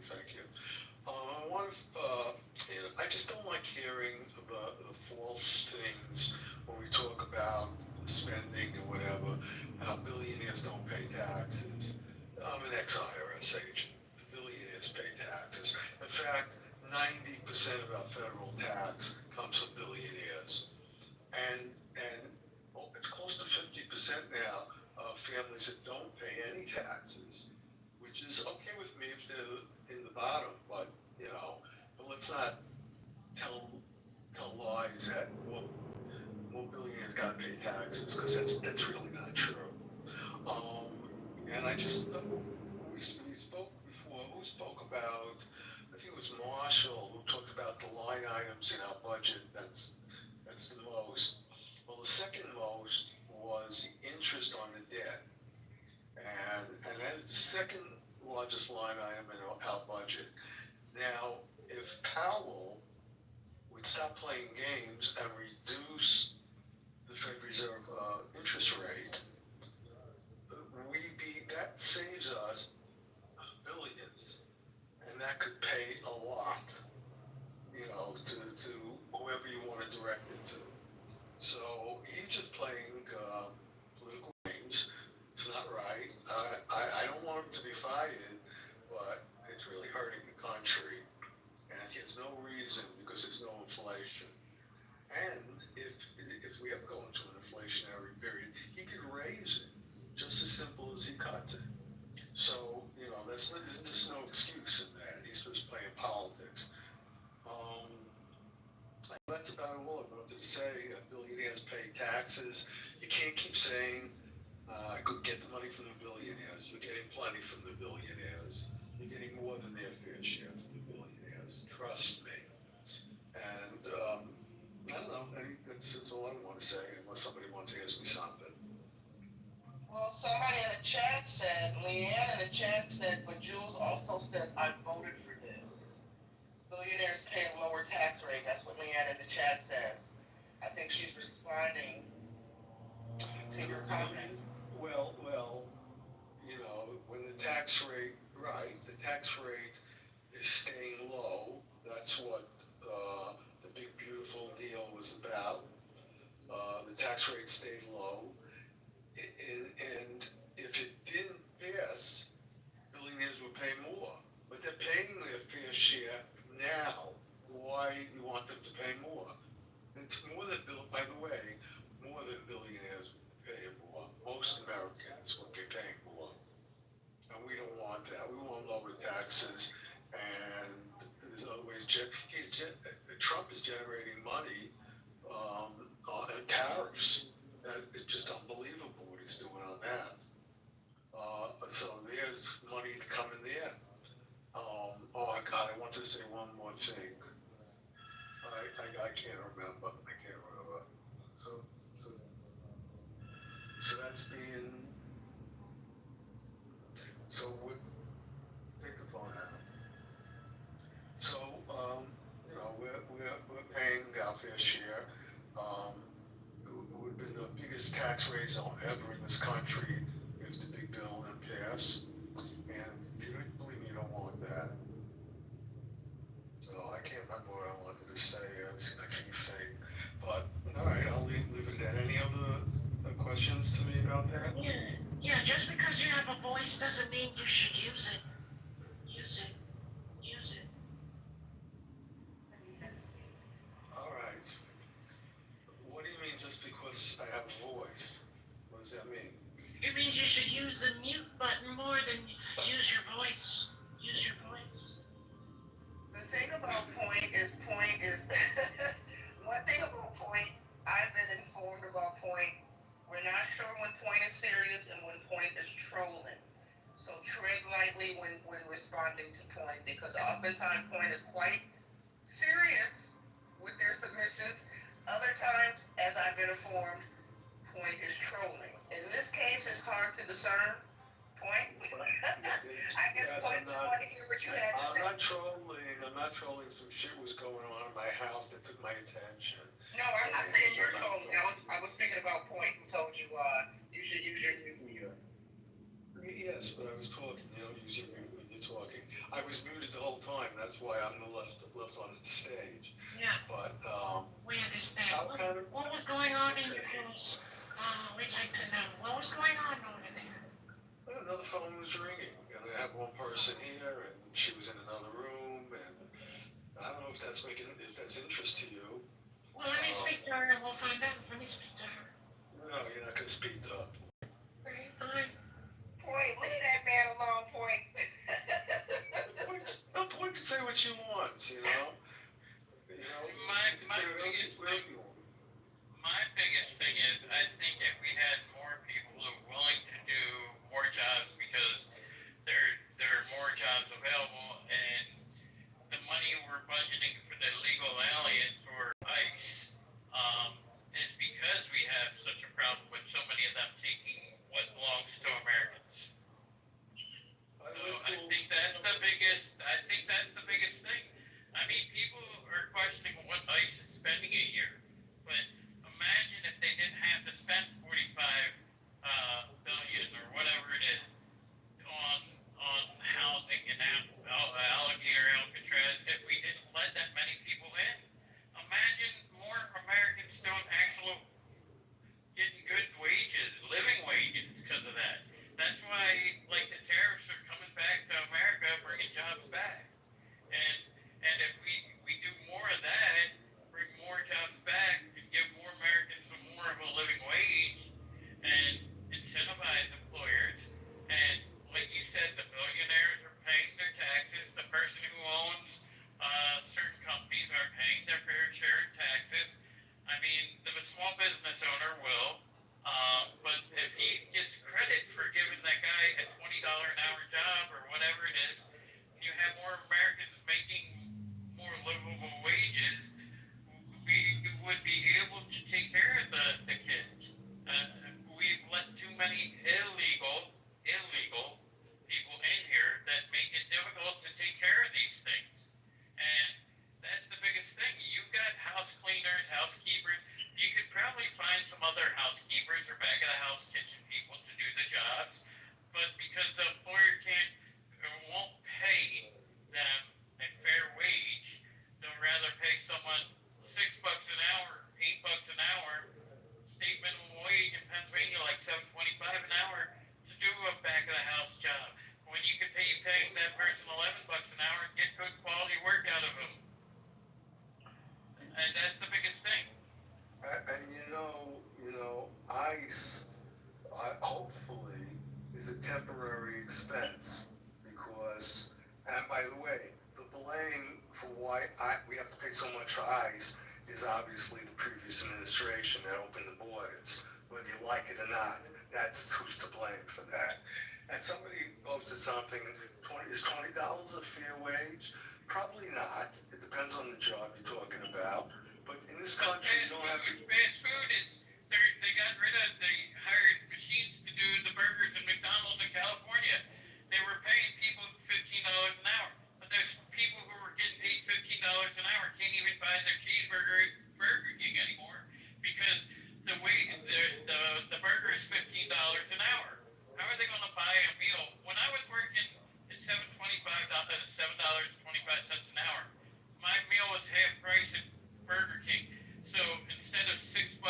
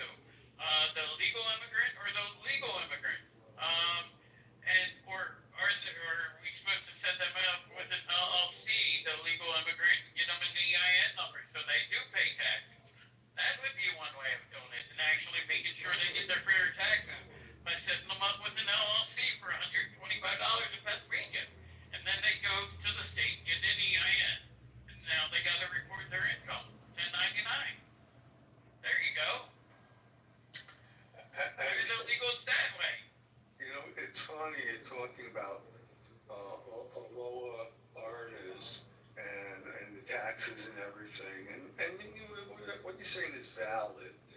So I don't know why the people of America didn't revolt when they saw Joe Biden's son setting up LLCs all across the world and stashing money that they were getting and not paying any taxes.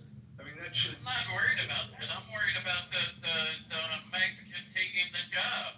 And Wait, doing their own thing for hold on. Oh, that's Marshall. Hold on, let me just say this really quick, and Marshall, you got it. Do you guys think that we are, as Americans, we're concerned about the wrong things? That all of this is just distracting. That at the end of the day, when we lay our heads down and go to sleep, a lot of this stuff is not. I realize it's important, but is it how detrimental is it to our livelihoods? I mean, do we really care at the end of the day? Immigrants have been here for how long, ladies and gentlemen? And it only becomes an issue, in my opinion. Immigrants, not illegal. Not bullshit. Just Well, and that too. But then that's a migrant. That's a migrant. And that too. It seems to me it only becomes an issue, immigration, migrant, illegals, whatever we want to call it, when the politicians make it an issue to keep us divided and arguing and distracted and sparring, right? You're right. And 2 months, 3 months, a year from now, we'll be on to a whole nother subject and nobody will be talking about this. So I have to wonder, do we actually really care? This is, I understand the position that they're taking jobs from Americans. I understand that passionate talking point that many people have. I've been guilty of sharing my opinion on that too. And I agree, we need to have more jobs for Americans. But I keep stressing this. Every time we have this conversation, folks, the pushback is always, well, Americans don't want these jobs, so somebody has to do it, right? Well, I think Americans don't want the jobs because employers are giving them to lower income people who will take them, when if they were to pay the American a decent wage to do that job, build a house, to actually nailing the nails correctly, instead of just putting the house up in 3 days or 2 days and the framework not being great. Imagine an American going in there hardworking. It does happen. See, that's not often the problem. The problem is in agriculture and construction, Americans can't do the jobs as fast. So, They could. just let me finish. While you have people who will just get interested in construction and can't do the job as fast, the folks who are either farm worker immigrants or folks who are not here legally can often do the jobs at a much faster rate with a much lower learning curve, right? Yes, but the quality of work. Bro, Cool C, let him finish. Cool C, let Marshall finish. Move you to the audience. You need to stop interrupting. Sorry. Thank you.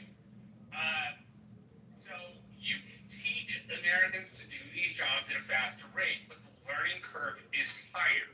So part of the argument is that these people have a lower learning curve than we do. And so they're more likely to take the jobs and be hired because they can do them in an economically efficient amount of time versus Americans who have to be taught to do this. It's going to take them a couple of houses to get quick. You are. But you don't understand. Wait. Marshall, listen. Yeah.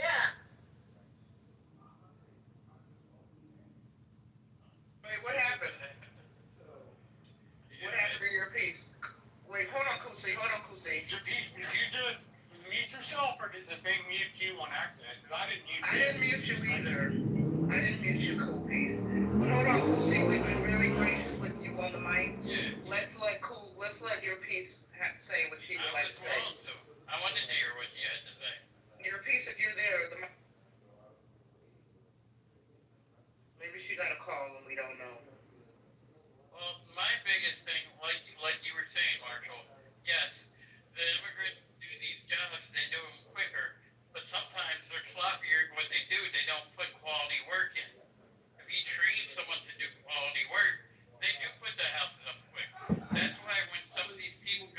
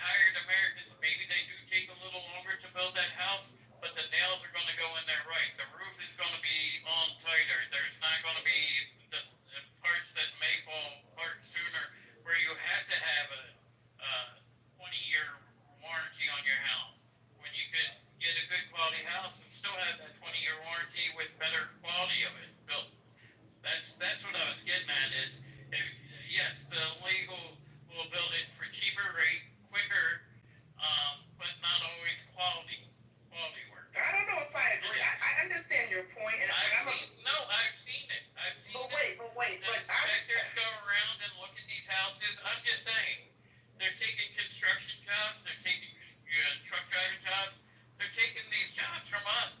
The truck driver has to, if they're going to work on the construction site in a home building community, they have to, like the graders and all that, that level the ground and all that, they have to go through licensing. What they do with these farmers, their licensing, they don't do. So maybe our grievances shouldn't be with the worker, maybe it should be with the employer. They're taking advantage of these workers because they can hire them at lower wages. Yeah. So maybe we shouldn't be, have these fiery responses and reactions to And we haven't even talking about. your piece. We point down and jump in there. Go ahead, your piece. Go ahead. You got it. We didn't hear you. Yeah, I don't know if you're having some mic issues, but the mic is yours, sis. Go for it. Well, wrong place, wrong time with somebody who's a killer, with a rifle. I'm good, I don't want to hang out with you. Okay, so hold on. Who is this that wants to come up? Arthur? I was trying to bring you up, but I added you as a friend. I didn't mean to do that, but here we are. You're my friend now. You don't need to add me back, but I was just trying to bring you up. Go ahead. I was gonna say, you don't want to be my friend. We're friends now, Arthur. Hell yeah. So I'm a GC with 20 years in the trades. Can I speak reality here? Yeah. You got it. Go ahead. Cool C, go on. Wait, Cool C, go on mute so we don't have to. Fucking mute. All that over talking, nail chauvinist, fucking pig. Your piece, but nobody's muting you. That's the thing. I don't know who's. I'm not But I muting you. couldn't hear anything that I was trying to. We can't hear. But wait. Let me just say this. Also, let me say this. Facts. This app has been glitching for a lot of people. For a lot of users, they're finding when they speak on some of these stages, the app automatically mutes them. We're finding that sometimes you have to leave the room and come back, or restart your phone altogether. Right?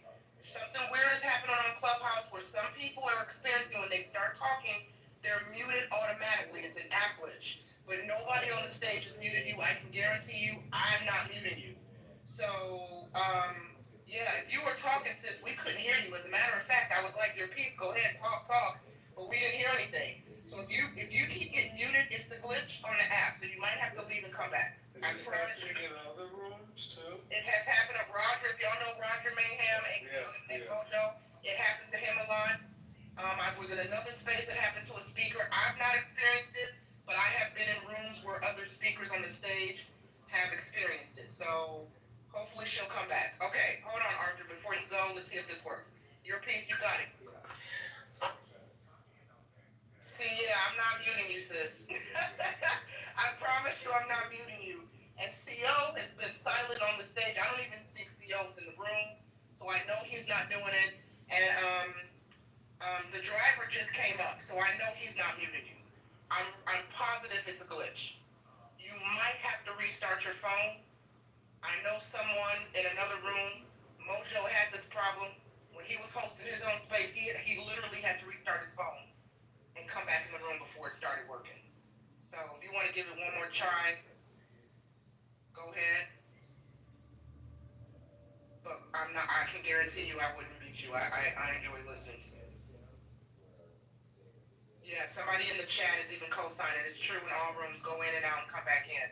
Yeah, it's happening a lot, sis. So while we wait for you and this weird glitch with the mic, we're going to turn it over to Arthur, but your piece when you come back, yeah, just go off the app and come back. Scotty Lynn is saying, hey, Scotty. Yeah, you have to literally leave the app and come back. Okay, Arthur, you got it, Arthur. All right. Construction. So there's usually like 3 tiers. There's high, mids, and lows. So the high quality guys work for themselves. They're custom. They're in demand. They charge what they want, and they do bang ass dope work, and they don't have to advertise or look for work or go bid on jobs. And they're booked up months, years ahead at a time. These are your best guys. Nobody can afford them unless you can afford them. So that's top tier. Mid tier is your regular, advertises social media. He's got a see, he's insured, he's bonded, he's got trucks, he's got capital, he's got overhead, he's got insurance, he's got workers' comp, he's got the whole thing. So he can't afford to work for builders because builders pay crap. Why? Because builders have quantity. They do quantity, cookie cutter. Okay, how many houses can you do? How many guys you got? So to fit that kind of demand, your regular blue collar builder who used to build in the 90s, they can't do that anymore. So they have to go work, to do remodeling, because remodeling is where the money's at. Kitchens, bathrooms, basements.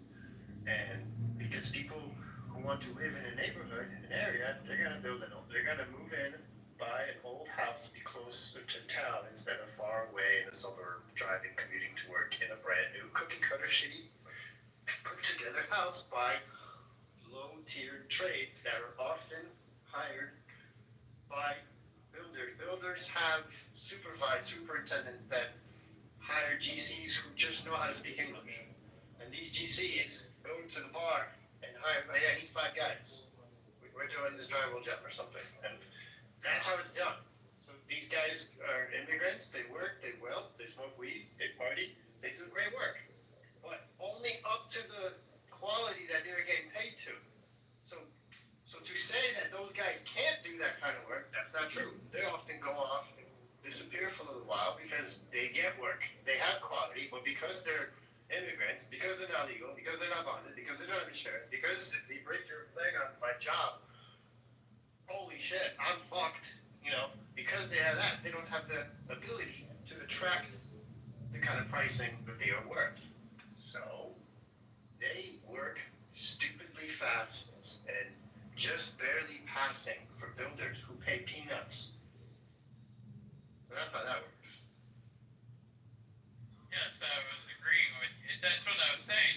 I know it gets a little harder for the contractors and all that stuff to get good quality employees, but if they started hiring better and doing a little bit better, it might work better. And yeah, there's ones that are way top tier. They're building their own houses, a single house at a time. The guys who are great these days, they don't need to work for a guy. They have an app. They have thumbtack. They pick up truck. They find work themselves. If you know how to do drywall and some kind of carpentry, you can charge $50, $60 an hour working for yourself. That's what I'm saying. I charge $150. I'll pay you $60. Do it. Well, that's what I'm saying. They are the guys that are building one house at a time. They're not building multiple houses like a whole thing. And that's what I'm saying is when the inspector goes into some of these, they're looking at cracks in the foundation. They see the corners aren't a full 90 degrees. The pipes may not have been put in right. The electricity, that's one whole thing they do look for, I think, importance. But, I mean, the corners of the wall, all that stuff, the windows. I've seen videos where windows aren't even square in houses that were being built. You have to factor in settlement. Some builders want to wait that 6 months, 12 months that it takes for a foundation. You have to wait for settlement to frame and build a house. So they build right away, and it's cheaper for them to have a punch list of things to correct than to build it correctly and take longer, doing it the correct way, paying guys that are worth it. No, they'd rather get away with doing 100, failing on 10 of them. Half of them will have warranty issues, but the builders only have typically a 1-year warranty. So I was a punch guy for about a year. I went and I saw how the builders work because I was the punch list guy before I went on my own 10 years ago. So that's what caused me to go on my own. I thought you picture a big shop builder working here, the supervisor, running teams and training people. I thought it was great, and then I saw what building is actually. Totally different world from where I came from, which is remodeling, flipping homes, investment properties, that kind of shit. I came from the housing collapse, the financial, that 2008, all that. That's where I came up from, making stupid money for investors who were selling houses like hotcakes. And then TV came and started making TV shows like Flip That House and programmed the whole masses and everybody like, hey, buy houses, and then that's how the prices remained high, all because it became popular to be landlord. Social media influencers, hey, you should be a landlord. Now all these people came in during COVID lockdown, bought Airbnbs, now they're paying the price. Everybody's losing their house. It was all hype. It was fake. It was pumped. Everything's pumped. Everything was hyped up, and now everything's going back down. So I also said if someone, so like that builder or that guy who does hire all those illegal immigrants, we got a mushroom factory in Pennsylvania that's been raided at least twice over time. I say someone who's like that, who has hired illegal immigrants, they sponsor them. They sponsor their visa. They sponsor their education. They may have to do 1 week because they were housing them there, I think, at one point at this farm. They have to pay. They have to give them 1 hour of English speaking classes so that they actually become American. I think if someone's going to do that, I think that's the way you go about these programs. If you're going to do this, you treat them right. You also help them get their visa as part of your program, or get their American whatever. It's not that easy. You gotta come in here legally first. If you're legal, you've already broken the law. You can't get papers by being here legal. You need an invitation from a company, from a corporation in the United States, send an invitation to your address and invited via some kind of work visa, so that when you stay for a work visa and stay for like a year, then you can qualify for residency. And once you become a fucking resident and stay 5 years and take the test, then you become legal. I get that, but if someone's going to sponsor these illegally, whatever, there should be a process to help them become legal, is what I was saying. Okay, hold on. Like that owner or that farm. Pause, cool, see, hold on, because I'm going to turn it back over to your piece in a minute to see if she wants to speak. I am about to shut the room down in a second, but shameless plug, really quickly, deviate from the immigration migrant job talk. If anybody watches Dexter, check out my interview with Michael C. Hall. I pinned the link to the top. They have revived the Dexter series, Dexter Resurrections. I'm a huge Dexter fan. So if anybody is a fan of the Dexter franchise, there's a new Dexter premiering next week. There's a new Dexter that premiered last week on Showtime. A new episode drops tonight. For those who are new to the space or new to my voice, I'm an entertainment news reporter, so I interview a lot of celebrities. And I'm just proud of the fact that I got an opportunity to interview Michael C. Hall. It's a very short interview, but there's a link at the top for anybody who's interested. Check it out. Your piece, are you there? Would you like to share your piece, miss? She's not there. All right, ladies and gentlemen, another thing. I run a club here. Our house is called Press Hollywood. Join the house if you like conspiracy theory talk as it relates to politics, UFOs, aliens, and celebrities and celebrity gossip and pop culture. And I play a lot of my celebrity interviews in there and spill the tea.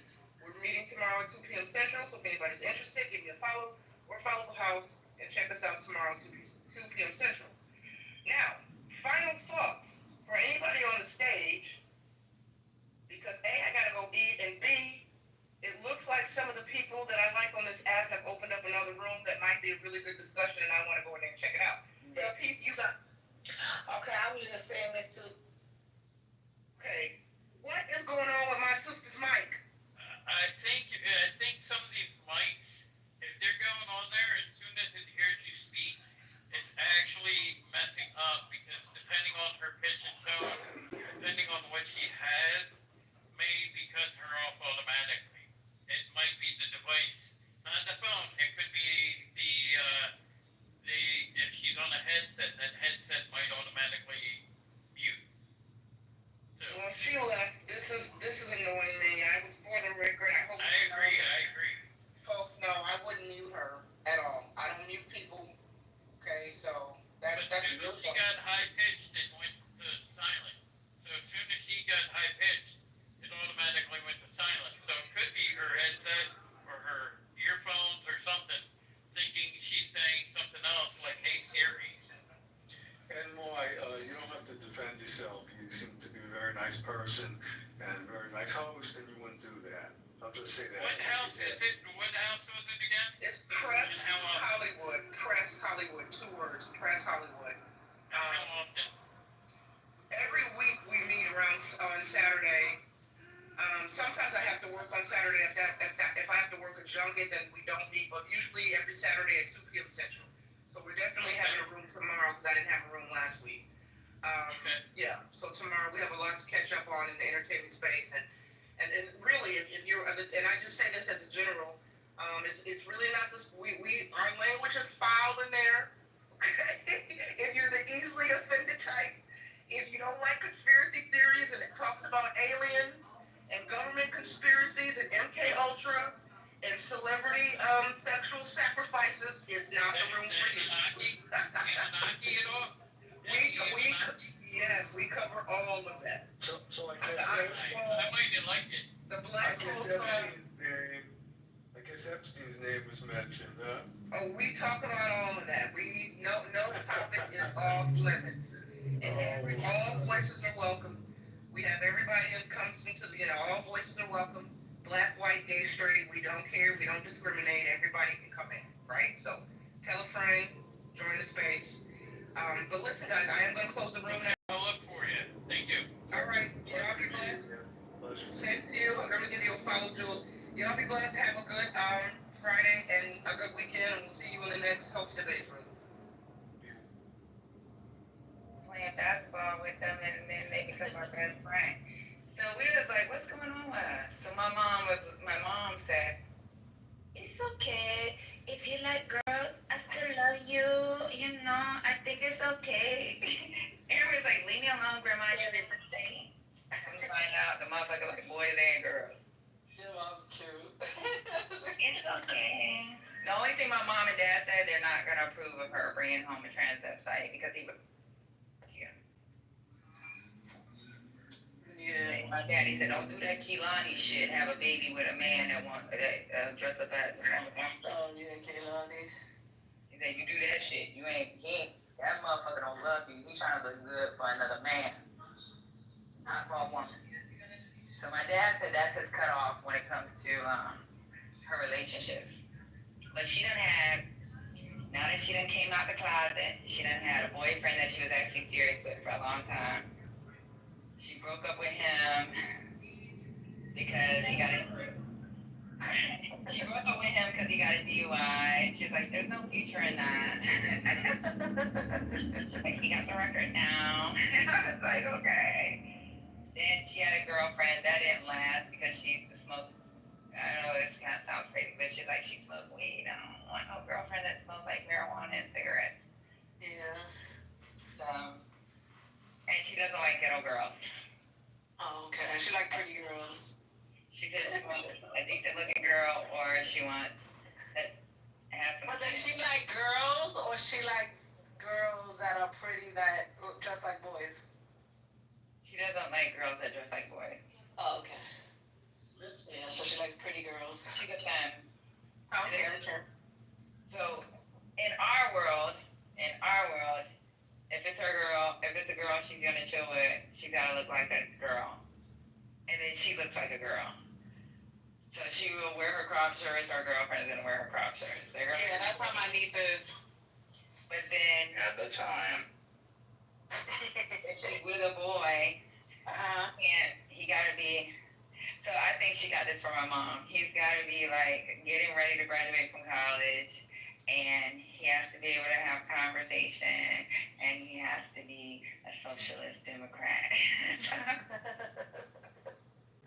If you're conservative, she's not fucking with you. Yeah. So I was talking to my niece that day. I said, yo, if I put my niece on this app, she will chew this fucking stage up and spit it out. She will too. She be listening to me on talk. She was like, where do they get their information? Because she was the same way. She was like, do they read books?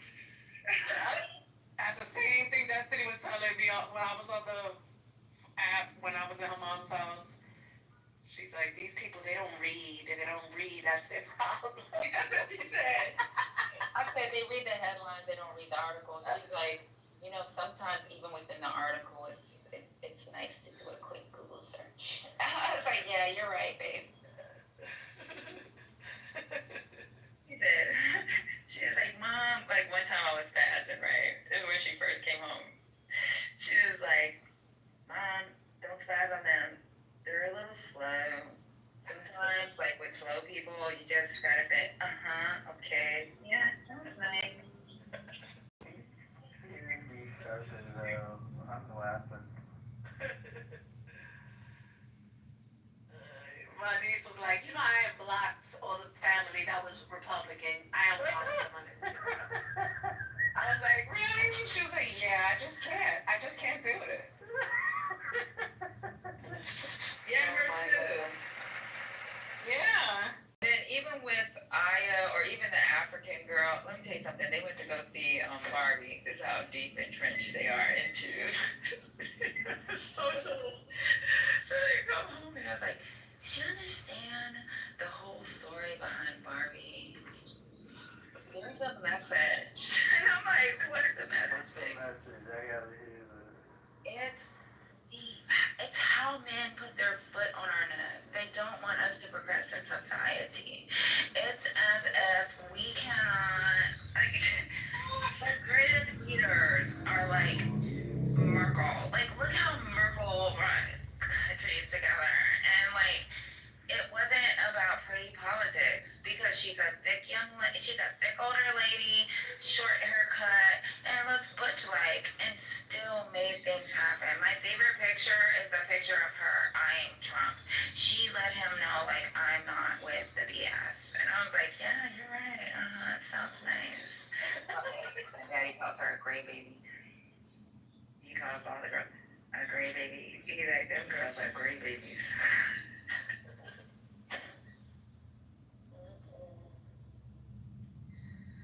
And my niece said she don't want no kids. And I was like, okay. She doesn't want kids either. You want babies? She said, I got a dog. She said, I'll adopt kids, but I don't want my own kids. I'm like, She doesn't even want to adopt. She was like, why would I adopt children in this world? Like, the whole APA. Barbenheimer. Oh, I hated that they did that to us. Like, they was trying to pit men and women against each other. That's something. Yeah, my niece lost her virginity at 19 in Penn. With a guy. Yeah, her too. Yeah. Yeah. Again, guess who she calls about her business? Her grandpa. What does grandpa say? For the first time, he was like, I want to hear this shit. He was saying her, he was like, okay, baby, okay. So what he does is he calls me, my mom's at work. He's like, call your mom. I don't know how to do this three-way shit on my cell phone. So I call my mom. He was like, you know that damn girl called. I said, what'd you say? I said, okay. Well, if you need something, just let grandpa know. So he called me. I called my mom. He's like, I don't know. My mom was like, it's okay. It's okay. It's okay. It's okay. We need her to be able to talk. If she's telling you her secrets, it's okay. Yeah. My dad was like, I want to hear that shit. Yeah, she called my mom. No, my sister, then my mom, then she called me. I was like, okay. And then, you okay? Like, how was it? And, was he, did he know what he was doing? Was he too rough or did he take his time? She was like, yeah. I was like, okay. Now, she told me she didn't like it. It's kind of bad because, like, a lot of men don't realize, like, guys be like, oh, I want to pop her cherry, she's gonna fall in love. Like, even with me, the first time I had sex with somebody, it's like, it hurt so bad. Like, it hurt. Yeah, there was no pleasure when you're trying to, yeah. Mm-hmm. And you can either regret the dude or you just love him because of his personality or how he takes care of you. Like, guys think that you fall in love with them because they popped your cherry. Nigga, to put on some shit for our first fuck. Broke our hymen. And that shit hurt like a motherfucker. If we stood by your ass, it's only because we loved your personality.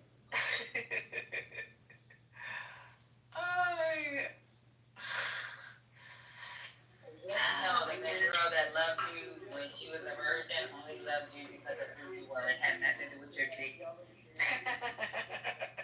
Am I right? Yeah. That's like the worst experience. You know, George, it had nothing to do with sex. I just really liked him. He was so cute. So you say Oh, George. he has plus type issue, like he has plus personality. What? We can't hear you, man. Why? You never told us. You're You underwater. didn't even know you opened the room and we can't hear you. She ain't open that room. She went to go get some chicken and she trying to chill in here so we can fucking stay up all goddamn night. Where is she at? Anyway. She had it open first. I was right about to go right now, Lisa. Let me go check. Lisa. Is Lisa gone? Okay, she's gonna reopen. Dr. AG. All right, guys. We gotta leave. Let me put the link on top. Yes, Patty.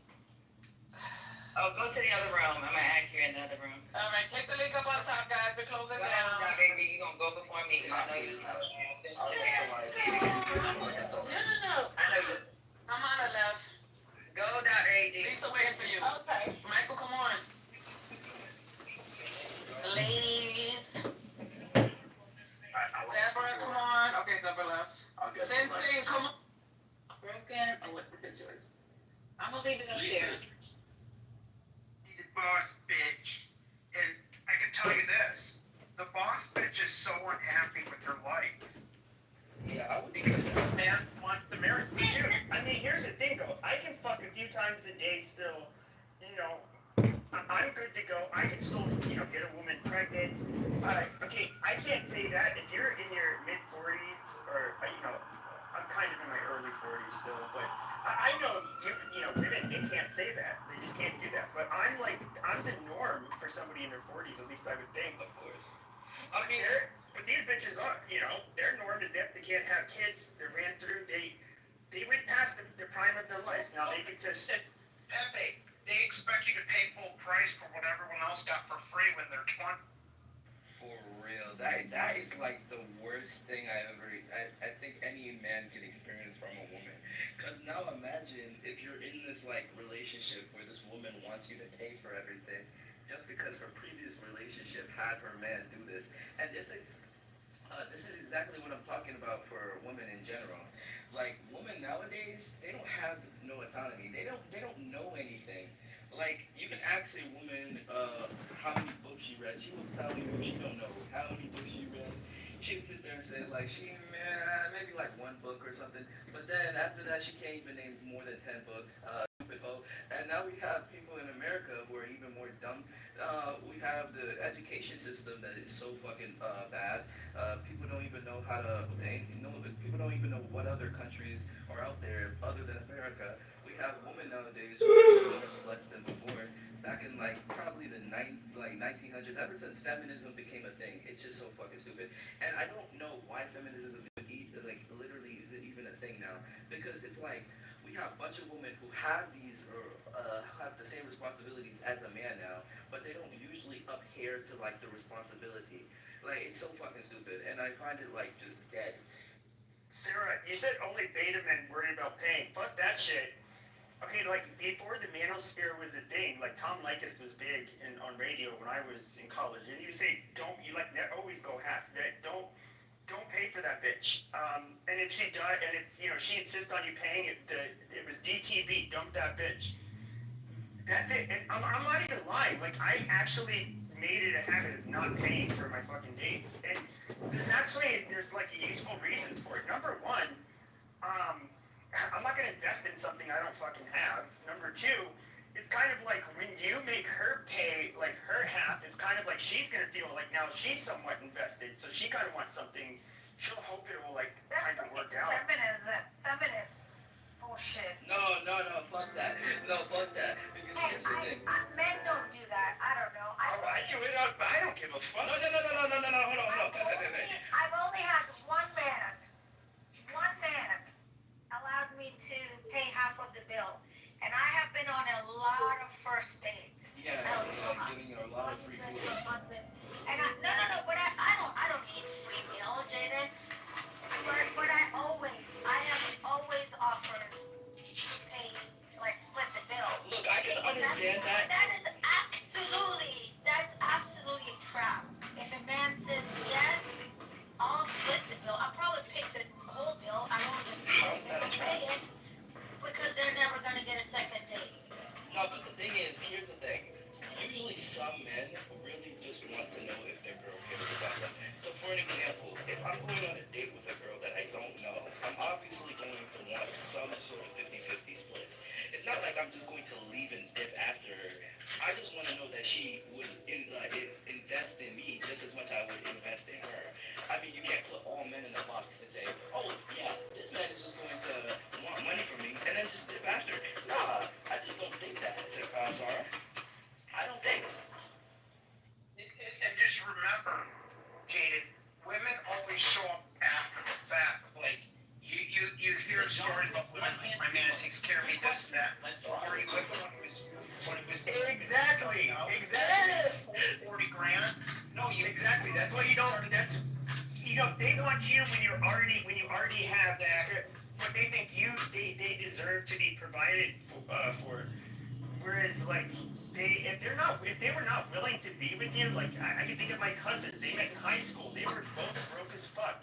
So actually, his brother, my other cousin, same thing. With him and got out of their veins. While he was in college, they were living in an apartment for free. He agreed to be like the repairman.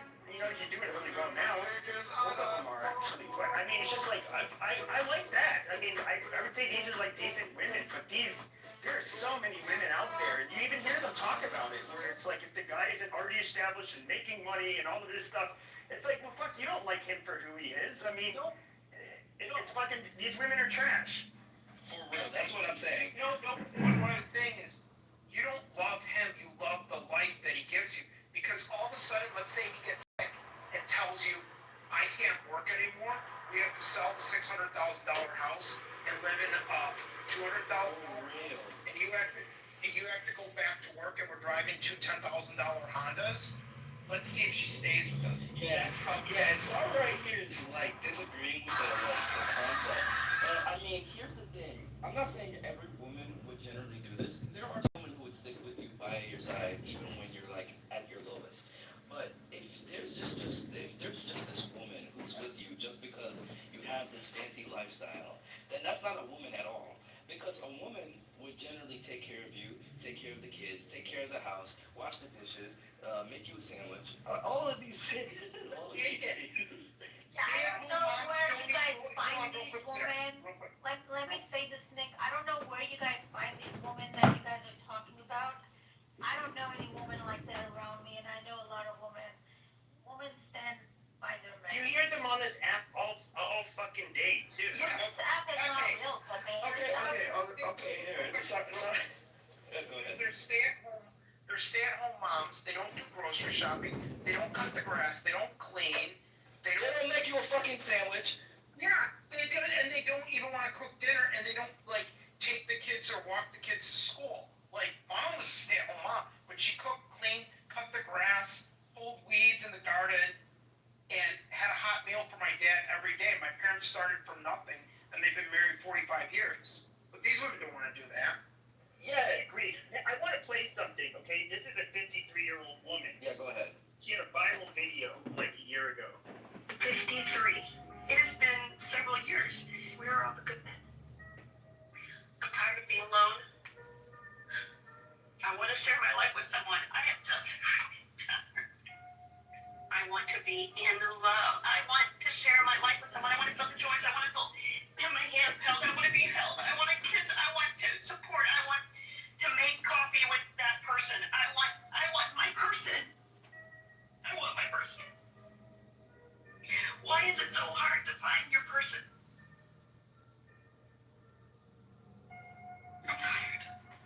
You're a 53-year-old ass bitch with your fucking dried up sucky pussy. You made a whole fucking set of gray hairs. You nasty ass bitch. I don't want to fuck you. Nobody wants to fuck you. Who wants to hold hands with that and hug you and kiss you? That's fucking disgusting. Okay, Sarah. Fucking dick, bitch. Okay, sorry. I'm gonna be more rational about this. My You name can is say that Sarah. Sarah, don't call me Sarah. Okay, Sarah, whatever, Sarah, whatever. But Sarah, there's a multitude of women nowadays who are on OnlyFans. The people who are paying for these goddamn websites are men. But you wanna know who continues these things? It's women. They have the choice to say, no, I don't want to do OnlyFans. It's no, they don't want to do it. But you want to know why they do it? It's because they're sluts. They don't have anything other to do. They don't have anything else to do. Like, you see mad women in Miami over there. You want to know why they call it the city of hoes? It's because there's so many hoes there. They got hoes in Miami. They got hoes in goddamn Louisiana. They got hoes everywhere. They got hoes everywhere. So it's not something. It's not even about the good women out there. There's good women out there, but it's less than what it was before. And that is the entire question. Why should I be a man in a situation where a girl could be potentially a hoe? I am not doing that. There's no man in this world that's going to pay for no girl's date if they're a hoe. Because now Always pick up the bill.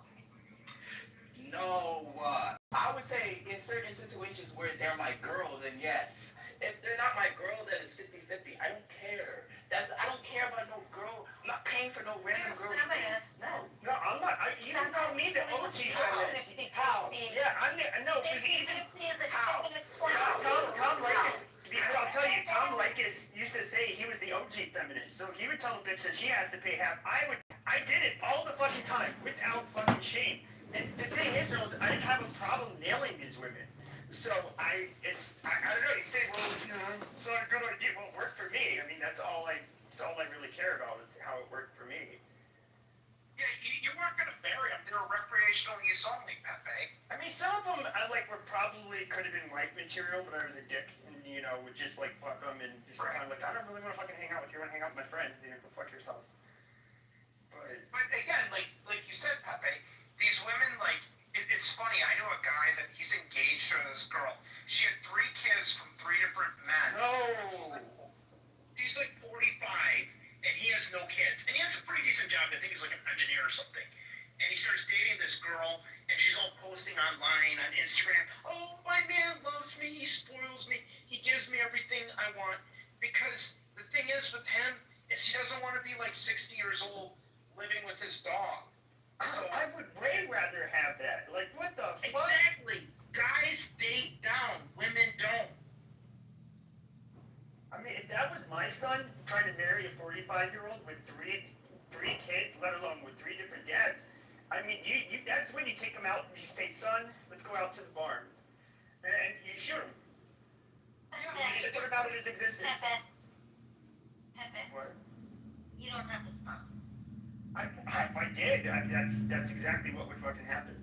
Because you know what's going to happen with him is, no, I think this bitch was married, but she always used to think, oh, my ex was so toxic, so toxic. Yeah, because he wouldn't probably buy her a Mercedes because she saw her friend get one on Instagram. I mean, the thing is, though, that whole toxic relationship is like, this shit is so fucking stupid. You can see right through it. So basically, toxic people, not always, but more likely than not, when you meet a woman that says like, oh, I was in a toxic relationship, chances are the one before that was toxic, and so was the one before that. And the reality is that people with toxic traits generally get in relationships with other toxic people. Like, this bitch is burnt goods. Like, she's no good. I mean, she has a personality flaw. And so, once again, you just save drama. You save the drama. Don't date these women. And you don't pay for their fucking kids. You don't do any of that shit. Don't split the date bill. I would do whatever the fuck I want. I'm a grown-ass man. You see, it's one thing if I ask a like a woman out, like, then I'll kind of be like, well, it's like my treat. It's like if I ask a friend if he wants to go out to eat, like a guy friend, it's like, oh, I'll sometimes pay for it. But if it's like a fucking, just some bitch, like, oftentimes they'd be like, oh, do you want to hang out sometime? Like, I'm definitely not paying for their shit.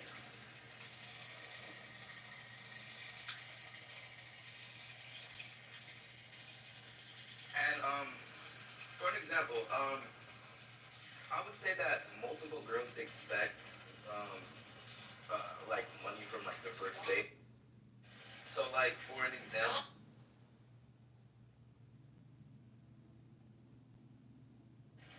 I have to think about that question. Why do you think they created Pepe the Passport Bros? Because these women in these other countries are much more submissive and are actually real women that will cook and clean for you. Well, I think it's twofold. I think number one, a lot of these, I mean, getting like a mail order bride has always been like a way that white men or men in general could like, they could get like an Asian woman or something that, or a Russian woman that was like more attractive than what they would have gotten in the United States. I just think it's them. Some of it I think is disgusting. I saw like a 40-something-year-old guy, and he paid the mother to marry her daughter, who was like an attractive like 19-year-old, and I'm just thinking like this guy's a creep. Yeah, that's fucked up. What do you think? Pepe, if they're like, you know, like 40 and they're going for something like 35 or something like that, yeah, that's crazy. It's like 45 going for a 19-year-old, like Leonardo DiCaprio. Wait, but what do you think of people like Andrew Tate saying it's okay to date girls who's like 19 and above age if you're 40? I'd say this, like, if a 19-year-old who's down to fuck a 40-something-year-old is gonna fuck a 40-something-year-old, whether it's you or not. So, I mean, I don't really care. I mean, I when I was 17, I fucked a 42-year-old woman. Like, I didn't, you know, it wasn't traumatizing to me. 40-something-year-old woman raped you. No, it wasn't me. It was just like fucking a 16-year-old, you know, that would have been like around my age. Except for she gave me my fucking, you know, she did kind of give me the creep. She's like, I want to be in a relationship with you, and it's like, what the fuck? Her daughter was my age. But I survived rape as a juvenile, I guess. Jaden, you have a very, very annoying background noise. Yeah, sorry. And you're eating? No. Mute up now. Yes, I mean, I don't know, like this bitch up at top, in the link above, and then the China woman that was like, you know, saying like, there's like seriously a shortage of attractive guys. Like neither of these bitches would be seen with an attractive guy. Like I don't even understand why the fuck these bitches are like even bringing it up. Like when would they ever be seen with like some tall handsome stud? They would not be fucking with these frumpy bitches.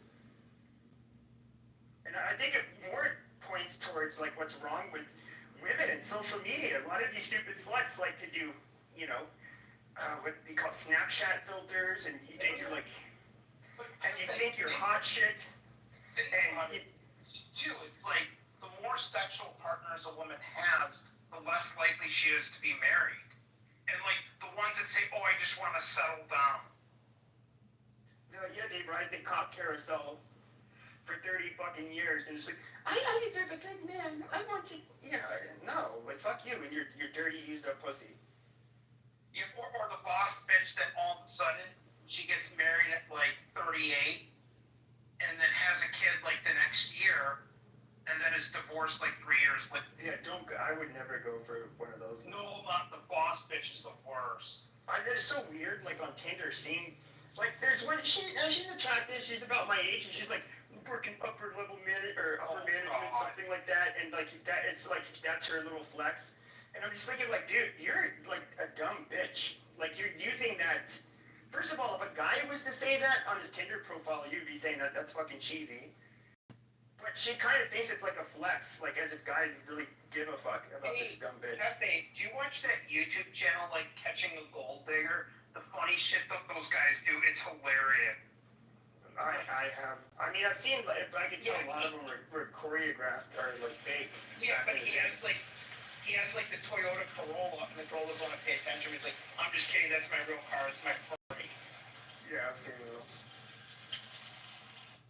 Thing is, though, is like I've only known a handful of people that I would say were like they weren't billionaires, but you know they had money in the hundreds of millions, or their family did, and like they went like way out of their way to not let people know who they were or look like they have money. They're like super. It was always on their mind, like, you know, who's gonna try to them or ask them for money. But never problems I Just had. like Taylor Swift, Pepe. I mean, how many sexual partners is she? Like 15? Well, I mean, she's a. Yeah, I mean, I don't know. It's different though. It's just like pick between being like a celebrity, like the most popular pop singer for years, and being a fucking mom at home. Like, I can there's like exceptions to every rule, so I wouldn't really get on her case about it. She's a big exception to the rule. But I don't know. Yeah, this chicken is tasting good. But I don't know. I mean, I know I see some of you sluts are down in the audience who are just like listening to be like, oh my god, does that mean, you know, fuck this asshole, who does he think he is? But I don't know. Fuck you, sluts. If any of these, if any of you guys want to come up here and bitch and say like, oh my god, there is a shortage of attractive men, tell me why so many of you average, frumpy-looking whores are somehow like, I don't know, worth dating. I'd love to hear it. And you know, some of these bitches nowadays think that they deserve like a top 1% man. Like, all of them are normal ass bitches. They come from normal ass homes. How the fuck do they even deserve these niggas who work their entire life off? And when these niggas talk about, go and make me a sandwich, they wanna argue back like, bitch, I worked hard and you're gonna come here and tell me what the fuck to do? No, you live in my house. You live in my house. You follow fucking what the fuck I say. I mean, yeah, it's. But I mean, I have a feeling these women. The only good thing they're gonna get out of life, I think, though, is that when they're young, they sometimes get fucked by. But you generally have to be better than average. Like you're attractive, but not like ideal. And some of these like high value men, as they like to put it, will like fuck them, you know. But purely recreational use, and you know, but they're not going to end up with them in a day. So the one good thing they can look back to is like the glory days of a guy who was the high school quarterback. He almost could, if it wasn't for that one game, he could have just, maybe he would have gone to a D1 school for college. Maybe he would have made it into the big leagues. You know, these women will get to look back and say, oh, if only it would have worked out with him, then I would be living such a luxurious life with that tall, strapping stud. But the reality is that it doesn't work out. But they do get to dream about the time how they almost got it, and they got to get fucked by those chads. And that's basically the same. Look at all these, the feminists in the fucking chat talking shit. Like, No, like it's the feminazis. Like the ones that are most fucked with Pepe are like, you read those articles about the kids like finding out that their moms on like OnlyFans and committing suicide because they're getting made fun of like so badly at school. I mean, could you imagine, like, bro, I busted the biggest fucking nut looking at your mom's tits, bro. Like, you'd be like, what the fuck? Yeah, that shit would start it. Yeah, that would be weird. And you know, I find it funny. Pepe, bring people on the stage. I think people have their hands up. I did. I invited everybody that had their hand up. Yeah, they always want to talk shit in the chat, but they don't want to say nothing up in here. Chat warriors, Gene. But it is men's fault at the end of the day. We're biologically hardwired to, unfortunately, want to, like, if we can't get what we want, like, at any given point in time, we'll do a substitute. Feminist woman, and then you guys want 50-50. So I don't know. Pick your fucking battles. Okay, we're gonna go there, right?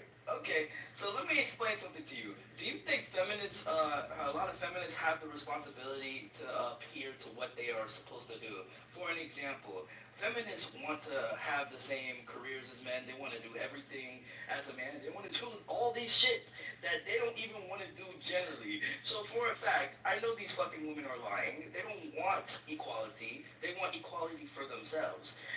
Everyone here can agree with me because this shit is funny as shit. all these women nowadays just want equality for themselves, but not to adhere to the responsibility as the same as a man. This is why I am so done with goddamn women in 2025, because all of them come from keyboard warrior parents, or they're literally just keyboard warriors in general. Some of these women nowadays are on. What? Say what? Trust me. Do what? Just mod me for a second. I'll drop. Just mod me. You don't have to drop. Just. No, I had to take out the track. That John Kitover is Edmund. And he literally, dude, he's streaming the room to his Instagram dancing naked. And I feel like I've had to explain this to people 100 times to boot him. He sits in the audience and streams rooms, recording it to his Instagram, dancing naked. He is a sick in the head freak. If you see him, boot him, please. Still streaming with one of those add-ons down there. You can't kick the add-ons out. Well, I'll just say this. I have his alt blocked, so what I'm saying is, even though someone might not be able to appear, they still can't come in if they're blocked by a mod. That's one of the only things that's good. Well, all right, now that I can you're fine. Yeah, now that I can actually talk. Okay, first off, if it wasn't recording, my reply, and now I can actually say it. When you say, "Oh my God, I'm 25 and I'm so done with women," I almost got off the mic and said, "Okay, well, enjoy men," because what I've been hearing is absolutely disgusting. Okay, if you're on an app and you're saying that you're just on there to just hook up, and then you're complaining about the quality of the women, hello? Okay, the worst thing that happens in society, and this is for both genders, they don't do any vetting. They don't do an ounce of vetting. They just match, and they just either jump right into a date. There's no phone call, barely anything, just surface level. And then you realize, oh my God, this is a total disaster. And then they want to try and get out of paying when they should have just done vetting ahead of time. I can tell you right here, right now, anytime that I've ever been on those apps, I haven't been in a while, all you have to do is pick up the phone. 1 or 2 phone calls before you go out, you 90% confidence you can figure out, as long as you ask the right questions, whether it's worth your time, if you're actually trying to date. And people don't do that. And so what happens is you get to the date, you realize there's 0 there, and then you want to try and get out of your responsibility even though you asked for the date. I don't care if it was absolutely complete mismatch. Being a man is paying it and moving on, and hopefully learning a lesson and not ending up at a date where you didn't do any vetting. And before you come off the mic, No, fuck that shit. Yeah, no, I know. You hate the idea of responsibility. No, it's not about even responsibility. It's about the fact, no. It's your bicycle tire, dude. No, fuck that shit. Fix whatever the hell you coming off your mic, dude. You're blowing up our ears with the weird clicking noise. It's the rain. But fuck that shit. Well, get out of the rain. No, but what I'm talking about is different to what men should do. Men should be prepared first before going on a date. Making sure that the person they're on a date with isn't just using them for money. Stefan, I know you're not a dumbass. When you go on a date with somebody, the first thing you should do is make sure at least they are attracted to you. Is that right, Stefan? Well, first off, it's Steven, and it doesn't Oh, Steven, whatever.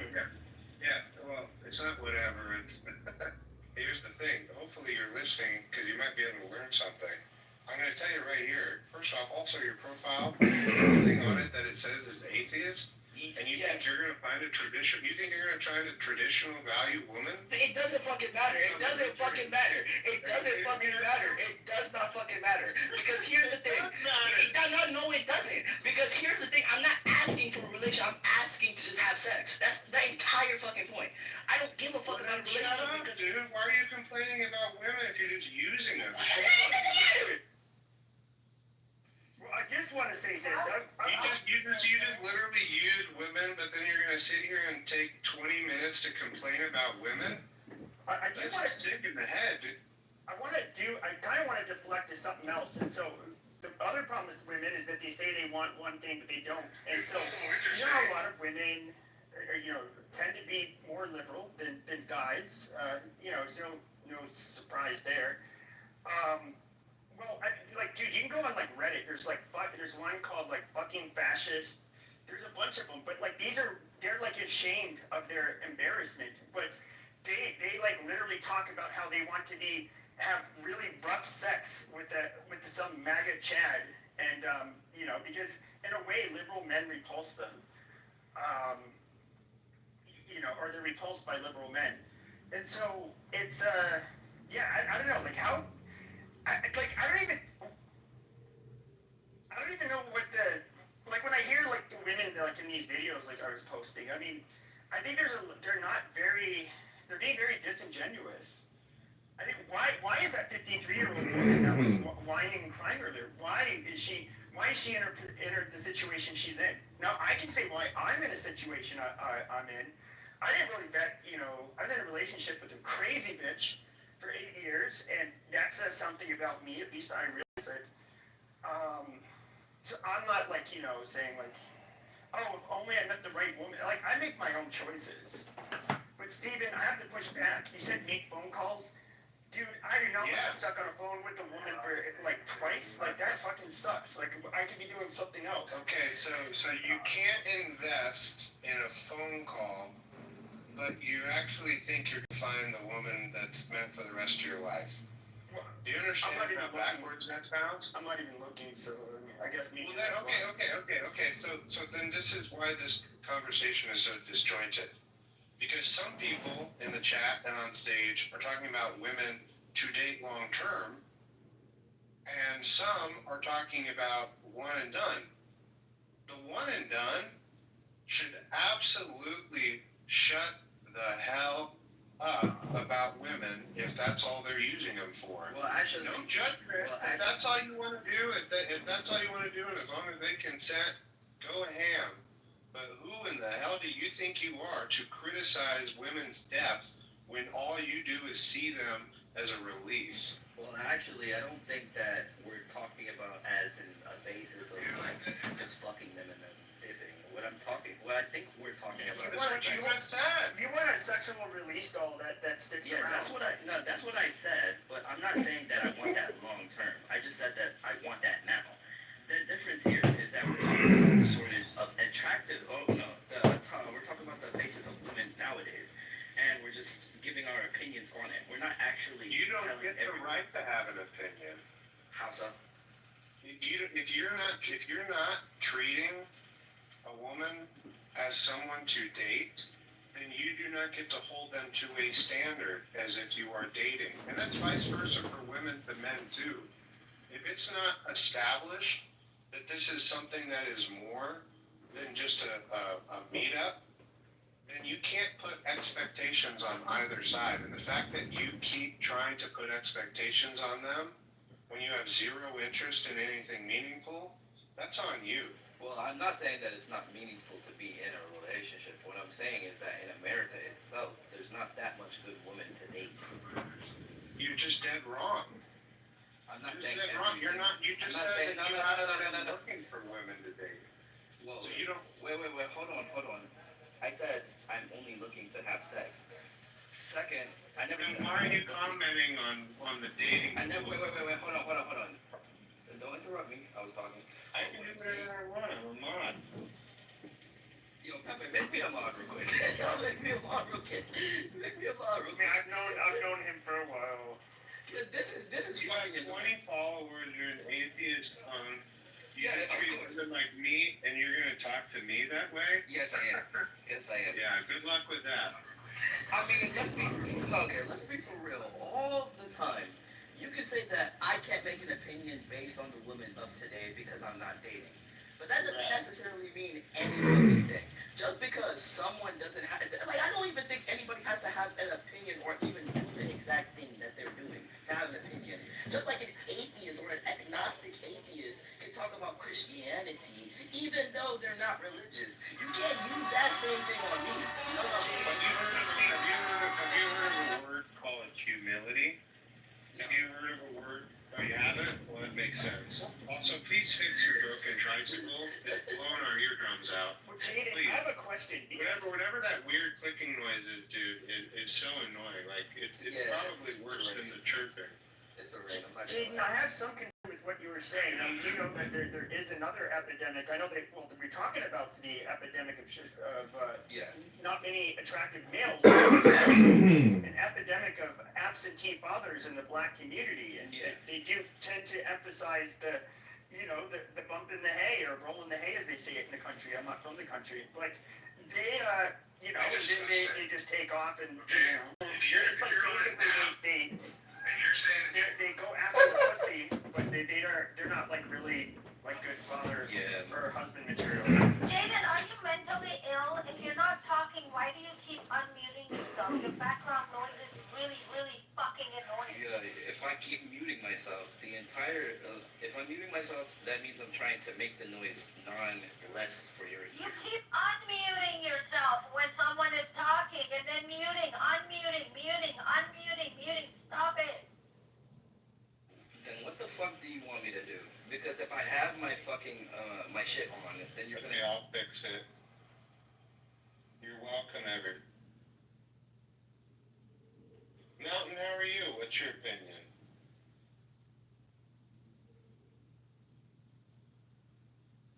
Hello? Mountain time? sorry, my phone was on my pocket. I was at the park with my dog. Is there a shortage of attractive men? So I'm gay. I'm not gay, so I guess the answer to that, I don't think it's that, man. I think that, so I was reading a deal, and I've never really verified this, but it was saying that almost 80% of younger men are choosing to be single now as an American. And, I came from a pretty rough relationship. My son was quite younger than me. I mean, I'm 35. I was 31 when I was dating a 20-year-old, and that was probably a mistake, she was a lot younger than me, but I just noticed, man, that probably on both sides, we have Tinder, we have Chatterbait, we have all that, we have all this dopamine and stuff like that seems to be affecting us. I think that maybe on both sides, but a lot of us, maybe it's just easier for people to walk away. It's easier than ever now to walk away from relationships, not put up with anything. A lot of times the woman or the man is unwilling to put up with too much, they're willing to walk away. And normally you're going to have problems in relationships here and there. That's a normal thing. People are taught to kind of walk away from that. Also, sometimes women I've noticed they have this expectation a lot about many men do this too, but a lot of women, they believe that they only need to bring themselves to the table, and that's it.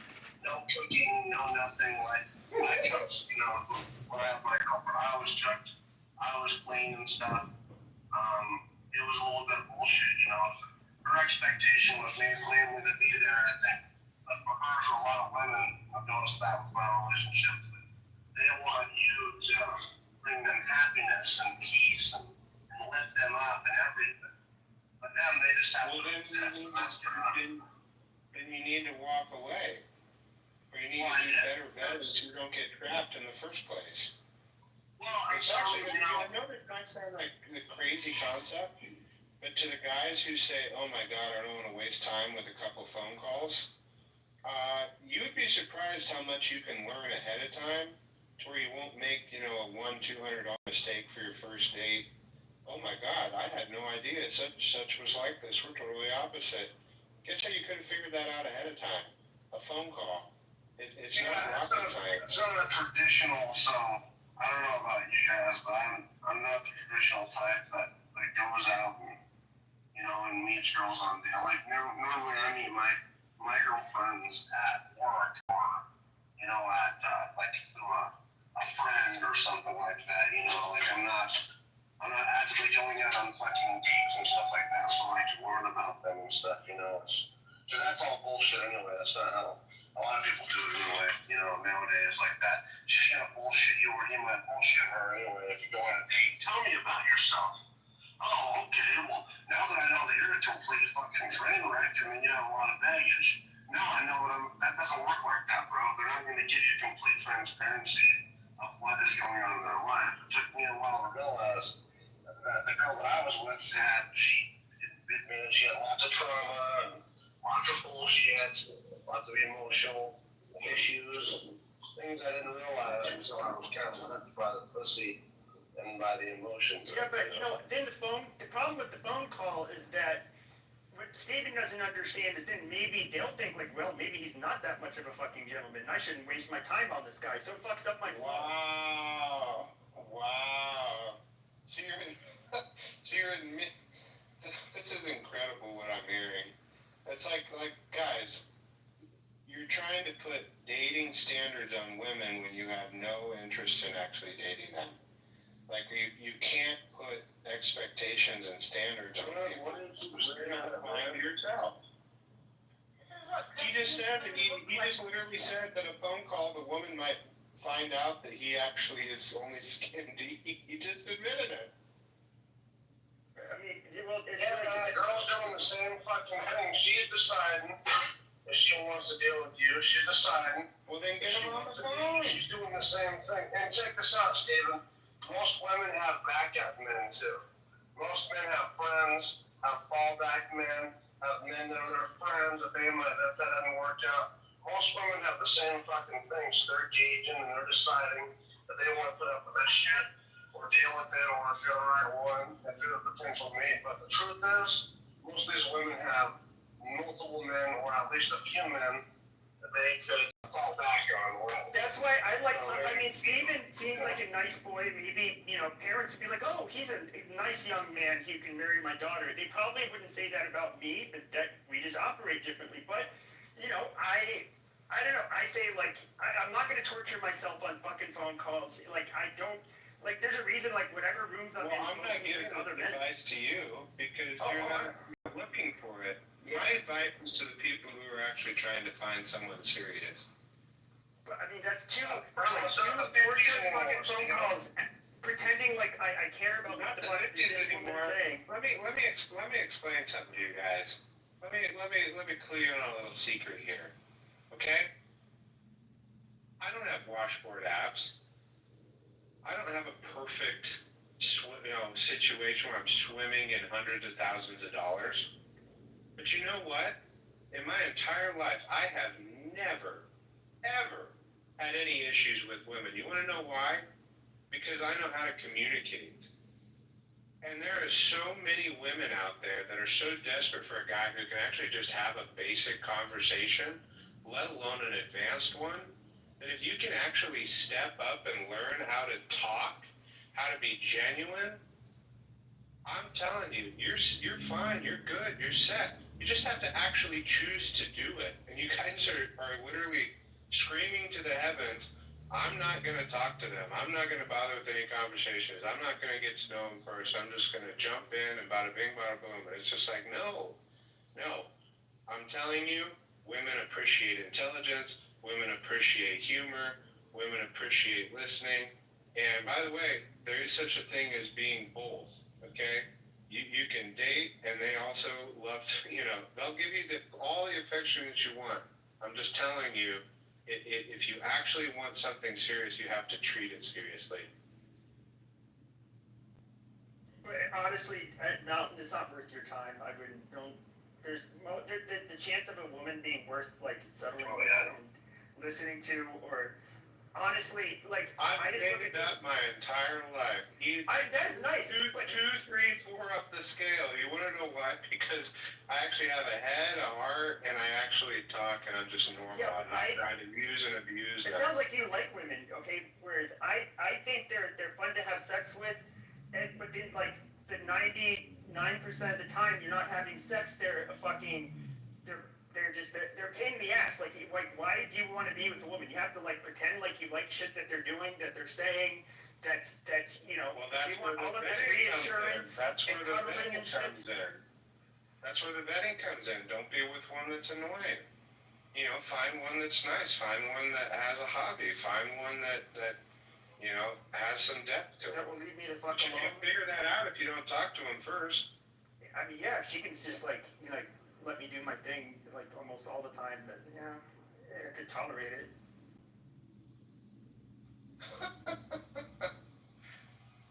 Fair enough. All right, we have a woman on stage that everyone should be listening to big time. She's from the conservative X space world. My good friend, Allie Hopper, how are you? I'm excellent. Just settling back in, getting home from DC, and listening to this very interesting conversation. Do you have any opinions on what you've heard? Oh, I jumped in mid-conversation, so I'm just kind of listening to everything and kind of just taking a back seat right now. Can I ask you two a question? There are these women, they befriended me, I don't know how, on like, I guess the more conservative part of X. And these women have, like, especially on the weekends, they have these spaces where they talk dirty and they invite men to come up. And they're just like very filthy middle-aged women. Oh my God! Oh my God! Allie, Roy, and Nancy and I know exactly who you're talking about. I was like, for conservative women, you guys are really They're not. raunchy. Yeah. We.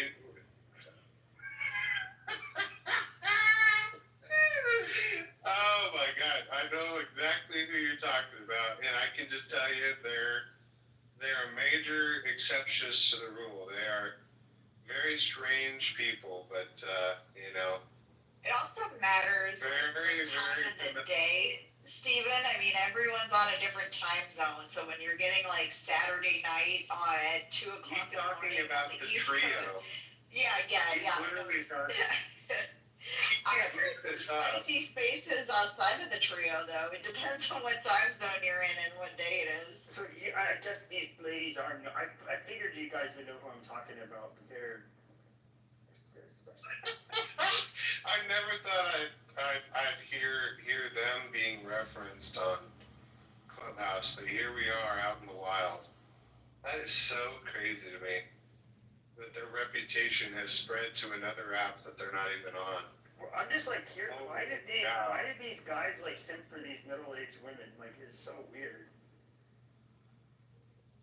They're thirsty. I guess old women Simps. deserve fun too. I don't know.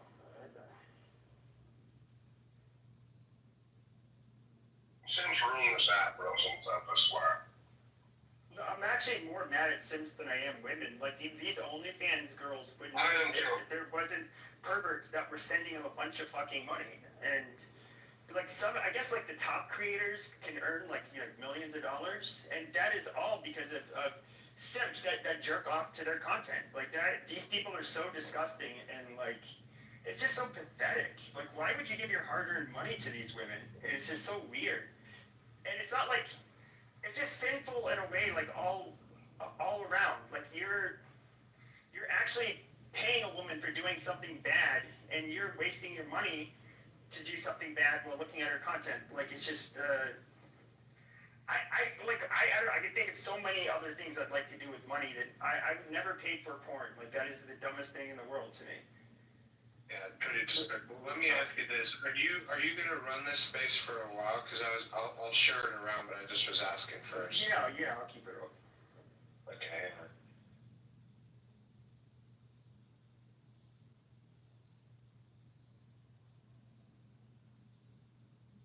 Who's this Hamdar? Do you know?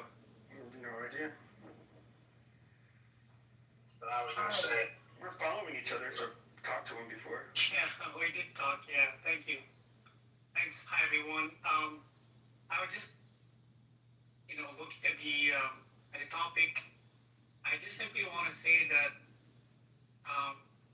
there are no Mr. or Miss Perfect in the world. That's what I wanted to say about it. And now I'm also kind of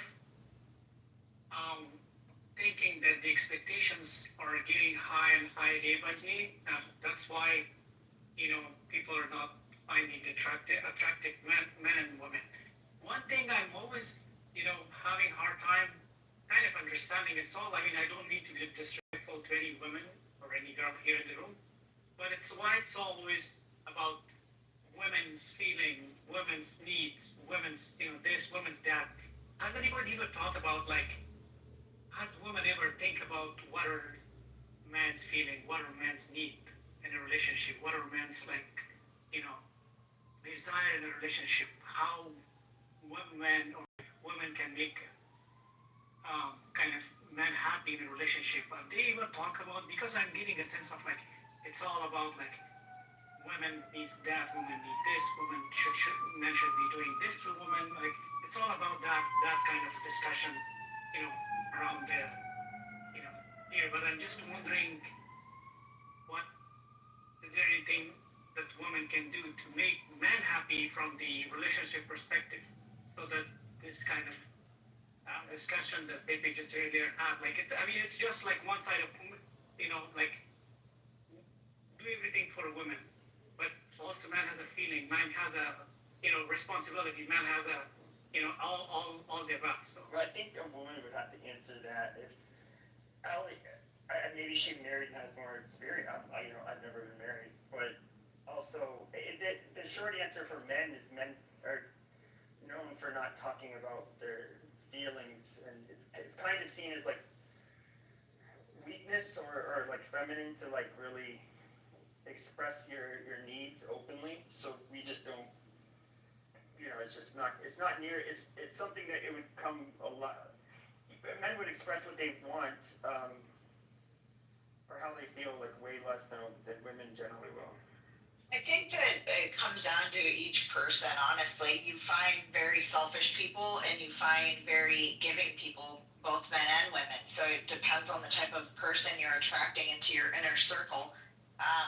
Yeah, men aren't as vocal about their feelings, but if a woman is paying attention, they can see their mannerisms, they can see how they act, what they're doing, and if things change. But it takes someone that actually cares to observe that. But whether you're being a good friend or you're being a good partner, it just takes someone that actually gives a crap. Men from Mars, women from Venus, and he was divorced 3 times.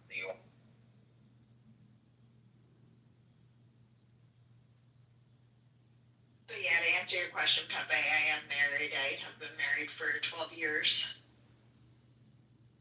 There you go. 12 more years than me.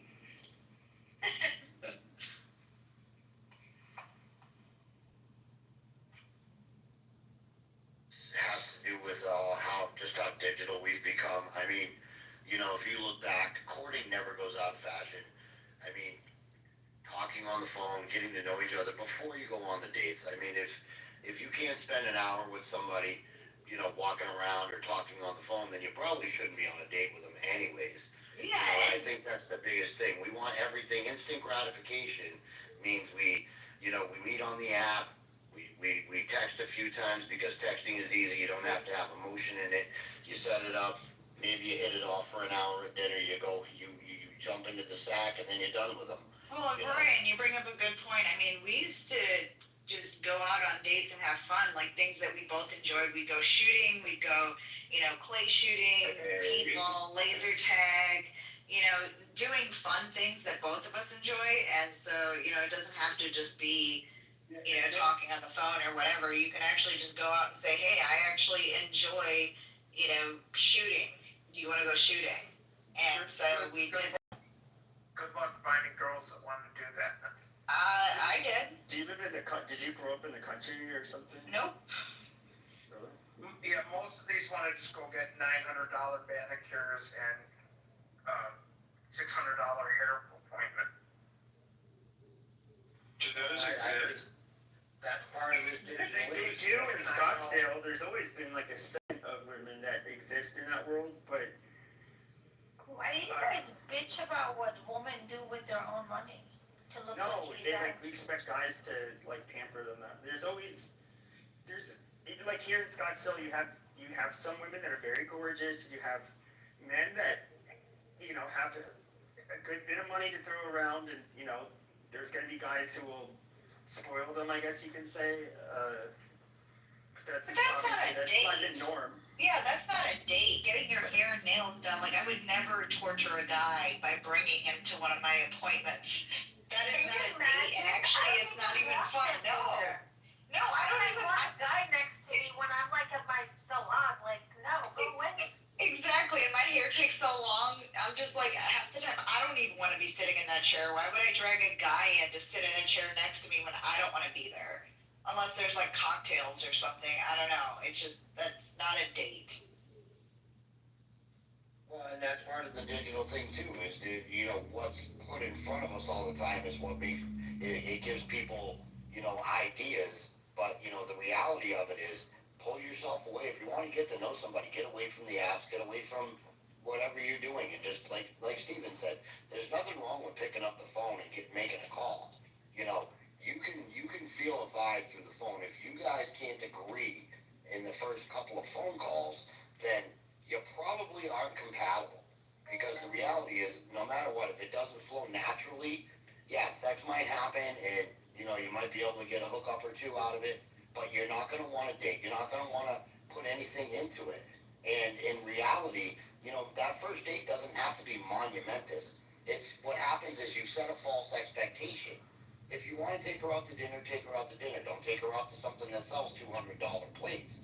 But take her out to someplace decent, someplace you can have a conversation, and then from there you'll see how it goes. When you look each other in the eye is when you'll start to know if you guys are actually compatible. If you're not looking each other in the eyes while you're talking, then you're not going to make it anyways. Hey, Roy, when you're looking at each other in the eye, can there be like a bunch of margaritas in the middle? Who cares what's in the middle? I don't Eye contact.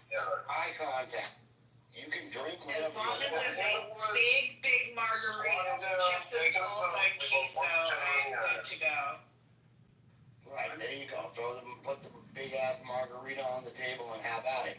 But that conversation, if you're not looking each other in the eye and you're not responding to one another, like listening and then responding to what they say, or they're not doing it to you, then you're not connecting. I mean, that's just the reality of it.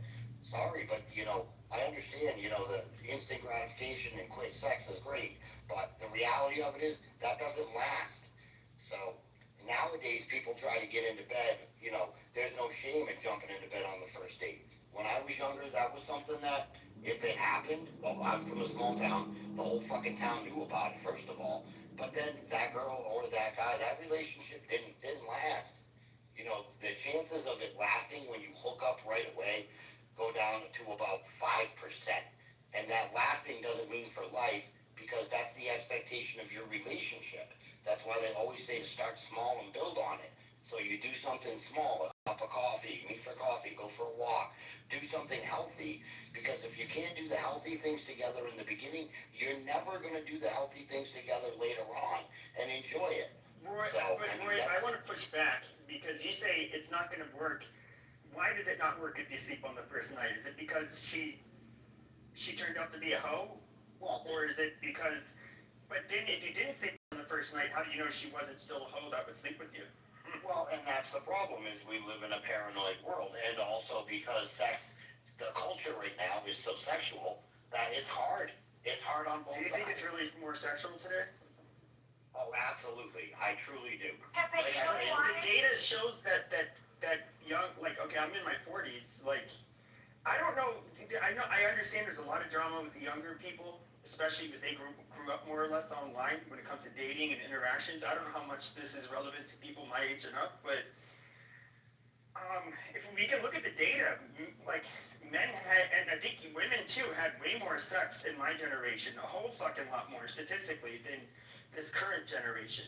Yeah, but at what age? At what age were they doing it? Because like I said, from their teens and up until 30. I'm from a small town, trust me.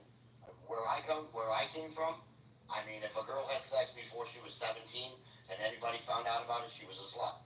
It's just the way it works. But I went to a Catholic high school, and like, I would say at least half of the girls, lost it by 16. So this is, of course, a bigger city. So I mean, I don't know that. I mean, I do think geographical or cultural is a problem. I think in the cities, it can be a lot more demanding on the young women and the young men, and the expectation for sex. I think you're also half Roy's age, dude. I'm 50, dude. He's in his 40s. Wait, what? I'm 50. You're in your 40s, Pepe? Yeah, you didn't know that? Oh my god. No, I didn't know that at all. I do think He was Steve. Holy cow. I'm like a year and a half away from being 45. Wow, you rocked my world. I've known you on the staff for several years. I don't think it's ever come up. Yeah, Holy cow. How old did you think he was? Wow. I thought he was in his 20s. Oh, no, really? I swear to God. I'm being real. Why do you think I just said he was half Roy's age? I wasn't joking. Steven, I always knew Pepe was not. Oh my God! Wow! He just totally blew my mind. Holy cow! Wow! Wow! Okay, I want to do something. Let me do it. 4 years ago, Steven. Yeah, I guess so. Oh well, maybe. Okay, I'm gonna do a flash poll. Okay, and don't just say because now you know. Be honest. Be totally honest. Put a 1 in the chat if you've known of Pepe's age for more than a few months. So a few months, few years, whatever. Put a 2 in the chat if you just found out. I just want to get a feel for the rest of this room. Did everybody know that he was in his 40s? 1 if you knew, 2 if you didn't. 40s. Cast your votes in the chat. There's some old school clubhousers on here. I really want to see them vote. See, Callie didn't know. Callie, that was breaking news. So just from other chats, just this year, I knew this kind of an old man. And it's kind of obvious his views are kind of updated and stuff like that. So yeah, of course it's an interesting thing. I don't know what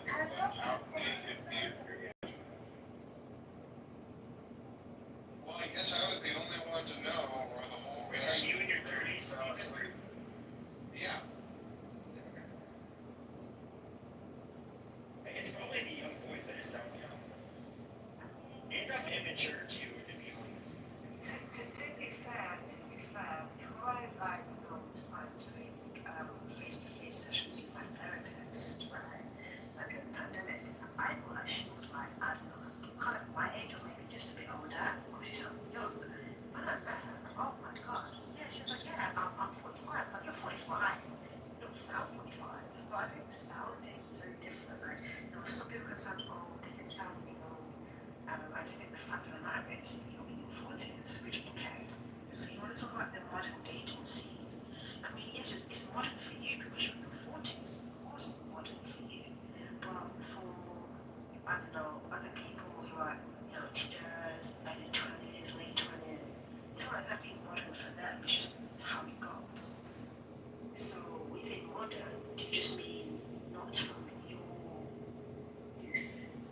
Modern meaning today, within, let's say, let's say within, no, modern, I'm talking like within the last 5 years, let's say from, like, this decade. I mean, sure, I guess, but then, I feel like... But you don't even know what my position is.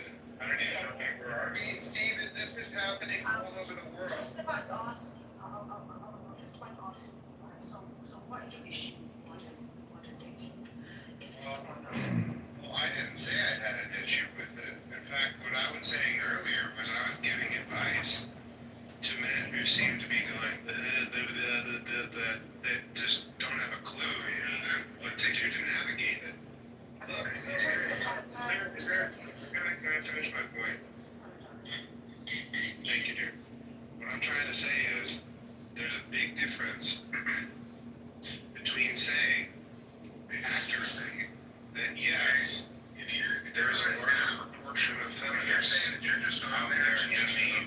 adult woman, and then you're complaining about that. To take that and extrapolate it out to say that dating's impossible, I wholly reject that.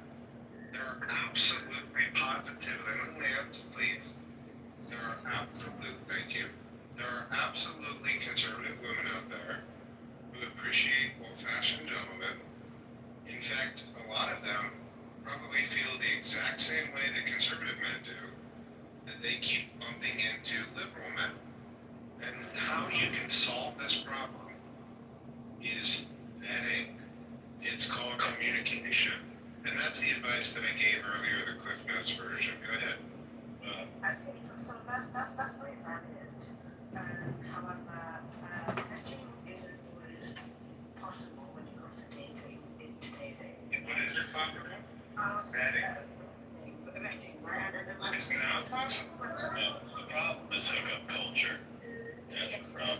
Yes, exactly. Let me explain why. So me and my husband, like, yeah, before we had anything like our GP, yeah, we were friends for like a year. I was in uni, I met him at uni, was peer by 3 semesters and dad. So in that situation, yes, I was able to be friends with him. I was a very temporary, and not the period of time. I can tell you, right? When we started dating, right? Of course, he came around to me, almost immediately. I was like, no, I'm going to do my application. Maybe when I'm almost finished, if it's not good, then maybe we can, see what happens, right? Fine, but no, I'm not, right? However, generally speaking, in today's dating scene, sorry, but a lot of men don't want to waste a whole year talking to a woman, blah, blah, blah. They want to say, blah. So, as I read that, Well, actually, so I do agree with you because vetting is very important. However, right, women tend to, yes, they want to vet, right? They actually want to just date men. On a date and for like 4, 5, 6, 7, 8, 9, 10 dates. However, the problem is, a lot of people say, yo, this is like a 10th date, bro. Are you into me or not? Am I wasting my time or not? Right? Men don't want to allow women to take the time to vet them. They want to get into it now, and as quick as possible. So I think so you're right in what you're saying. However, you as a man need to understand that your gender is the reason why women doesn't vet as well. Well, yes, you're up next. You're on deck. Hang on. Un momento, por favor. Professor, you're speaking a touch fast for this humble Nebraskan.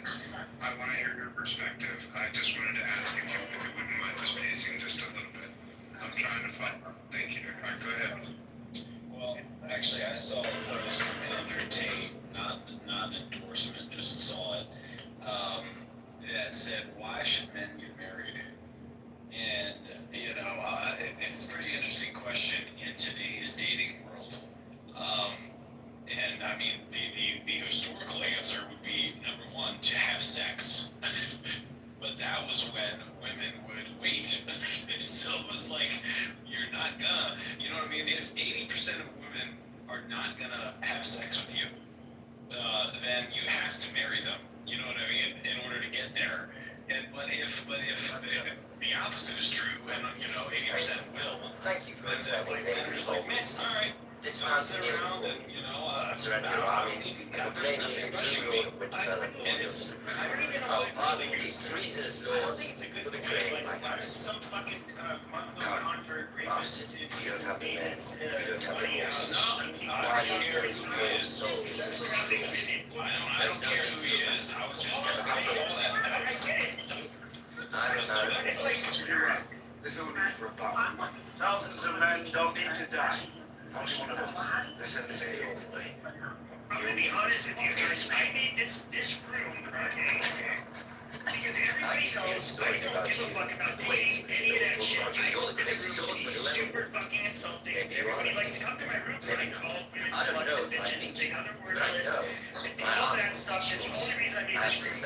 And you have Arthur. Yeah, I was asking if any of the sluts in the audience these stupid words can tell me why, you guys deserve like an attractive guy or some shit. You let your brother die because you're too proud to surrender. I you guys even want to change the topic even, so I can break.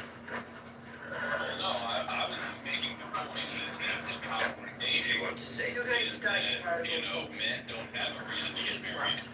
When any girl you know, within 3 months, you know, is going to give it up. Pretty much any girl. And so there's no rush for men, especially when, you know, guys and girls are going to get together. You know, it's like, what? Yeah, why would you take the next step? The guy's getting everything. Well, some people are addicted to alcohol. Some people are addicted to drugs.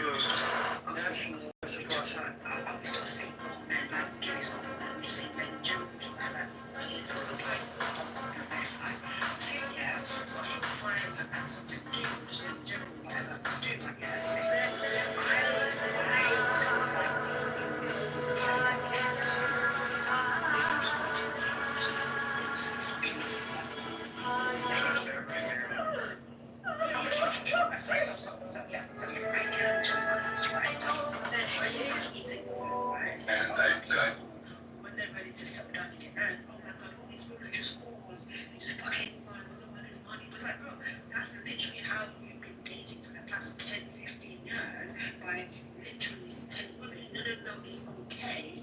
That's fine, that's fine. If it doesn't apply to his life, what one is that, let's say I'm a man, right? And I'm telling you, You're just betting ahead of time. I can tell you right here, right? No one in particular, darling. Jesus. well, Anyways, I'm saying that I get this whole thing, but then at the same time, it's like, men are also contributors to this mundane scene. well, they are, but it's in a different way, in my opinion. Let me finish my point is that the thing that's attacking men these days is the porn industry, where you've got 50% of American men having OnlyFans, and so women are actually competing against porn, and they don't even know it, because, you know, really from a guy's perspective, if a girl's taking too long, I mean, maybe it's not exactly the same, but he can see 1,000 naked women tonight on his phone. You know, and so it's kind of like, well, is it worth, you know, the $150 taking her out, you know, all this time?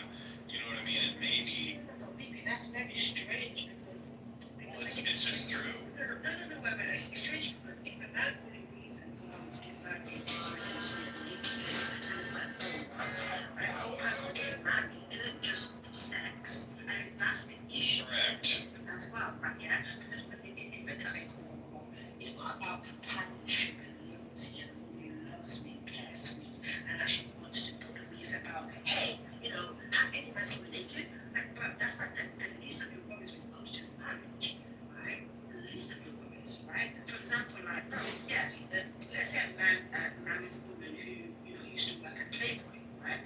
I don't know, but is she loyal? Is she good with kids? You know, is she caring? Is she kind? Does she want to, you know, take care of you? Is she attentive, right? If the only issue is, oh my god, yeah, but she was in Playboy, and again, your reasons for getting married are one of the points that's the person getting married, right? About whatever. So, yeah, so I think, but well, I was gonna say, but young men, I mean, maybe they're not always interested in getting married until they meet, you know, the right girl, right?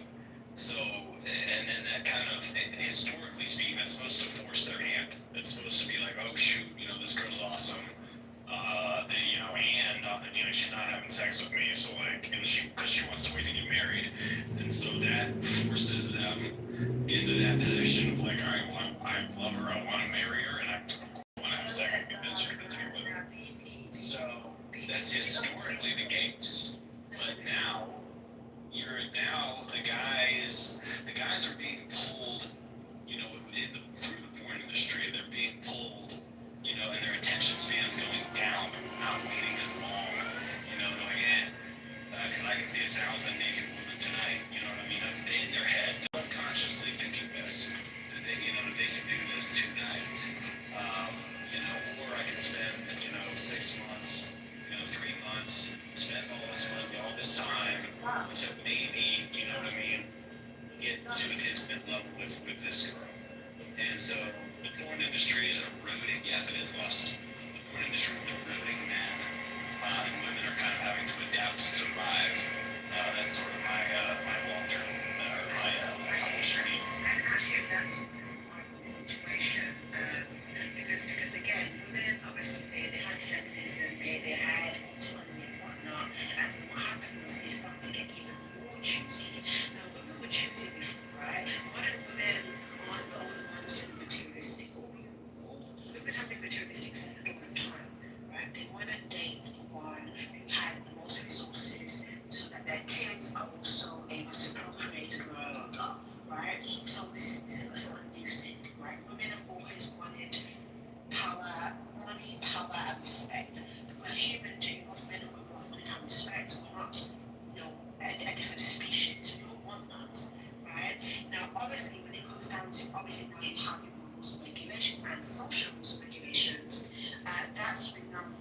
oh, love isn't love or else. Aren't you funny? Right.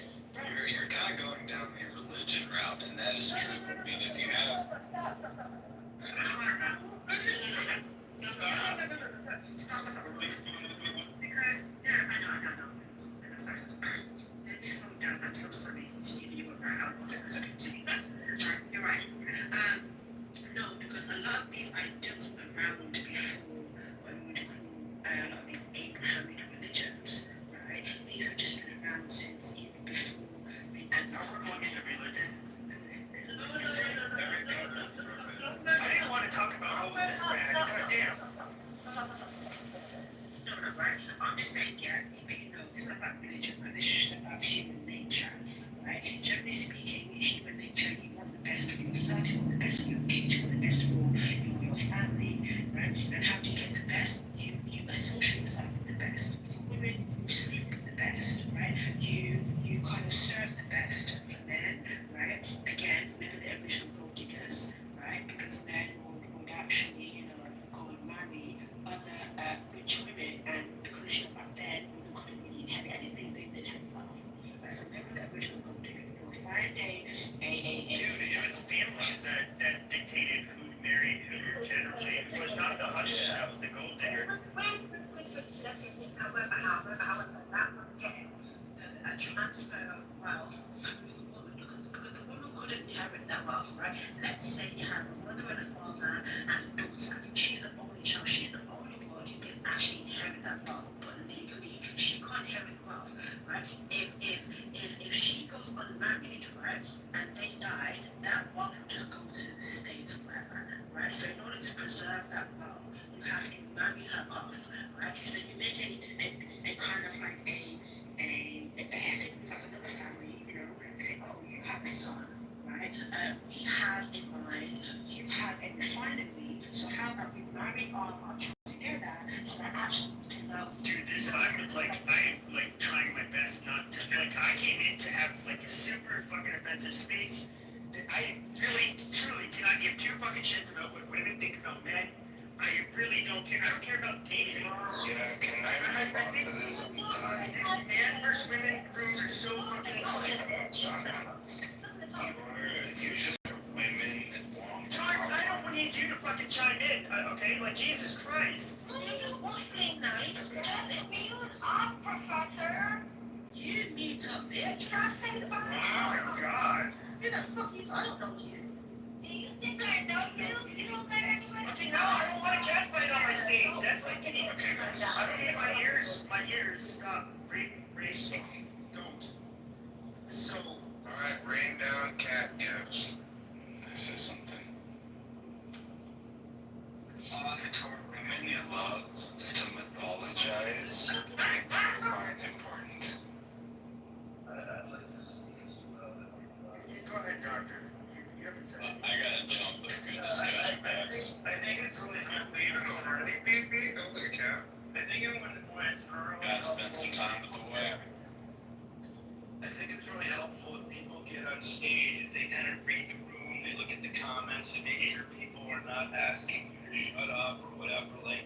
It's just common courtesy. But anyways, I think one of the interesting factors outside of evolutionary biology and evolutionary psychology is this notion that we are in a digital era, an attention economy, where beautiful women in particular are making fortunes because of sponsorships, because of OnlyFans, because of all kinds of reasons. And so you put this small percentage of women, you platform them, and men are only seeking largely this population, right?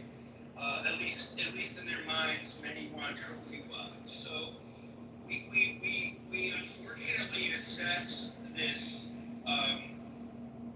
from a perspective of looking at a skewed sample size, right? This is not what is really normal, but this is the exposure we get. The most beautiful women get the most visibility, and they're running with it, and they're not good models. And I mean models in terms of models, a biopsychosocial model of a good human being, right? These are people who often narcissistic, very difficult to be around. They create so many problems for men. Professor, can you put up every emoticon under the sun? It's distress.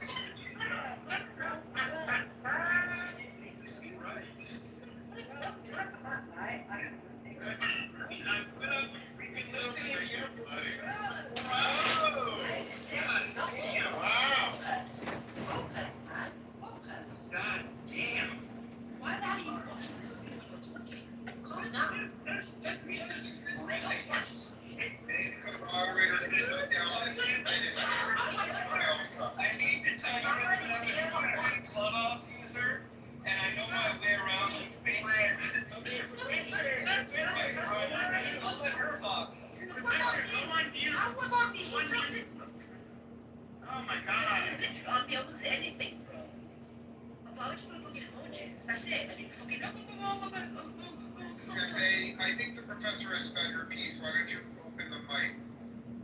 Go ahead, see what you want. Okay. Oh my God. The other guy left. There's 3 people from every state and territory. Quite honest with you, I think the only way that Republicans lose What's been described is just not accurate. There are plenty of men and women who have realistic standards, plenty of men and women who are dating people have the same SMV and finding success. So I find this room to be relentlessly and unrealistically negative. and I've been trying to fix that. I think it's funny. Do you think I was gonna open up a room like Kumbaya or some gay shit about men and women? Fuck that. I mean, there are so many. Get more out of your system there, Dave. Why don't you go on a little rant for a bit and we'll all reset right now? No, it's Alan's turn. Just go. All right, Alan. Hi, Stephen. Thank you. Howdy. All right. There are 2 things you must remember when it comes to dating, and you can take this to the grave. My long experience listening to people talk about relationships.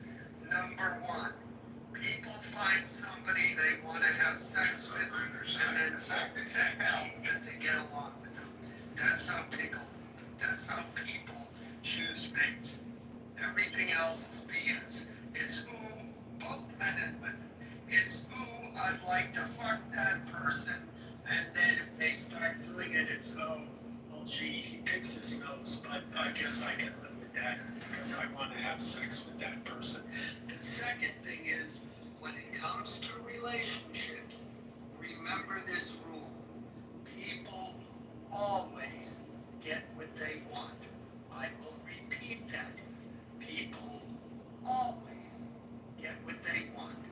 And if you think in your mind, oh, I'm not getting what I want, no, you're getting exactly what you want.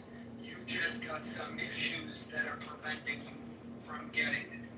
That's my input on this subject. I think what that guy said was probably right because Shut up, Oksana. Nobody asked you what your fucked up name. Nobody wants to have comments on male celebrities are good looking. Male celebrities are good looking. oh my God. Let other Celebrities people rarely find decide for themselves. People can decide. Shut up, bitch. People can decide for themselves. I'm gonna keep talking. People can decide for themselves what they think. They don't need your commentary. They don't need your commentary. People don't need your commentary. Another line race card knows that And his workshop went viral. Thank you. Yeah. His workshop went viral, and then again, man or woman, if you were attractive, you were very simple. Very simple. Man or woman, if you are attractive, you receive good things. I mean, if Oksana was like if I got to Oksana, I don't mean, not every different strokes for different folks, like they say. I know, but I'm just saying, like, I could imagine, like, trying to go to bed, and then you were just talking, and I would be wanted, I'd be a wanted man the next day. Why? I mean, to be fair, my house is pretty big, so I'm like upstairs in the attic. My husband can't hear me, like, again. Oh, yeah, Yes, I'm in the attic, but I'm upstairs. So what are we talking about? Right?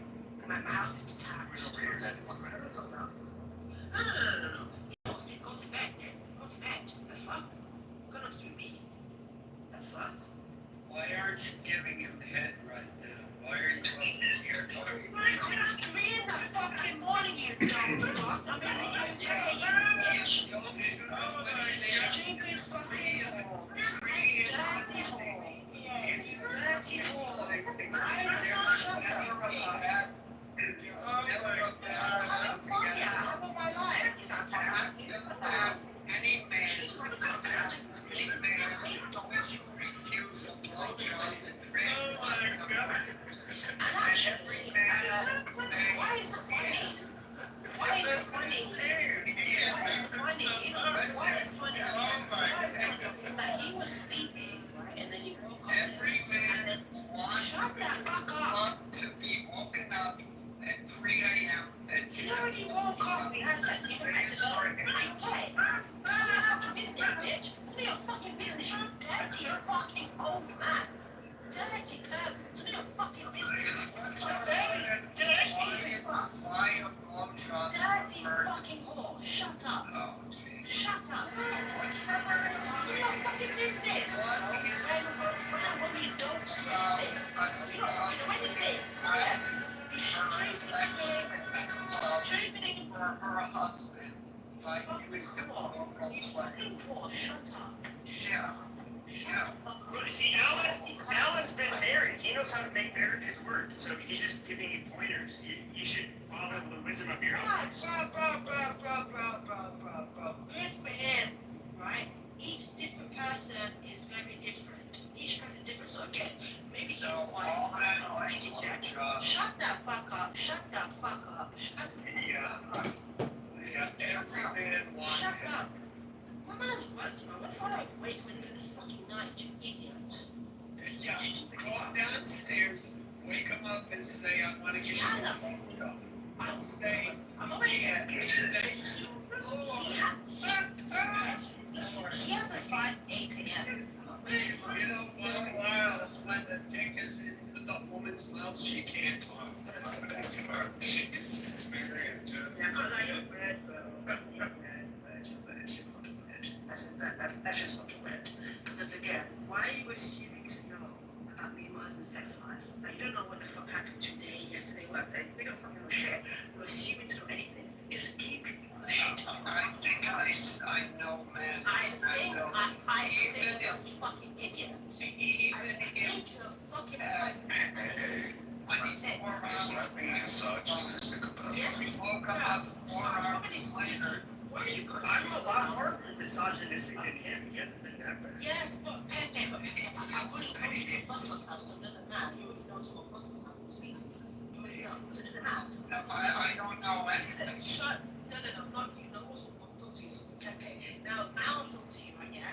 You need to your fucking ass in line. Don't make me. Me? No, Pepe. You already know where you stand. He's a good one. Yeah, Alan needs to know his fucking place. yeah, no. Yeah, you need to know your place. So, what's my You're a woman, and I stupid and fuck? the man. Nevertheless, they're finding that are relatively consistent. There's a subset of patients whose initial onset of an autoimmune disease. Oh, look, I told you. We're bad. I'm sorry. I'm not playing. But they took out everything. Like, what the fuck? Like what, the sound effects are still there? No, mine just says soundboard. Oh, that's for the sound. Yeah. Okay. Oh, there. I like that one.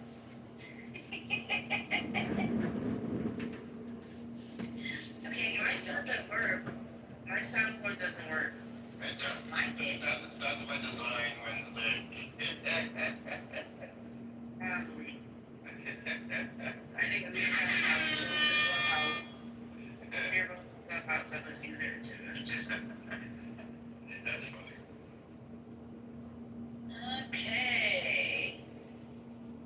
You see how easy it is to shift the conversation, people, and then we're just laughing with each other? Isn't that better than arguing? God damn. You can't shift the conversation when people are still dying. The conversation can be shifted, but it's still not gonna stop what's happening to the Gazans. The way the aid was given to them. I mean, that was savage-like, bro. Like, why are they shooting into the crowds? Yeah, Nikki, did you read about how this Gaza Humanitarian Foundation, how they're operating? They are. It's like a caged maze that they have that they take biometrics and all this for people to go get a box of food, and you have a red light and a green light, and red means move forward, green means green obviously means move forward, and red means stop. Yeah, exactly. So what they were doing. Let me just finish my thought real quick. What they were doing is they were turning on the green and quickly turning on the red and shooting the people as they're moving forward on that green. So once it turns red, boom, they shoot them. And by which credible, and I say that with IDF soldiers. IDF soldiers are believing that this is what's happening. Yep. And a lot of the IDF are committing suicide. And the American mercenaries, a couple of them came out, two of them came out as whistleblowers and saying how they're not just the IDF, but also the American mercenaries are shooting Palestinians for fun. That came out. And who is checking the safety of the food which is being distributed by Americans and Israel to the Palestinian people in Gaza? This foundation is private. It's a private Delaware corporation or foundation. It was rejected by Switzerland. It was supposed to be set up in Switzerland. Switzerland rejected it because it broke humanitarian law, the way they were setting it up. And then the CEO, and then the general manager or the COO both resigned before it was fully implemented because it was breaking international law. And then they've had other resignations after that. But it's a private, and nobody knows who owns it exactly. And, somebody's getting paid off of this.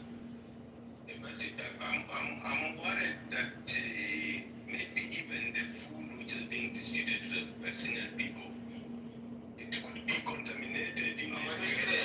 It's old, it's moldy, like the flour and everything. It's old and it's been sitting in the sun. They were putting inside the... Yeah, oxycodone. Yeah, oxycodone inside the flour. Yeah. The flour. They have that on video. And sand, too. Let's not forget, they were mixing sand in the flour also. Yeah, I don't know what the hell they're doing there. Like how they taking the bags out and then somewhere they have a distribution center and putting one part sand and putting, to be able to... They wanted to start to dump. I think they were doing that to save money. You know why? Because there's a policy. What is the outcome? Sir? This answer is the To make sure that there is no reproduction. Because what we are saying is granting. What you are saying is granting. What you are saying is it echoes what they say. They should look for a place for people in Gaza to go. Now, if nobody is agreeing to take the people from Gaza to where they can go apart from Gaza, that's why they have an alternative way of Hold on a second. I have a question. Why do the neighboring countries have to clean up Israel's mess, right? just think about it. Just think about it. Israel is the one that's committing the genocide. Israel is the one that's committing the apartheid and all this.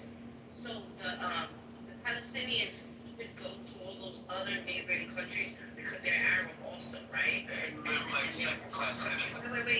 wait, let me finish. So that just gives it.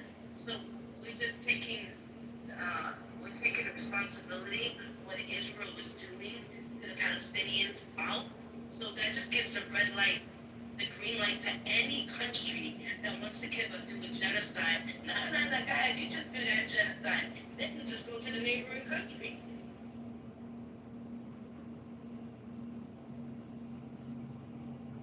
Does that make sense? And don't forget about the proper, like everybody, in this, I think it's the Middle East in general, or maybe not, maybe global South in general, like people, because there's enough land, people build their homes, people build their homes in general. They own their project, own the land, they build their homes, usually not with a mortgage, usually, you save up because it's cheap, and you're using cement or stone.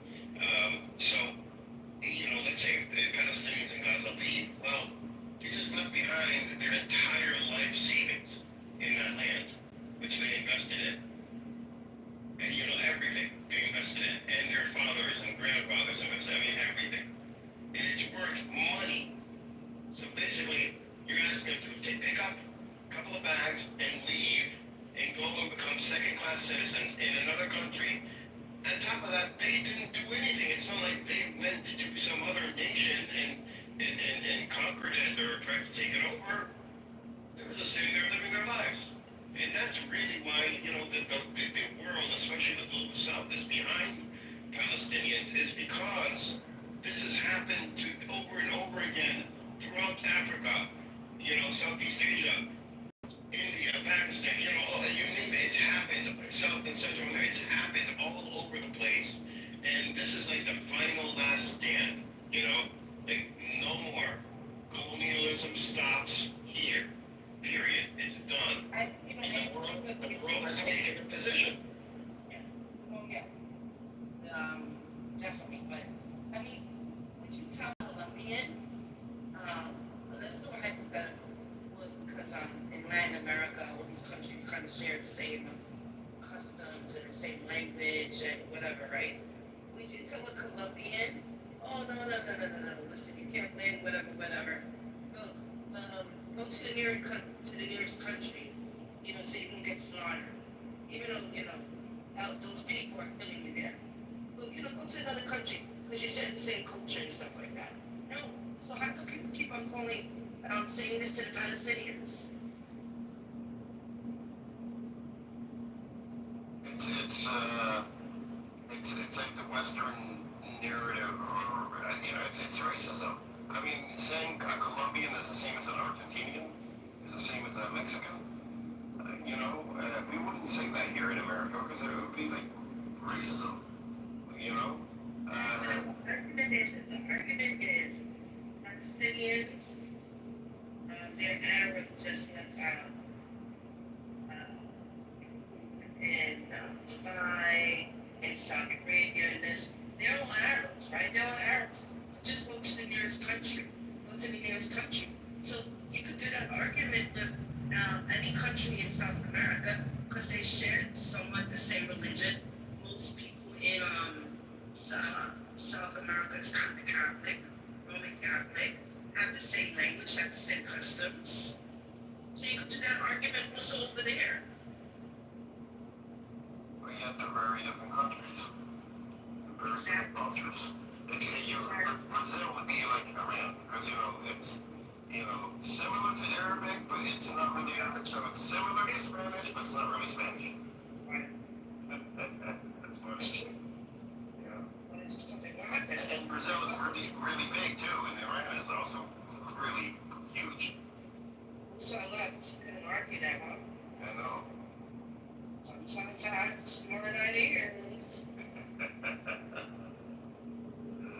So, you know what I was thinking, right? I was thinking this. You know how they say, oh, well, people the first thing out of Israel that we need Israel in the Middle East because for security purposes, right? And I'm thinking to myself, really? Because on October 7th, they didn't really do a really good job of their security. And they let Hamas be there for 7 hours as the IDF ran into the caboose. Didn't fight Hamas. They ran into the caboose. And then that's when they was doing so many was firing. And also, what security does Israel provide the United States in terms of the Middle East? Like the Middle Eastern countries, every other country, you know, is its own autonomous nation. Israel doesn't get involved in them. If they did, they would, you know, they're get their ass whooped. I mean, they can't go up to Saudi Arabia, Kuwait, even Qatar, as small as Qatar is. It's massively powerful compared to, you know, in terms of influence compared to Israel. So what security is Israel providing? That's such a farce because they're not doing anything actively to provide any type of security to the U.S. They're not. They have a colonial project of Israel in the Middle East. It's not security. United States. Well, Israel could have loyalty to the United States, but look at Israel's economy. About $600 billion. That's not going to, you know, that's not what's going to the U.S. That's what they trade back and forth with each other and with the world, okay? $600 billion is not a lot in the grand, you know. The U.S.'s economy is what? GDP is what? Between 10 and 15 trillion dollars, followed by China second, multiple other nations after China. Israel isn't even, I don't think they're even in the top 10. Oh, no, they're not even in the top 10. No. So, Europe is actually in the top 10. It's considered a soft power. Yeah, South Korea, I mean, we got a lot of the medical devices that are used in you know, in the hospitals, whatever, X-ray machines, MRIs, all that stuff. A lot of it is made in South Korea. Yeah, it's going to be a strong. You know, I have a friend from South Korea, and he said, we may not invent anything, but he was like, well, what we do is we can take something that's invented and make it 10 times better. Yeah, they have very strong, and I always go back to this, you know, with a very strong and experienced manufacturing base. They know how to manufacture products, and when it comes to innovating a product that's already out there, they know how to do that in terms of, okay, we can innovate it, we can make the idea better, and then take that and say, okay, how do we change our manufacturing practices to create this new innovative, you know, product? That's the hard part. Like, there are so many. You have no idea. There are so many innovations out there right now that it would be, you know, it would be like a different world. Only, you know, like for example, here in the U.S., we were able to manufacture because just because you have the idea and the design, the blueprint, you know, the schematics, the AutoCAD drawings, everything you need to manufacture it, you have to also have the manufacturing experience and capacity to be able to design the manufacturing process to make that product. It's not like one step. You don't put it in a hole and it comes out on the other end as a finished good, you know? And there's so many innovations out there that do not get realized. We don't see them because, you know, we can't design a way of manufacturing it. So having a product, you know, a design of a product is only half the battle. You gotta actually make it. And it's tougher than what it seems.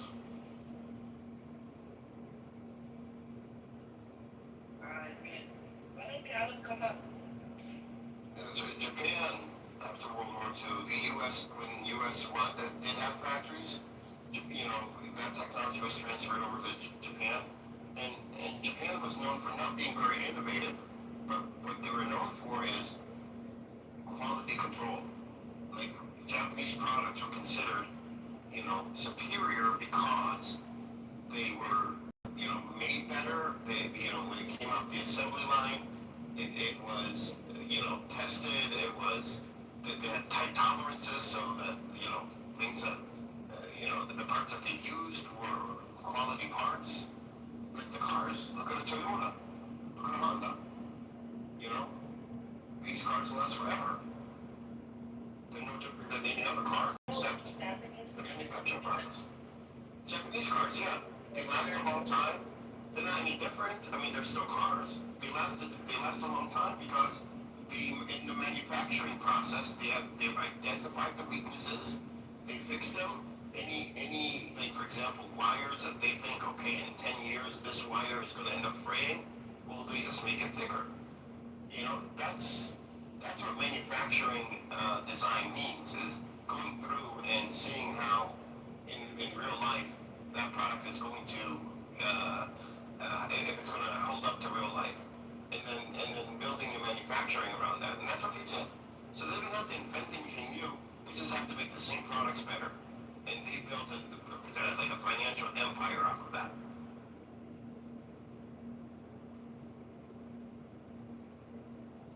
This is the worst summer ever. Yeah, it feels that way. For me, get a hot kitchen, and there's no relief. Well, it's really one of the first. I don't know about the first time. Not that old, but it's where things that happen internationally and geopolitically, or even here politically in the U.S., actually are affecting the average person. ICE affects the average person. What Israel is doing obviously affected, if you count the families that lost people, millions of people,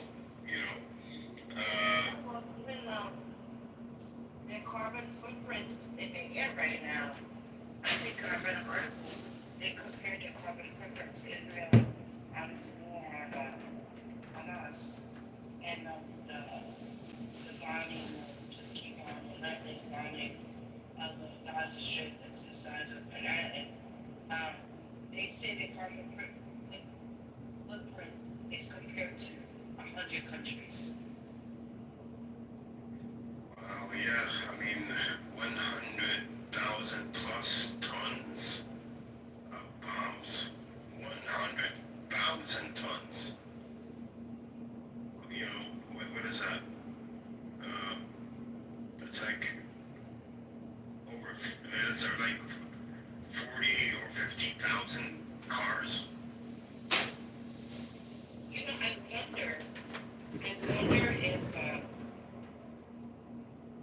wonder if they didn't have the United States backing them up, right?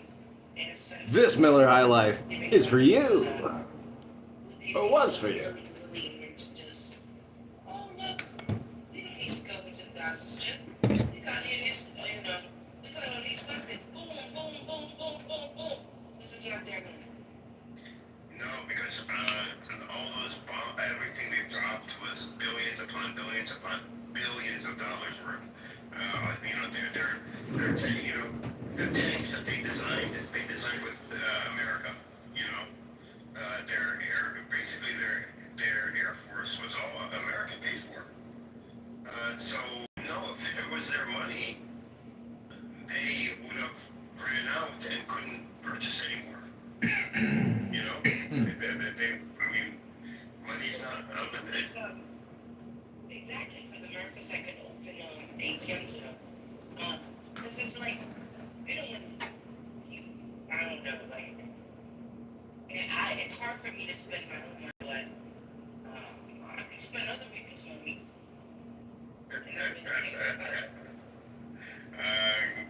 Need to keep my wallet away from you.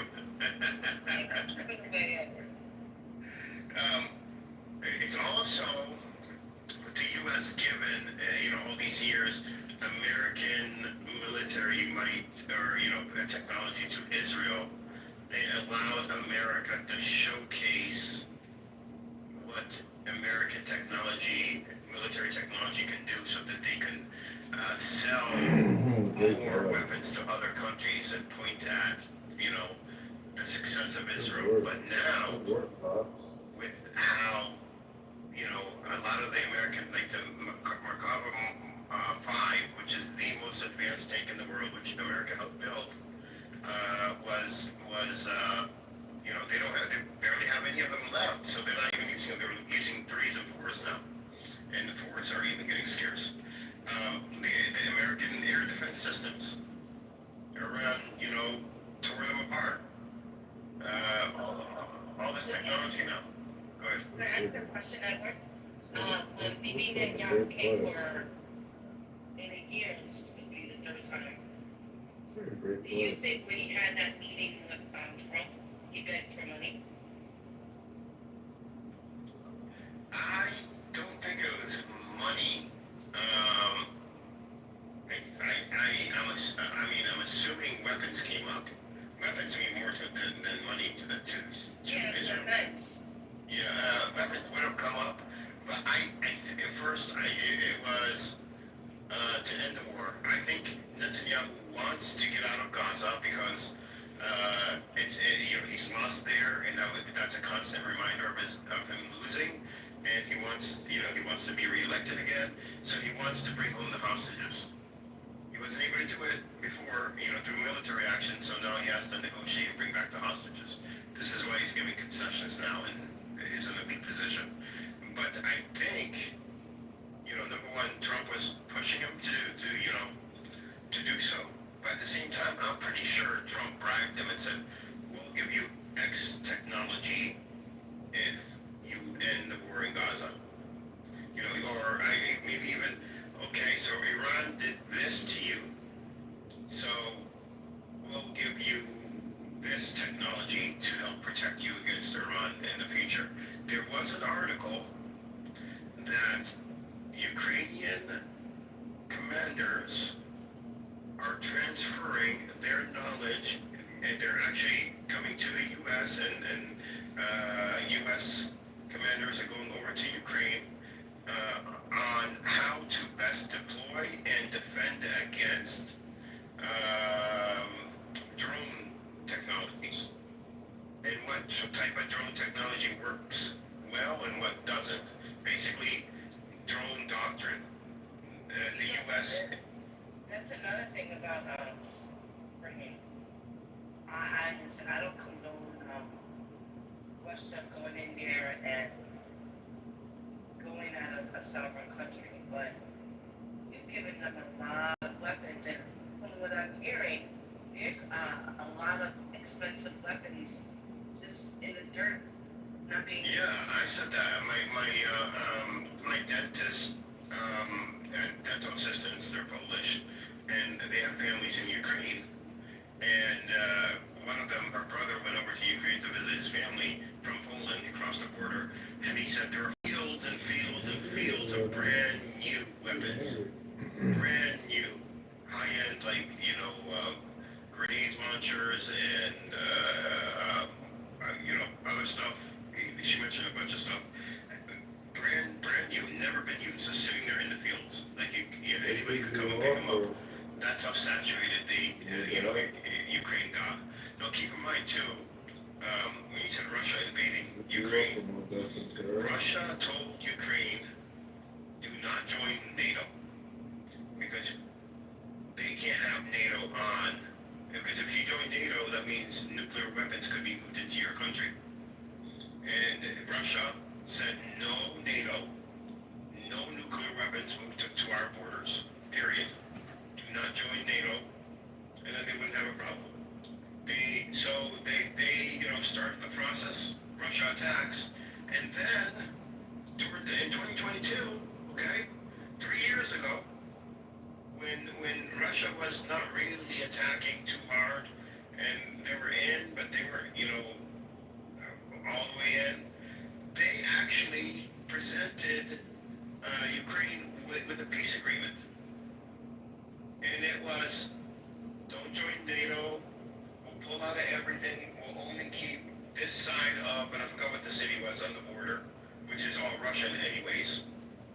And you won't have a problem with us. And Zelensky, he initialed all the pages. It was like a couple hundred pages worth. He initialed them, and you have to initial them first, and then, then go back and sign. And before he signed, America and Germany got to him and said, no, don't sign the peace agreement. We will give you weapons, and you can defeat Russia, and we'll give you money, we'll give you weapons, we'll give you whatever you need. That's not even a conspiracy theory. That's exactly what they did. And even Putin said it with the Tucker Carlson interview. He said it. He said, we initialed everything, and then America and Germany came in and convinced Ukraine not to, and to go to war with us. That's exactly how it happened. And what's Zelensky? A Zionist Jew. So, you have to connect the dots.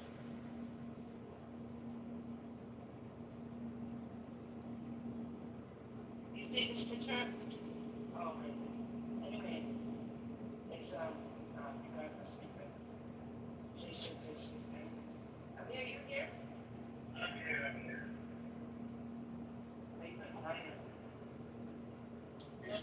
But Edward, I do kind of, I do see that Ukraine is the one that started this bullshit war, right? So I support Ukraine. Is that what I'm saying? Yeah, I didn't say I did either. It was Ukraine that wanted, or that NATO that wanted, or U.S. wanted Ukraine to join NATO, and Russia said, "Do not join NATO. We will not have a NATO country on our borders. All they had to do is stay out of NATO, and they would have been fine." They have two NATO countries by the border, don't they? Do they? And then but those are, but they're small countries, and they're worried about Russia invading them too, and so now they would worry about that. But these countries also, their military is small. Ukraine is a pretty sizable military force. you said that the reason why Russia went into Ukraine is because they didn't want NATO on their border, which I could understand that. But now they have actually now 3 countries of NATO in their border: Switzerland, Finland, and now Ukraine, isn't it? Yeah, they do. Let me see on GPT what the difference is. Because it comes down to nuclear weapons. The reason that they don't want them is that you could move nuclear weapons throughout the NATO countries. And that's what China doesn't want. Let me see. I can hear you while I'm doing a GPT. I'm going to ask GPT about your question and, what's, why these countries and, basically what you just asked about.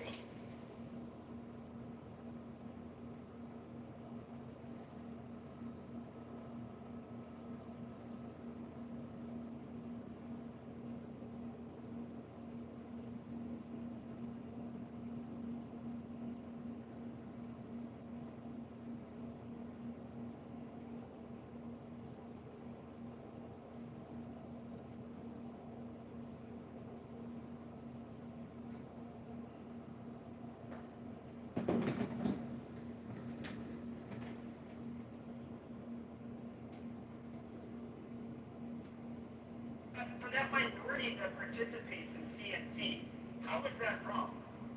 No. Again. Months and years, and that's what's causing this overall public feeling that government is slow, doesn't do anything, and that's an indictment on sure Republicans as well, but primarily Democrats who have created. Russia had planted a puppet in their government system, right?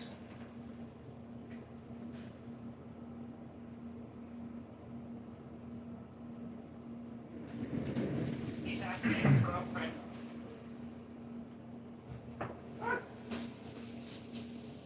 I changed my Chat GPT's personality.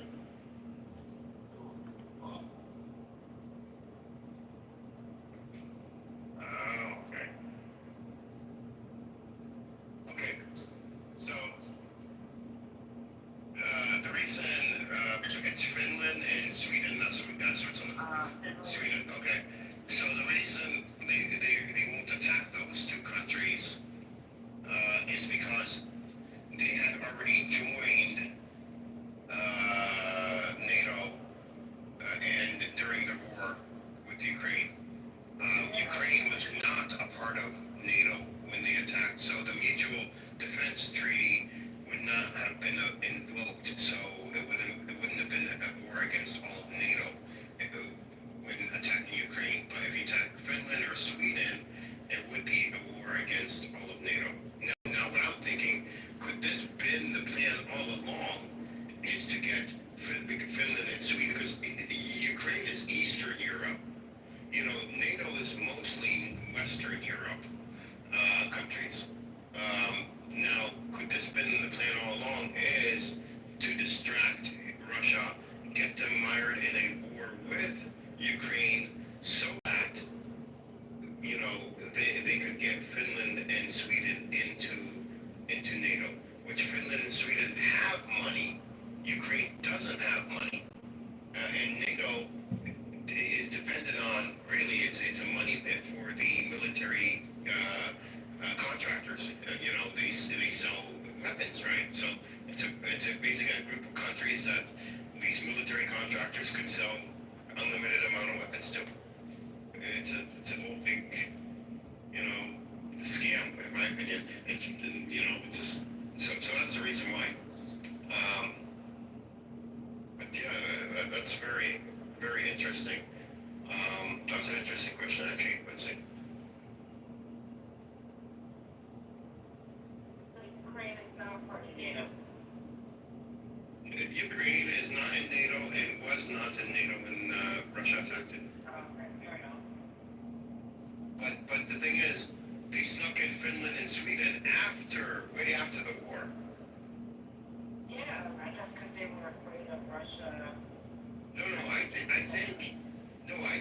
I'm thinking, my opinion, that was because Finland and Sweden have a lot of money. They could spend money on military hardware, and they're Western, you know, nations. And I think Ukraine was used as, you know, as a distraction to get Russia mired into a war, so that, you know, it doesn't have time to react to Finland or Sweden. Because if there was no war with Ukraine, and Finland and Sweden, you know, we're talking about signing an agreement, then I'm pretty sure Russia would have attacked Finland and Sweden before they were a part of NATO. But attacking Ukraine is an Eastern European country, and then the Western Europe sees Eastern Europe as, you know, they're not equal. They don't see them as equal. You know, the G8, you know, don't see them equal. Western, you know, when we talk about the West, the Eastern Europe is not included, and the West doesn't include Eastern Europe. Listen, I don't like Zelensky. I'm very aware that he's a Zionist, but we also have Muslim brothers and sisters in Ukraine.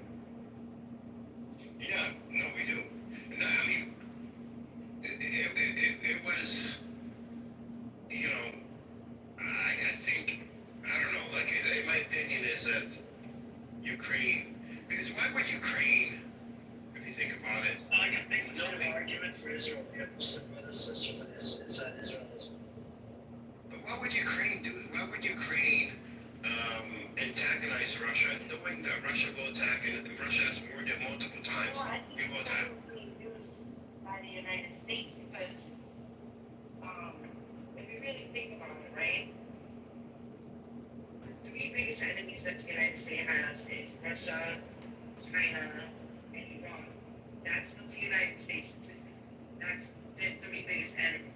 Now, if you can use Ukraine to at least dismantle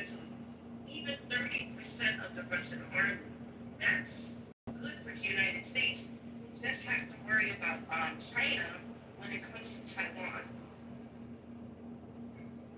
Yeah.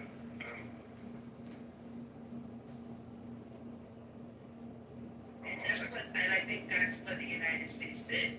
They used Ukraine to, even if it was just 30% of the Russian army that help right now, that's good for the United States, so they can put most of their resources and if anything goes down between China and Taiwan, they won't have to worry about Russia too much.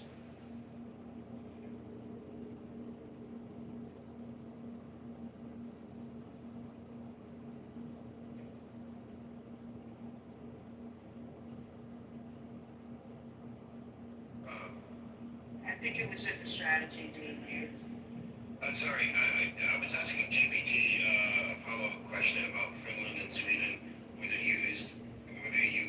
Was the Ukraine used? That Zelensky initial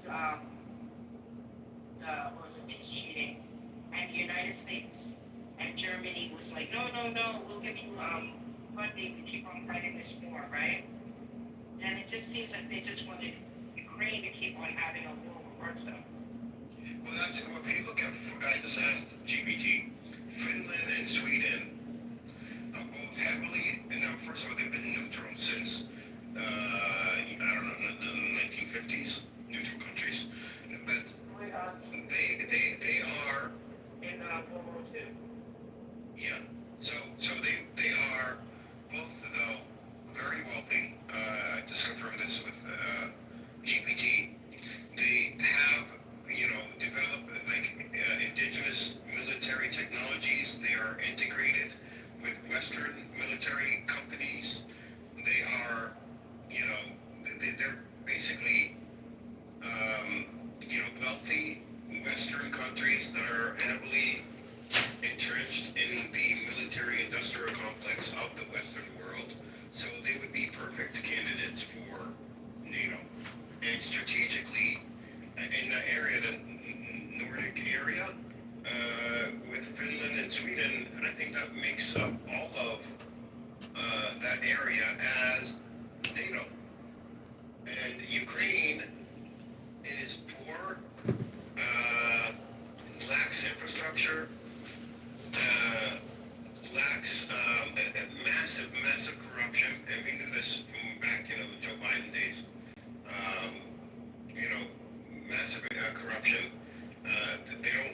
They're not integrated with anything with the West, and they've always served as a buffer between Russia and NATO, and Western Europe, I should say. Western Europe saw Ukraine as a buffer between Western Europe and Russia, and would have wanted Ukraine to stay as a buffer, a neutral buffer, not a part of NATO. So, to me, all the signs point to the fact that Ukraine was sacrificed to allow Finland and Sweden, who can afford Western, especially American, military hardware, while Ukraine cannot afford it. Yeah, that too, and also they would sacrifice at least take down a little bit of the Russian army. Oh yeah, that's right. Worry about China and Taiwan. Yeah, I don't know. I don't think Russia would have gotten.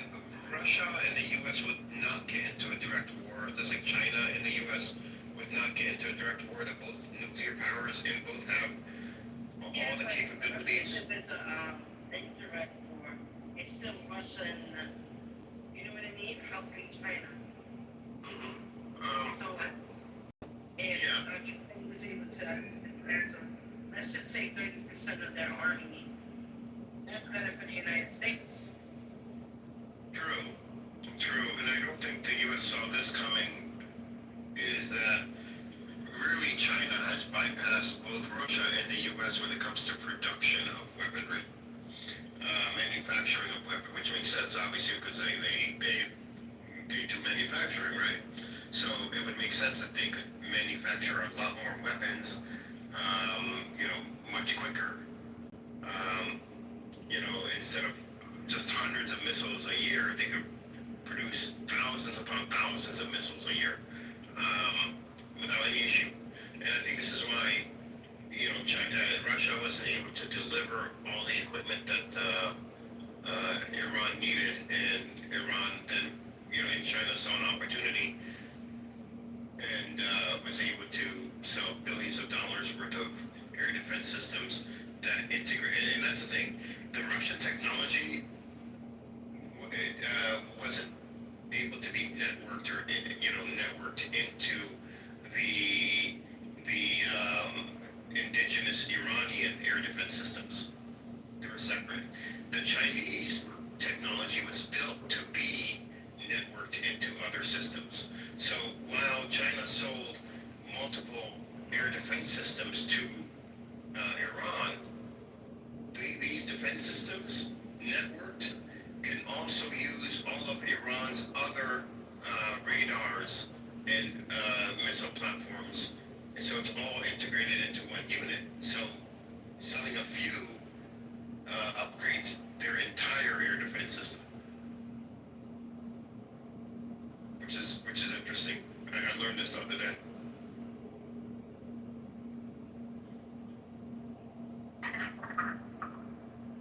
And this AB technology that China has, I don't think the U.S. has this yet, where you could have a missile fired like half, across, the other side of Iran for a target, let's say on the eastern side of Iran, a target that's on the western side of Iran. The air defense system doesn't need to see or be in range of that target. It could use other radar installations, okay, and then fire the missile, and then have the missile take orders from, let's say, a drone or a set of drones, to guide its path to the target. So, and then if that drone gets destroyed, it just picks up a signal from the other drone that's in the area. And so the, air defense, or even the J-10s that they're looking to buy, the fighter jets, same thing. You can fire a missile, you don't have to be anywhere near the target, near the other, fighter jets, like the F-35s or F-16, whatever. As long as there's, a drone or radar or something near it, that missile would then disconnect from the airplane, from the fighter jet that fired it, and connect to that radar system that's closest, that can tell it what's going on in the sky, and then help it aim towards that target.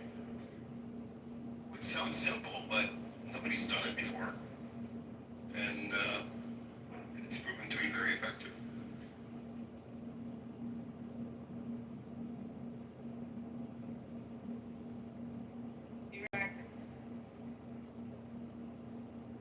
Was that a threat? No, And I'm joking.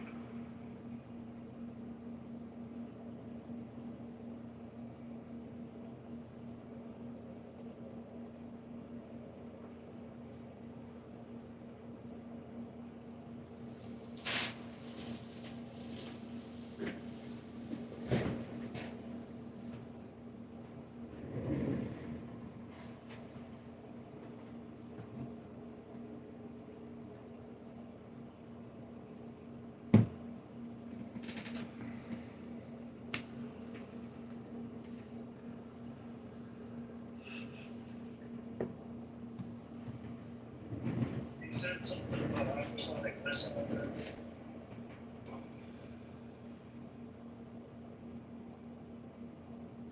Scary is like they're all fucking grifters. Then you have like, what do you call it? Like the women, you have like these female dating strategists that kind of like are the opposite. Well, they are like the red pill version of women. They talk about how like, this is how I've been on dates with guys that have net worth of over $100 million, and this is what I do. This is my screening criteria. And it's just like, yeah, right, bitch. And any woman that like actually wanted, this is the ironic part, is that any woman that wanted to marry like a high value man with, you know, makes over a certain amount of money, they're not good. The last person they're gonna date is a social media influencer who's like trying to teach women how to be independent.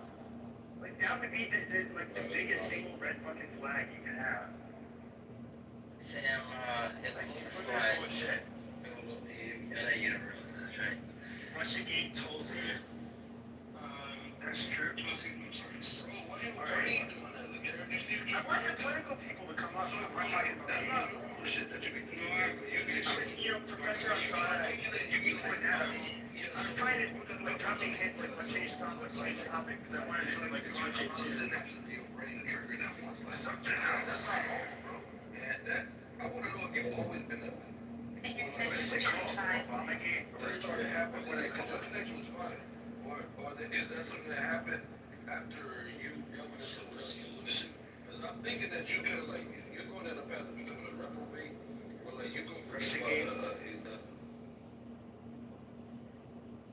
was calling Obama's Russiagate.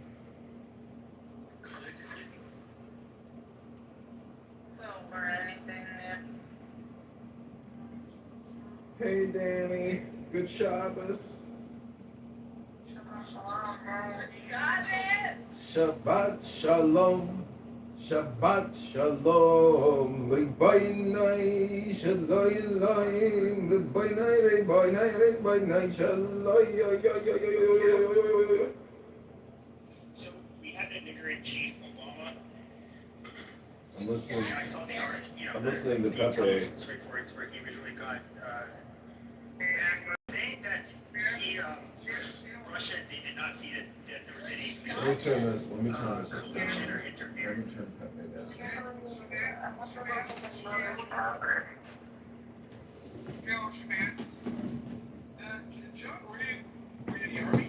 Yeah.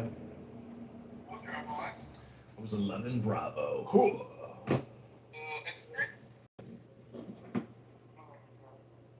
Someone claimed you have stolen valor, John. Yeah, I know. I've heard that before. You know I died on that hill. I did. Did you? Oh, did you see that video of you talking about dying on a hill? No, but you've talked to me about it. You told me it was so good, and I don't even know if I was crazy or trolling or what I was No, doing. you weren't. It wasn't you talking about it. It was some guy you were talking to you and telling you about how people. Huh? No, I commissioned, but I was in from 2002 to 2007. But I was nasty guard, and I didn't deploy. Yeah. I have an interesting background and an interesting future. How's your present moment right now? I heard that they got hacked for like a year. Someone was just like hacking them. Maybe. Yeah, that's what I read this week. Fredericks, are you Jewish? No. Do you want to hear about the internal conflict of Jews? I mean, are you Jewish? My father's Jewish, my mother's gorgeous. I'm a cashier. I'm an in-betweener. Okay, let's hear it. I'm judged by... I am judged by both inclinations, judged by them, not ruled by them. The in-betweener listens to the claims of both inclinations and judges between them. When a physical desire arises, the left side of your heart is aroused to pursue it. This is the voice of the inclination towards selfishness. Bring that passion into the right side of your heart, where your intellect responds with the voice of inclination toward selflessness. Most often, the two inclinations are in conflict. So lift the matter to God, who will strengthen the goodness of the right as our sages teach, without God's help, the evil inclination could not be overcome. You're reading this off of some website. No, the Yetzer Hatov Okay. and the Yetzer Hara, the inclination. Am I allowed to hear this? Is this the Tanya? Is this for men only? Yeah, this is Tanya. For selfless good and inclination. No, but I don't for know. Is selfish this evil. a men only book? Like, am I allowed to hear it? Are you ruining my Judaism? No, you can hear this. This is like great Torah wisdom. The Alter Rebbe. Why do you think my cat did this to my face? The Alter Rebbe deliberately misreads the text to argue that the Benoni in-betweener judges between competing passions rather than is judged by them. Since everyone has both good and evil inclinations, there is no sense in being judged by them, but only by how you handle them. The in-betweener lifts the competition to God. This is what is meant by the teaching. I set before you life and death, blessing and curse. Therefore choose life that you may live. Deuteronomy. If the word therefore is a command from God telling us which to choose, then there is in fact no choice at all. Choose life should not be read as a command, but rather as a consequence. Toira and Tanya are saying that if you clearly see that the right side speaks for life and the left side speaks for death, you will naturally choose life. The real choice is not between life and death, but between seeing and not seeing. Okay. Well.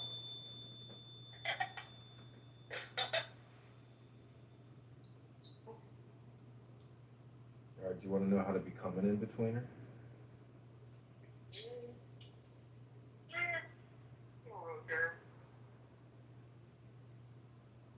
Do you think you sin, Frederick? Of course, everybody does. Sin strengthens your sense of... I was born of sin. Sin strengthens your sense of alienation from the whole and excuses exploitation of the other. Isaiah 59. Nefesh, Ruach, Neshama. Body, heart, and mind. Nefesh, Ruach, Neshama. Body, heart, and mind. Well, I actually go on growing up and try not to sin, you know? It's hard not to. Your sins stand between you and God. Book of Isaiah 59. Sin arises from selfishness. Do you think you're selfish? I can be, yes. But I try to fight against it, bro. Selfishness arises from a sense of fear and scarcity. Fear and scarcity arise from the egoic shell of self-isolation, Kelly Patno God. And this egoic shell arises from Sitra Achra, the other side of God, the side that sees only the many and denies the one and the very possibility of unity. Because sin can be traced back to Sitra Achra, which is primarily a state of mind, your best defense against sin is the awakened intellect, Seichel, intuitive wisdom, Chakma, rational understanding, Bina, and integrative knowledge, Da'at. One way to awaken the intellect is to remind yourself whenever selfish passions arise that they can only lead away from God, when in fact your deepest longing is for union with God. With this in mind, your thoughts will be directed toward God. Your words will be words of Torah, and your deeds will be acts of God. I think John's trying to convert me. February 5th, 4:21 a.m. Gotta get the cup. Gotta get the cup.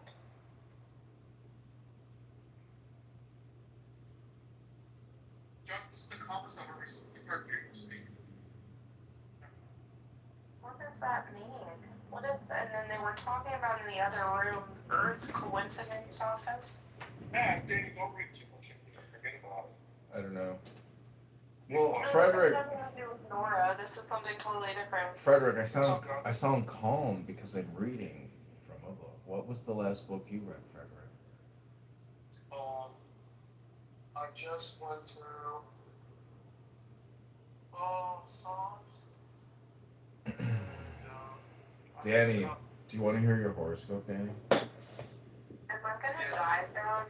What's your zodiac sign, Danny? I'm a Libra. I have the same birthday birthday is Lenny Bruce and Sasha Baron Cohen. Okay, this is what it says. The scales. Cardinal error, you're a ruler and you exalt. Green is your color. You're late September, late October. So what's your birthday? October 13th. It's also the day of the miracle of Fatima, which was I think in 1917.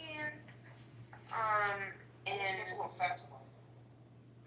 Miracle, I guess it's a place in Portugal or Brazil. I get confused. They speak the same language. And something happened to the sun. It's called the miracle of the sun. Can you like Google it? So it happened on October 13th. So what exactly?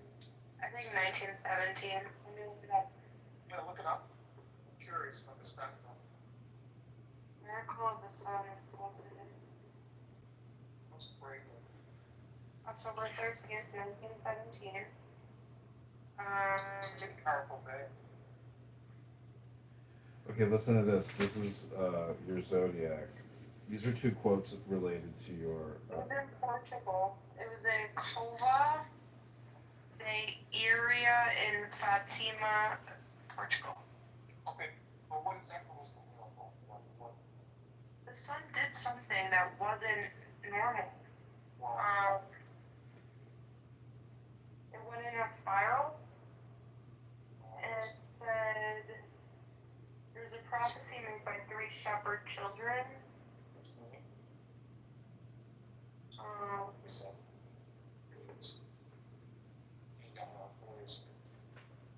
I got me all curious.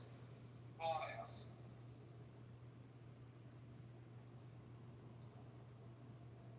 Are you a miracle worker? No. Okay, gotcha. I need a miracle if you know someone. What kind of miracle do you need? I don't know. All right, Danny. I'm gonna teach you the power of Ifa. This is your zodiac. Let's hear this, John. This is the concept. If you ever talk to an African American on this app and you share the story and the power of Ifa, like they will love it because this deals with your Ruba.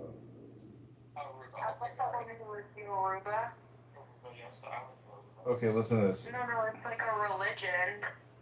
It says Yoruba people. it says here's a quote from a booklet by this by a priest of the indigenous African divination system known as Ifa. His words are well worth your study. Awo, the secret and invisible forces of which the diviner speaks, can also be called occult powers. Within the discipline of Ifa, there's a body of wisdom called Awo, which attempts to preserve the rituals that create direct communication with forces of nature. Awo is a Yoruba word that is usually translated to mean secret. Awo refers to the hidden principles that explain the mystery of creation and evolution. Awo is the esoteric understanding of the dynamics and form within nature. These invisible forces are not considered secret because they are devious. They are secret because they remain elusive, awesome in their power to transform, and not readily apparent. As such, they can only be grasped through direct interaction and participation. Anything which can be known by the intellect alone ceases to be Awo. That's called Obatala, Ifa, and the Spirit of the Chief of the White Cloth by Awo, Falokun, Fatumbi. And then You're really spiritual. Then it says, try to paint your world as though you are the first person looking at it. That's Georgia O'Keeffe, a Scorpio. And then this is Stephen Levine. To let go of the last moment and open to the next is to die consciously, moment to moment.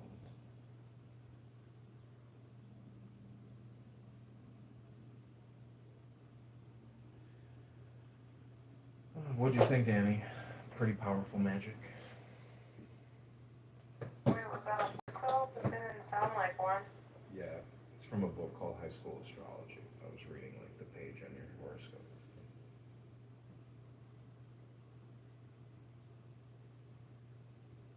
It was like purple prose. Purple prose. Okay, we'll do one final meditation. This is the Tao Te Ching. So take the deepest breath of the day. My cat is such a bitch right now.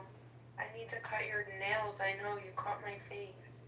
All You the called my most world beautiful thing says that my in the Tao world. is great, Yeah, you still being a little bitch. but seems queer, like nothing on earth. But it is just because my Tao is great My lovely and frank. that it is like nothing on earth.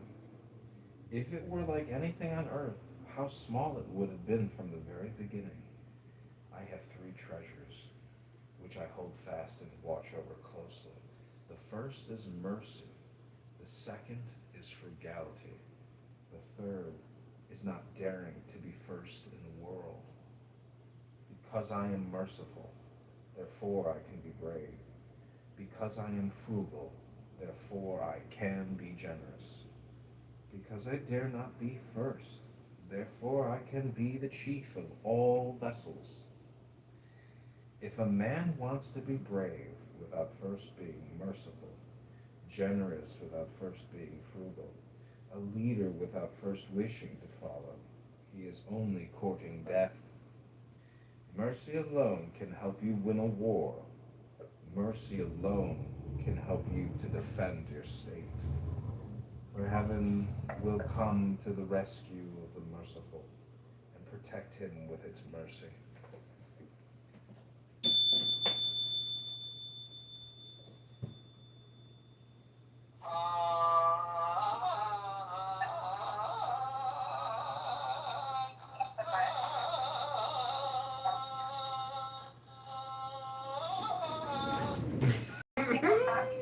That was it, because no one's standing.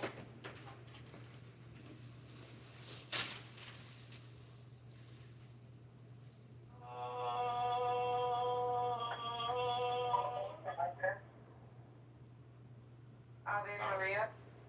Namaste. That's my favorite, Namaste. What is your cult called that you're starting? I joined it in Israel, even though I'm a 98% Jew. Can I join your, patrilineal? Yeah, you can join the book club. I mean, I don't know what to tell you, but it's called a book club. Some people like to read books as opposed to just like jibber jabber or just talk nonstop aimlessly all the time. But like use a script or a program to talk to get smarter. Because when you read that stuff, you're like, wow, the low bandwidth, communication exchange, information exchange here is just like for people with Down syndrome. Do you think I have Down syndrome? Yeah, you've got the IQ of a Down syndrome person at an assisted living facility. What do you blame for that? Brain rot, obviously. Fiona, where you been? Where you been all night? Fiona said I have some cognitive bias disorder.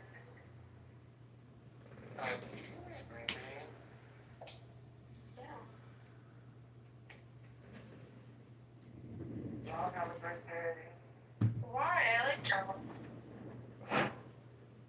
Nobody knows you on that block, bro. You don't put in no pain for your book.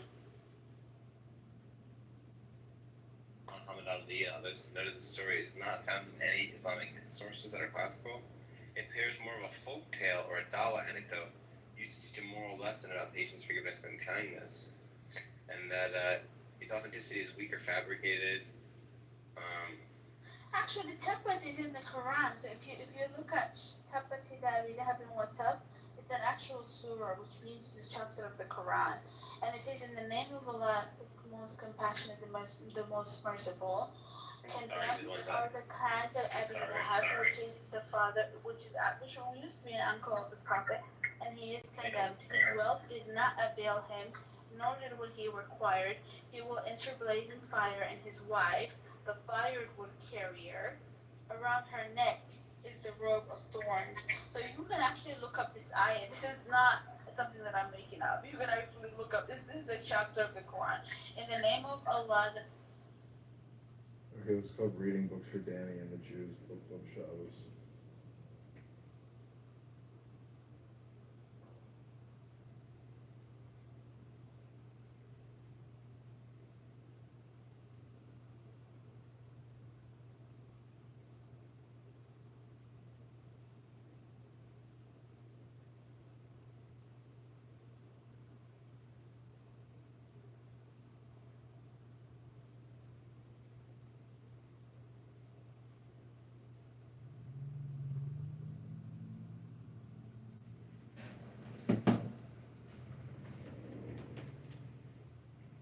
Right?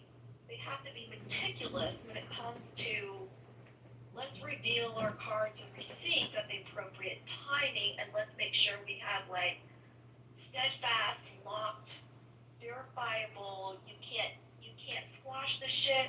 You can't spin the shit. Actual facts, right? So what did Trump say last week? He's like, oh, why is everyone, worried about Epstein? He's like, it's all a hoax. Obama and the Democrats, they twisted and they like adjusted the information for that. And people kind of blew that off. That was last week. So what do we have this week? We have now Tulsi Gabbard coming out and saying, truth be told, Obama and his White House administration totally altered and weaponized the intel groups for the betterment of what they wanted to subvert and displace the President of the United States. It's kind of like you gotta give the intel team time to be able to acquire, process, and strategically gather and then strategically release the information to ensure that there will be actual follow through, which we all know Trump's being thirsty as fuck for, right? So, but what did Trump say? He's like, oh, it's a hoax. They mess with the data, the information. You don't know. Da da da da da. And like they're struggling. What did Bongino and Patel say months ago? Oh, the deep state is working hard against us. They're trying to cover it up. They're trying to da da da da da. Right? So in my opinion, I feel like that's the exact same thing. I feel like this is kind of a precursor. It's like an appetizer from the White House administration saying, we tried to tell you all, like we're working on some shit, we're trying to get all our receipts in order. They try to really change up the intel to for their own convenience. We have to unfuck that to make sure we get to the fucking truth. And we're not going to sit there and release it all until we can say, this happened, but this is false. This is where it started from, and this is the actual fucking truth. And they can't get to that point and being underneath a microscope of everyone saying, show the list, show the Epstein list, show the Epstein list. It's going to be hard to do that. I think that's why like Trump was kind of dispelling like, oh, were you guys interested in that? Trying to get like the heat away from the actual intel team to not scare away the people, to the potential whistleblowers. All this information came out from a whistleblower with Tulsi Gabbard's recent report today. From a whistleblower. You don't think that? But I mean, I don't know the details, but I'm just telling you it's my intuition, which could be 100% wrong. It does seem like today, this drop from Tulsi Gabbard is it's extremely convenient, and I have to. If Democrats did it, I would do the same thing. I do think it's very fucking convenient, and absolutely, but it's also taking in like I don't know. I just have a PR brain, understanding like why are they dropping things at a certain time? What have they said precursor to that? And what are their actions after that? Like that's just how my brain. That's how I operate, right? So I literally in my business brain go back to what they said 2 weeks ago, knowing the whole back history of it, and why there was a couple of items that I just mentioned earlier, like what Trump said. I'm like, why would he say that? That's kind of odd. That's not the structural narrative that he's been sharing before. this is new. So whenever Trump goes out of his like repetitive statements, Russia, Russia, Russia, Clinton, Hillary is a bitch. Da, da, da, da, da. When he goes out and adds in something new, I always pay attention to that. So it's like, yeah, it could be a distracting factor, but it also could be like kind of a flag for the Republicans to say like, hey, if this was the shit we revealed when it came to Russia, Russia, Russia, can you imagine the shit that we're trying to unpack and catch the receipts for when it comes to the actual Epstein case? Because Trump literally kind of teased that last week. He's like, he's like, oh, Obama, I'll pull up That doesn't make sense. post. That's like, we're gonna take like the method. Obama, and they changed intel reports when it came to actual Epstein files, and I don't know what it's like, almost like he's trying to push it away. And people took it to one thing, but I always look at it as like the timing of everything. It could be, some can perceive it like you said that they're like, oh, they're trying to cover up, like, okay. But what if I say like, yes, it's now been passed on to the right kind of guy. Filed it on the court for the Epstein file to be released. So it's like, okay, maybe some things needed to happen first to get a lot of people scared for them to spill the beans, for them to come forward and say, ah, shit, I gotta save my ass. I gotta like pump true in front. And if you look at historically, when people bookmark posts and bookmark tweets and X posts or whatever, and they come back, a lot of Trump's posts, they always come back to become true in fruition, right? He can't sit there and say, as POTUS, I think this. That's the reason why he just rattles off random shit all the time, which we all love. We think is fucking funny. But I look at it in a different capacity, like, all right, that's new. What's that about?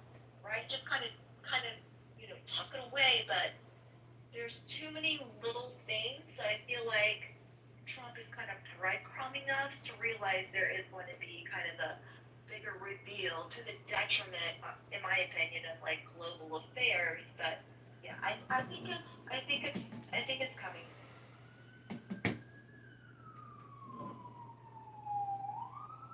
And I put in the chat all the names of the people that were in the secret classified meeting from when they gave Obama the actual intel But I'm sure I can Google it and go back and listen. Russia did No, not Trump was like, have look, any adherence I'm to sure the I can. elections. We did not find any of their actions to be adversarial, to have any type of impact on the elections. Then they had the meeting.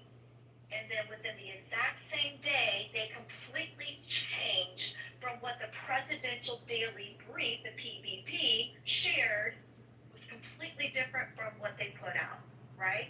And in the receipts that Tulsi Gabbard shared, she said, per President Obama, this is what should go forward.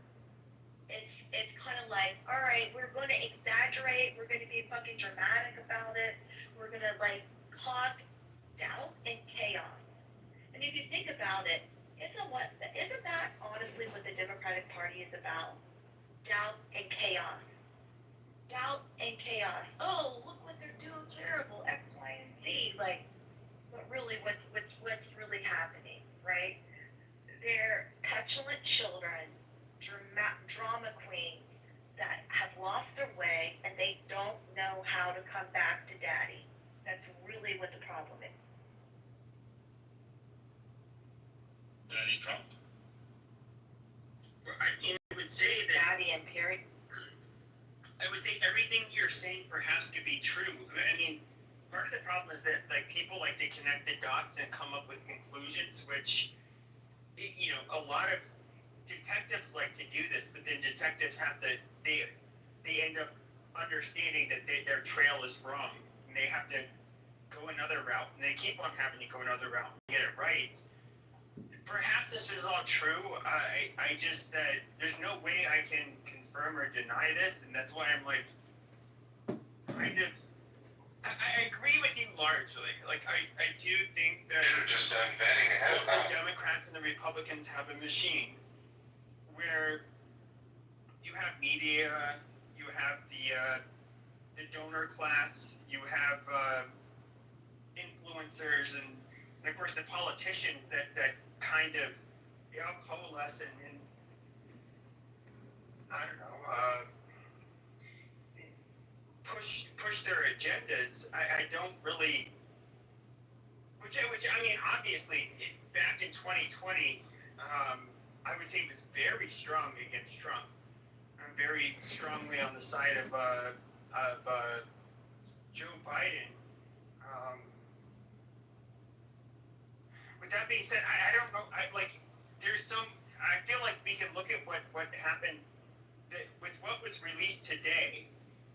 Even though it's like seeing how they were briefed about how there was not like wide scale. I guess you could say interference into our elections. I don't.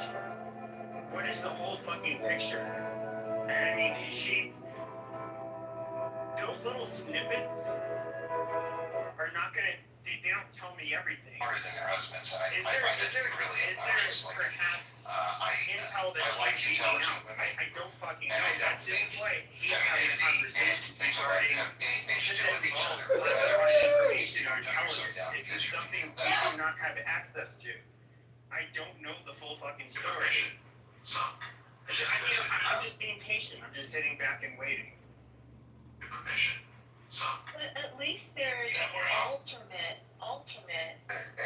information that people can consume and understand what there is. And it would be one thing if it was conjecture, but it's not.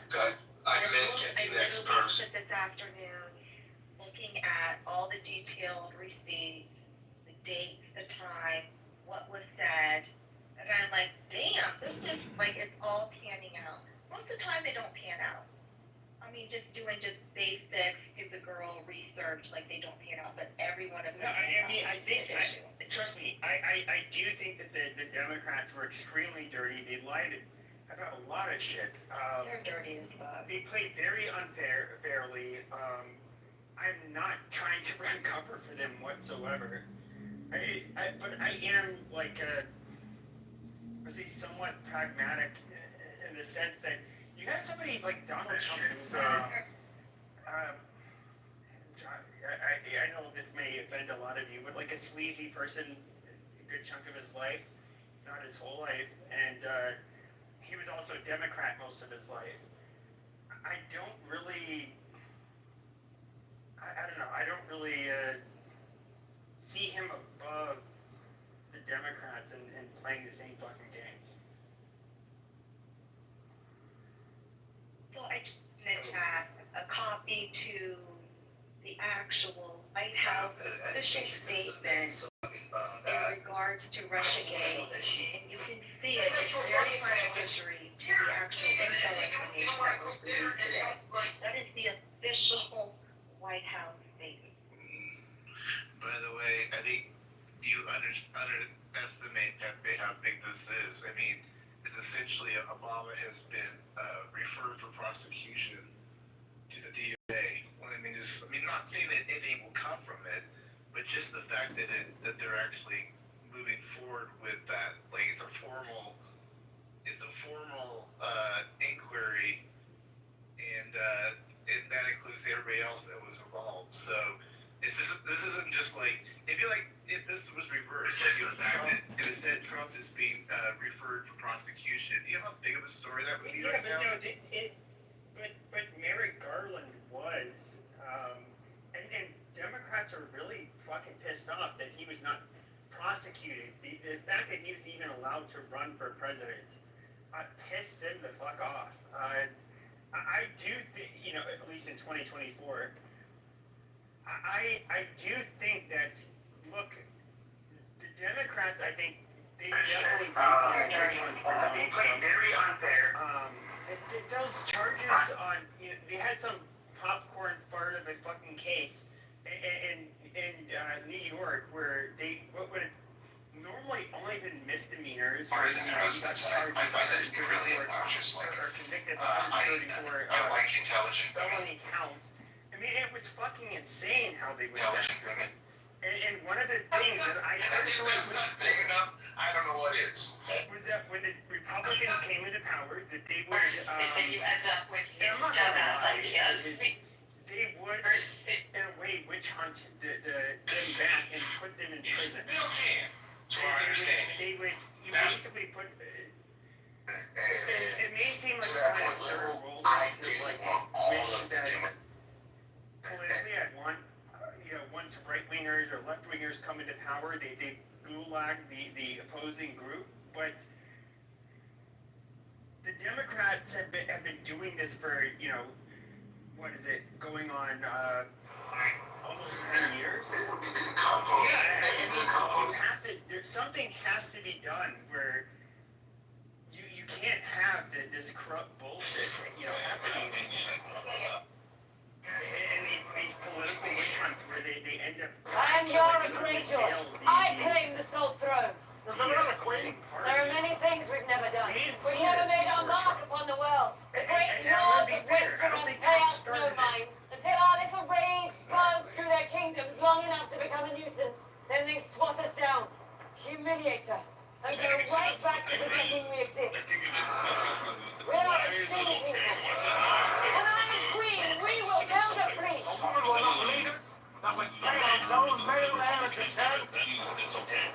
I am Theon Greyjoy, last living son of Balon Greyjoy. It's not okay when the other side does it. Your rightful ruler. Those of you that have sailed under her, and there are many of you here, you know what she is.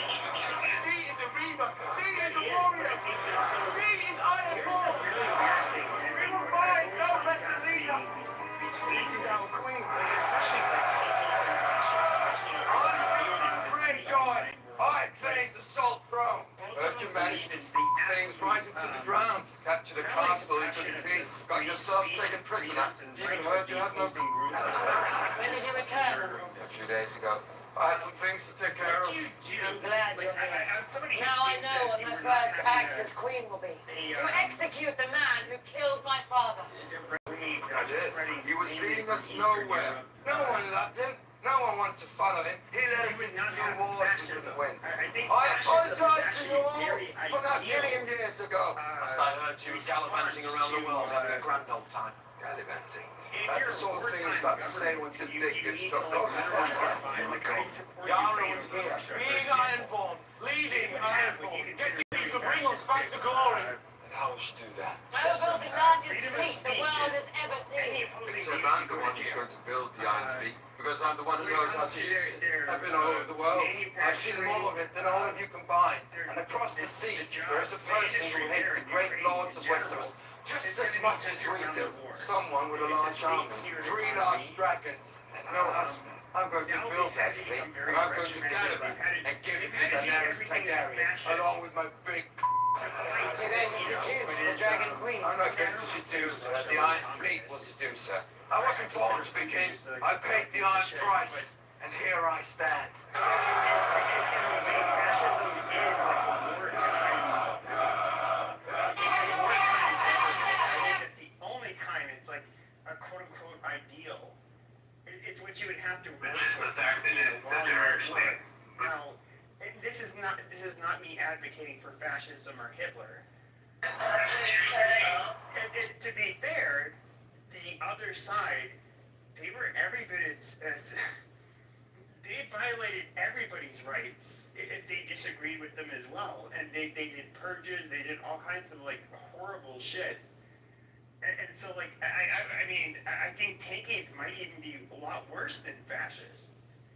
I don't know. I'll end.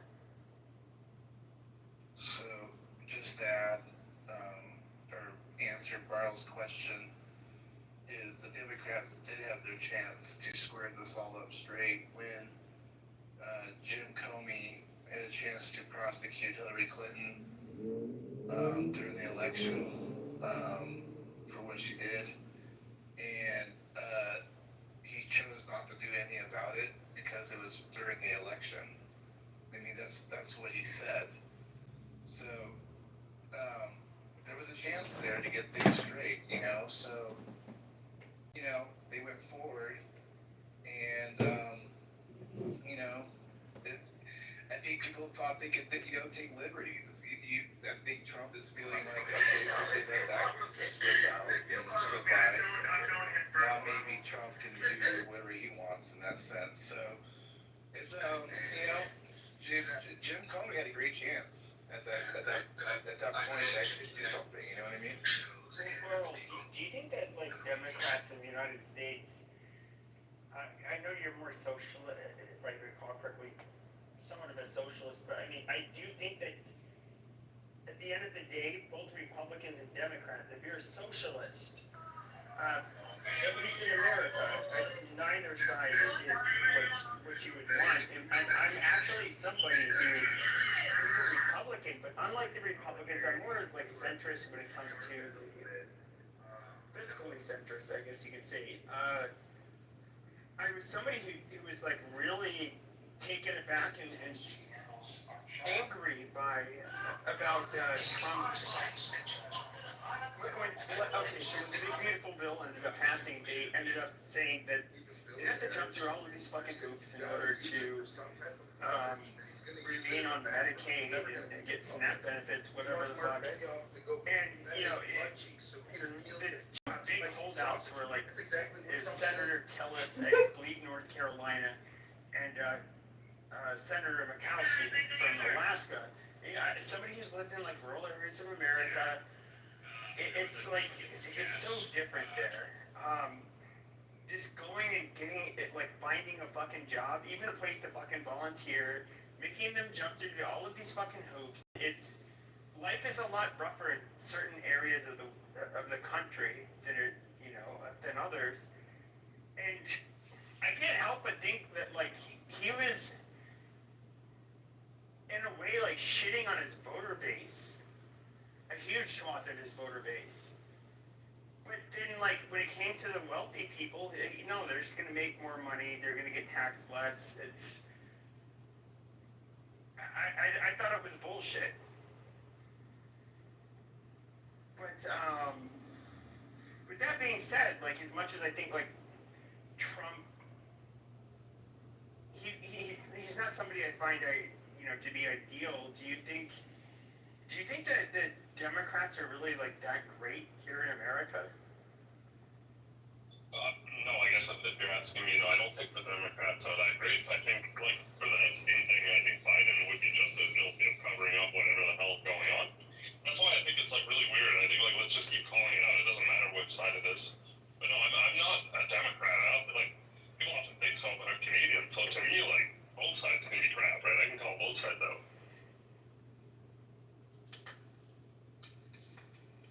Okay, I get it.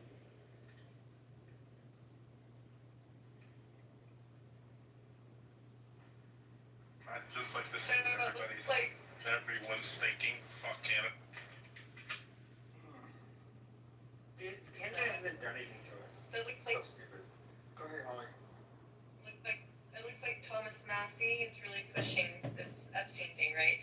And it seems like, I don't know, it looks like what Bondi tweeted yesterday kind of seems like she's making some effort maybe to get at least the court transcripts fully released. Do I have that right? Thank you. I doubt it. No, I think she's just. It's like even the language is like, pertinent information from the grand jury testimony. It's like, first of all, they get grand jury testimonies to be released that are sealed. Is like it's likely not going to fucking happen. And then it's what is quote unquote pertinent information? I mean, I guess he gets to decide that. I mean, it's just like the motherfucker said he was going to release all of the goddamn files, which I understand. Even as president, you don't have that fucking power. But as president, when the people who voted for you ask for that fucking information, the last thing you do is insult them, as he has. Yeah, I mean, I don't. Is this the beginning of the end of MAGA as we know it? That's what it feels like. I mean, I was never a MAGA person. I think the other MAGA people here know that. I voted for him, but like, by no means did I think he was like he was a fucking savior, like whatsoever. What you need is nigga, please. Exactly. No, it's not the end of MAGA. Like, what the fuck? Why do you think it's not the end of in the MAGA movement as we know it? Well, if the original statement, bullshit, nonsense from Dan Monty's office stood, right, and never was addressed, it would be a chip in the windshield that could grow over and over again exponentially. Donald Trump's one true gift is being able to put his finger in the wind and see the way the bullshit is flowing and blowing. So, even if he said yesterday, stop talking about Epstein, blah, blah, blah, blah, blah, even if he put a really crazy true social post together, in another week or two, if that doesn't get resolved, he's going to start cracking heads. It's not a position that's based on like, I'm about the policy, or this and that. That's like for retards. That's bullshit. But Donald Trump will never let something like that go. That's causing him harm, causing the campaign harm without a big giant fight. And if he doesn't, he will do that, but he will also fire a few people if necessary. More likely make them resign. List. You guys ever think that maybe Trump was just saying what people wanted to hear to get elected? I'm a Trump supporter. Yeah, that's it. He said the same thing about lock her up. We're gonna lock her up. You know, and he like inferred that he was going to, and then he gets elected, and he's like, yeah, we're just gonna let Hillary just disappear. Yeah, that's his biggest mistake on that one, though. Go ahead, sir. Don't apologize to me, nigga. That's one of his greatest qualities. The fact that he will listen and put his finger in the air and see which way his support or base is blowing. Like, that's amazing. And so I think the Jeffrey Epstein shit, I honestly think something will come about it, because if I hear about Dan Bongino trying to quit and Cash Patel, I had the world to fucking put their lid if we don't get some shit. If I hear about that, that means that he's hearing about that, because I'm not online, I don't read. I'm a MAGA supporter, so I can barely read the alphabet. And so, anyway, I don't think that people will let this go. But Ricky, you and I have had those late night chats pause regarding the above. Who say? Yeah, the above tweet, right? How many years we've been talking about what we really know was going on? You and I, we've been talking about this forever, right?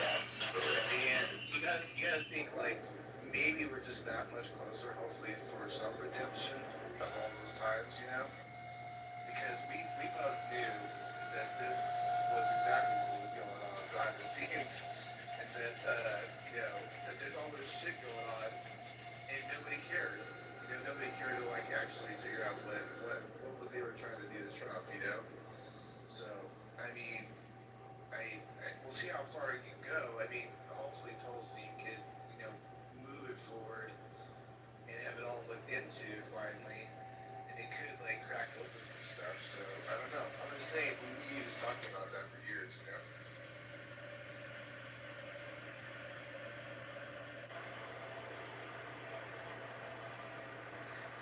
Sorry, I do know.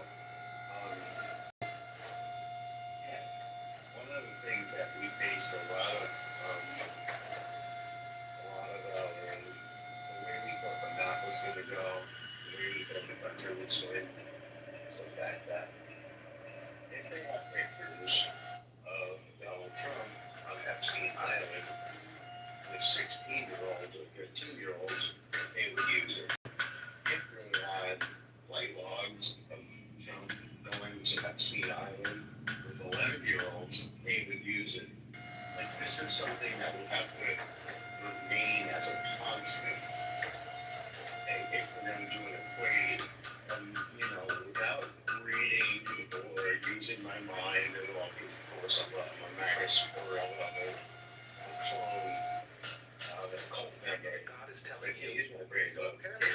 awesome equation that I knew about, and I was able to transfigure as a retard Trump supporter that I am.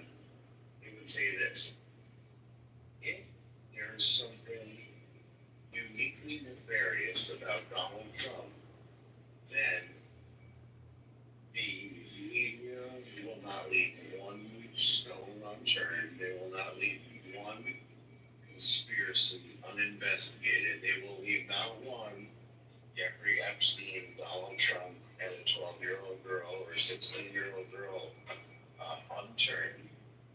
We have to believe that that is the one constant. If I know nothing else, I know that if they have that type of information, they will be shouting it from whatever 200,000 people a night thought they could. And Ricky, by the way, so it's not a coincidence these two stories are tracking the way they are. These folks know, like, you know, within their little group that somebody has something, right? So these two stories are moving at the same time for a reason. So this could be like a Hail Mary lob by them to, you know, try to see if they can catch Trump with the Epstein stuff, because they know that this above story was coming down the pipeline, right? This is not a coincidence. Gabbard had this completely going on in the background. And that's why, like, also Trump probably backed Bondi after this whole fiasco, too, because he knew they were cooking up this stuff in the background. And back to my point, those other folks knew that this was coming down the pipeline. So there's no way, because these guys all run in the same circles, and they all just know what's going on here, probably. And they probably know for months, actually. So, in my opinion, if we just went by what Trump's words were about the Democrats and this hoax, is that they were like, okay, let's just like lob this quickly at Trump and get this in the cycle and get MAGA all riled up, knowing that none of this is true, you know what I mean, in a way, or that he's gonna foul up and do something that's gonna get himself in trouble with the way he reacted. He almost did, or he might have. We'll see here with his own base. But at the end of the day, they're going to lose, because I do think that the above stuff is more concerning to them than the actual stuff that they're actually hoping that have released or whatever, you know, whatever the stuff is. I think this stuff is more concerning to the left, the stuff above in Obama, because if you take down Obama, the whole domino chain falls for the Democrat Party. They're basically finished.